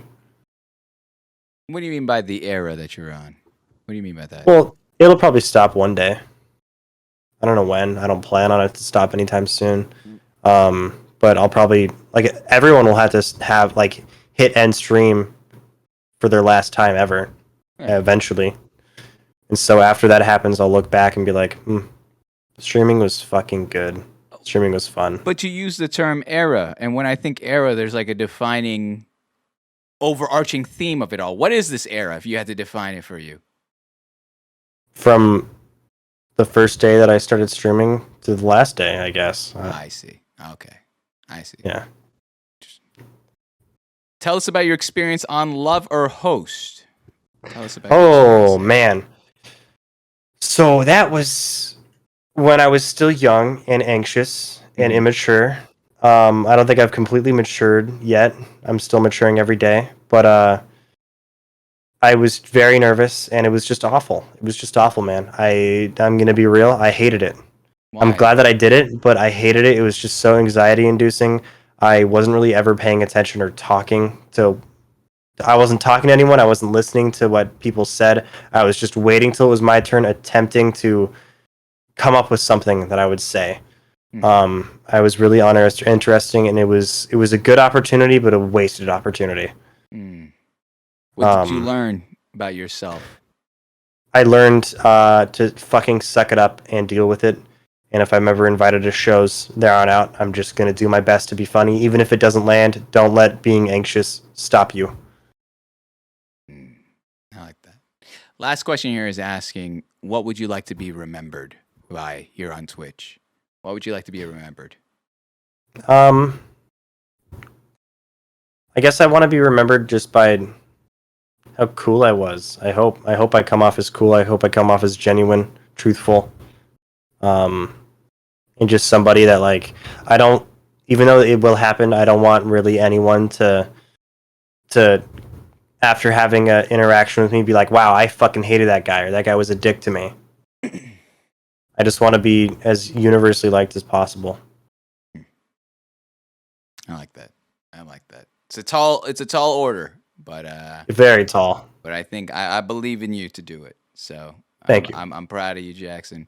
But that being said, that's everything here. All right, that's everything. Let's go. I mean, we got one last segment at the end, but before we get to that, I want to ask you two things. All right, much like anything in life, nothing is free. So I need two things from you. Can you go in the back end of the viewer list right here, right now, and choose a name that isn't myself, a mod, or a VIP? All right. I know you said you wanted yourself. You could choose yourself if you like. All right, but give me a name. Oh, we're picking the next VIP. 100%. Oh man! All right. Can I just ask them who wants it? Yeah, sure. Who wants it? Who wants VIP? Who wants it? Yeah, do whatever you I want it. Give it to Narupoo. Look, he just puts a smile. Okay, which one of these do you recognize? It's all in here all the time. Oh yeah, so I actually have to do that part. So I know that Val and Globe and Cassie were here. The other three, you could do what you want, but I know that Val and Globe and Cassie have always been here. Okay, I want to give it to True Blue. True Blue. And how did you come to that conclusion as I stall to write his name or their name? True Blue didn't ask for it. I don't see True Blue. I'll be honest. True Blue, but give it to Narupoo. I'll just type their name out. Oh, thank you. I appreciate that. Oh, it's the C. All right, you got it. Yeah. True Blue, you got it. You've got VIP here. But however, I only have 5 VIPs on this channel, so you're gonna have to choose which one of the 5 is going out right here, right now. All right. Is there someone who I'm not supposed to take it away from? Like everyone always. I'm not gonna defend him. All right, that's up to you. I feel bad taking it away. I'll just Val and Globe. You're taking. Oh wait, that's the full list. Wait a second. Yeah, I'm sorry. I'm taking it. There it is. Valen Globe, Fairy Froggy, Black Diamond, Hey Yogi, and Ace Trainer Ben. I'll tell you right now, Valen Globe and Fairy were both here. The other 3, nowhere to be found. So up to you. All right, we'll do Black Diamond. Wow. Okay. How'd you choose that? I don't know. They had numbers in their name. Okay, Black Diamond it is. Fucking loser. Okay. I gotta. I mean. Come on, man. I believe in you to get a better name. Oh, are you something like that? This guy turned wholesome. This guy's a real quick wholesome. Yeah. All right. One last thing I need from you before we go to the final part of the show, and it's this. All right. I'm always looking for people to possibly work with and highlight their lives here, both online and off. But I trust my guests, all right? I trust my guests. I trust you completely, Jackson, in your taste in creators. Who is someone that you would be interested in watching go through the ringer with me and talk about their lives, both online and off? I'm trying to put in perspective of who I think would be good, who I think deserves it, who is a cool person overall. I'm going to trust that you've already been told by people to get Tyler on. Mm-hmm. Is that the pick? Oh. Yep. No. We're going to do... I'm sorry, Max. Goal, the stone goal, you will choose. Because 1, he is here. 2, I love Max. But I trust that goal, maybe after, get Max on here. Wait. Who's Max and who's the stone goal? Are those the same people? No, different people. Max is my IRL best friend. Mm-hmm. Goal is in chat right now. Gotcha. I met through streaming and is a streamer and stuff, and so it works out a little better. Awesome. But Max also streams, but he has a very interesting life. They're both amazing options. Mm-hmm. Awesome. All right, I have them written down here. If you think I'm lying, dude, I've been writing throughout your whole show. Little notes about. I didn't think you were lying at all. Oh, if you think I'm lying here, I'm just. I'm what the fuck? I didn't say anything. I think I'm telling the people live here. If they think that I'm just fucking around with a pen, it's like, no, I gotta remind myself of little notes that you say. Like I have the dates of when you started, stopped, little things about your family life. It's weird. Anyways, but Jackson, again, I appreciate you so much. All right, now this show, Inside the Streamer Studio was created and inspired by a 90s television show called Inside the Actor Studio, where this professor and host, James Lipton, would bring on actors, actresses, and entertainers into his auditorium classroom. And he'd do these long-form interviews. He would talk about their lives in the media and then their lives growing up, everything in between, all right? And for 23 years he did this. And he ended his show the exact same way by asking each and every one of his guests the same 10 questions. And as an homage to him, I do the exact same thing. All right? There's only 3 rules to this segment of the show. The first rule is that you have to answer every question, no exception. Number 2 is that I'm going to read you the question. I'm going to give you a moment to answer, and I'm going to pause. And I'm going to try my best not to react. and I'll read it along the next one there. I'm going to be extremely silent, I guess. It's not so much a rule, just an observation. And Okay. the third rule is to try your best to keep your answers within one thought. So not one word, not one paragraph, one sentence will do. Those are the only 3 rules here. Afterwards, I will give you the final word that you'll tell everyone that's been watching here live on Twitch or in the future on YouTube or listening on Spotify, and we'll go our separate ways. All right? Yes. Sounds good. Are you ready? Yeah. All right.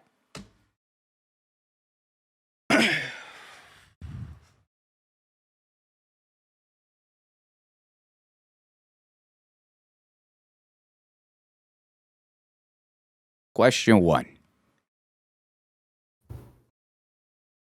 What is your favorite word?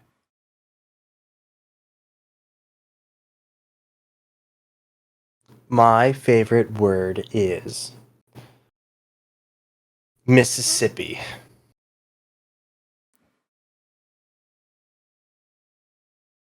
What is your least favorite word? Moist. What turns you on? Hot people.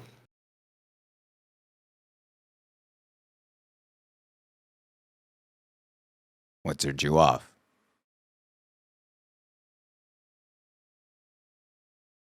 Oversharing. And ugly people.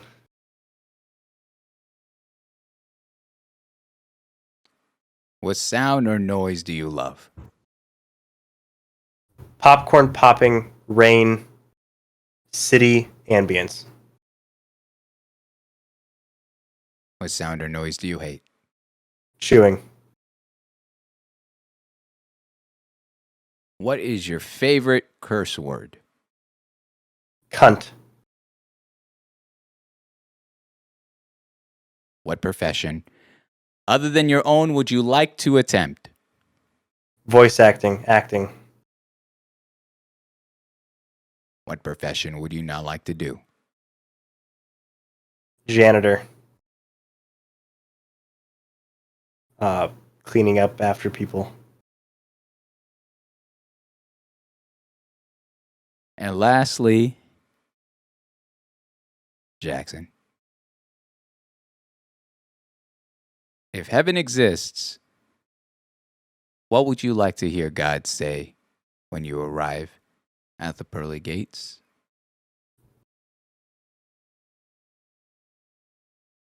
You made people happy.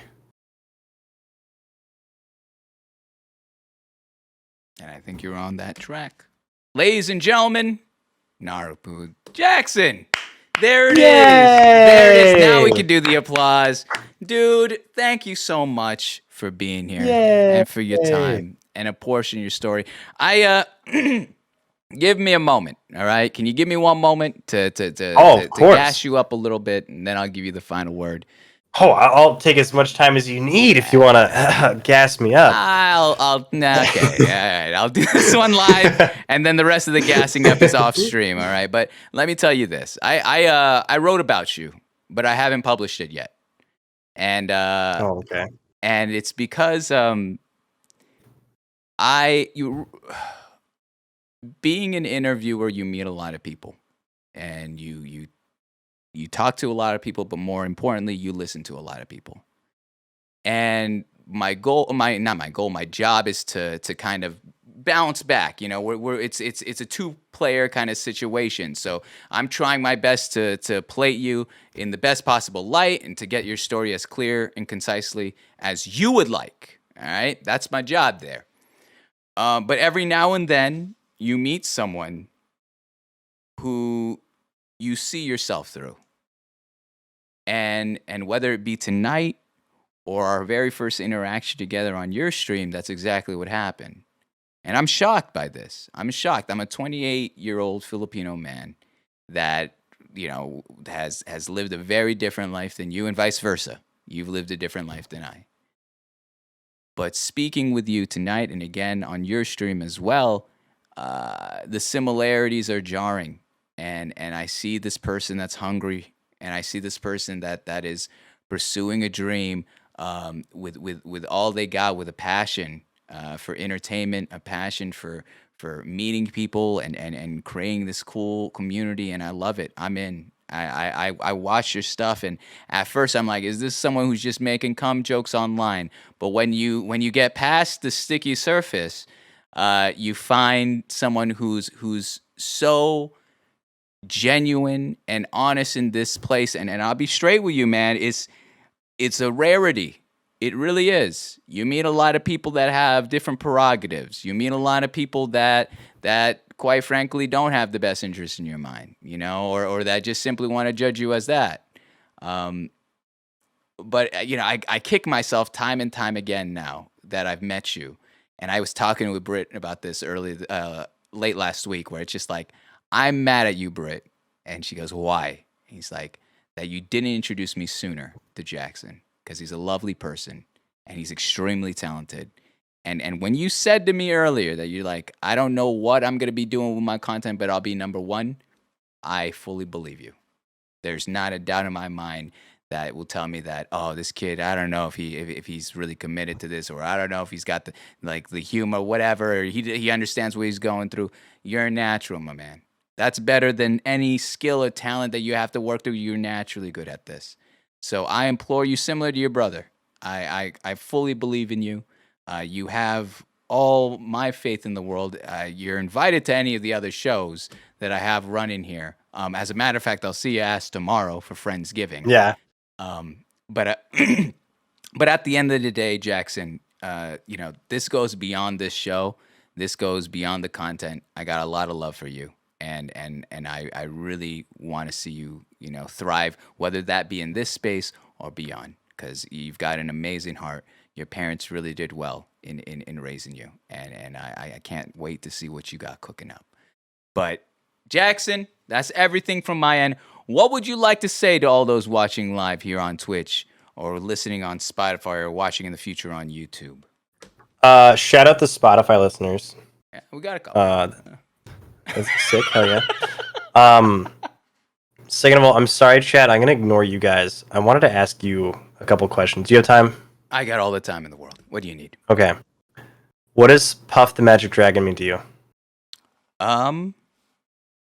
It was one of the first songs I ever learned, and it was because my dad and mom and my favorite teacher taught me it, and then I found out it was about drugs, and it made it even better. But why? Why do you ask? I just wanted to know. Honestly, I forgot that it was even about drugs when I don't sent think, that is to you it on Twitter. really? I don't know if it is or isn't, but it just the lyrics are a little. Yeah, to yeah. the nose. It makes it sound like yeah. Yeah. No, I wanted to ask for that. But then also, I just wanted to say, like, first of all, thank you for having me on the show. This is awesome. It's something that I've been looking at for months. Been like, yo, that'd be cool. Sure enough, here I am. It worked out. I'm extremely lucky with my own life. You say that I'm talented, and you say that I'm a natural and stuff, but mostly I've just been lucky. I've been extremely lucky. Right place, right time. I'm not always lucky, but I am extremely lucky. But I wanted to say, while you may think I have talent and stuff like that, the same thing goes for you. I was talking about this while you were in the restroom a little bit, but you are so unbelievably good with your choice of words, listening, talking to people, and you've brought up now 3 times with me, or we've talked about this 3 times now, of me telling you, like, what is it like, or it probably sucks having you be the one that always goes out and talks and asks people how they're doing, and not being the one that gets asked how they are. And I wish that wasn't the way for you. I hope that you have more people in your life in the future, because you absolutely deserve it, especially with how good you are at talking to people. I think that you have some maybe underlying anxiety, whatever. I don't want to like expose you or like call out any things that you don't have to respond to. But I wish the best of you. I think that you can do more, though, and I believe in you. I want to know what that more is, though. You know? Yeah. No, that's something you have to take the plunge. You got to join those Discord calls. You got to just be okay with just anything and everything happening. Yeah. You have to go with the flow. Because you have the talent to talk yourself, it seems like, through anything. And so, I don't know, just put yourself out there more. I believe in you. Who knows what the future holds? I don't personally know. That doesn't mean that you need to. Well, I know one thing, Mr. Jackson. All right, I'll see you at the top. Is that too Hell much? yeah. That's too much ego, Andy. That's too much ego, Andy. Hell yeah, brother. No, that's the ego you fucking need, man. Have that shit. Otherwise, you can't get anywhere. If you don't act like you belong, you will never get there. Oh, that's very true. That's actually very true. You do need an ego in this space. I recognize that. Too much of the wholesome and like, oh, it's not me. That's not gonna. People will walk over you. But here's the thing. There was actually one thing you did remind me. I didn't get to underline was. The similarity that I see in us is not just our humor, and not even like it's funny because the baby hanging thing is something that I literally did when I was your age. Like that was the same. Yeah, I have a newspaper article in my university that wrote it about me. Like I have this shit. Like you, fuck? Yeah, it's weird. We'll talk about it some other time or maybe on the network. But like your ability to do something that most people don't do in this life, let alone on Twitch, and it's to listen. And it's so underrated. When we talk, man, whether it be on a VC and yours or here, or even I'm just chatting, your ability to listen with intent is so spot on. It reminds me so much of, and that's really the secret sauce, to be very honest with you, of what we do here. It's the ability to listen. And so that's why when I see you and that coupled with the humor, I'm like, holy, like this is some good shit. Like there's a lot of I guess, weapons in the arsenal in terms of what you can do and your talent there. But again, Jackson, and I usually save this for the DM I'll send you after the show, but if you ever need anything, dude, hit me up. You have my number. Text me. You know my real name. Majority of people don't know that. Yeah. All right? You got that all. I'll probably have to tell you how to pronunciate it, but that's okay. Yeah, try your best. Yeah, well... You want me to try right now? I will fucking ruin you. All right. You're an asshole, dude. Anywho, Jackson, I love you so much, dude. I'm excited to see you tomorrow again. So, yes. But enough about us, all right? We can't over here have this love affair, especially with knowing that Payne could possibly be watching. What would you like to say to everyone that's watching you and supporting you here on Twitch? Something I've said multiple times is, one, I'm going to ego Andy a little bit. Watch me. Yeah. I got this for you guys, for myself and also for you, for the people that support me. Just sit back and watch. Yeah. Sit back, watch, and enjoy this show there. I like it. It. Well, Jackson, it's time for us to go our separate ways. What are you doing after the show? Probably going to sleep. Fair play. Yeah. Get better, dude. Get better. Be prepared for tomorrow. Because as nice as I was here on the show, the network, it's no holds bar. All right. There's no promises. There's just don't give me a because that opens it up for me too. Yes, please. You're being nice. You were being nice tonight. I'm always nice, Moms. Okay. Look at this charmer. All right, whatever it may be. But Jackson, you take care. I'll DM you after the show. All right. Okay. All right. Peace.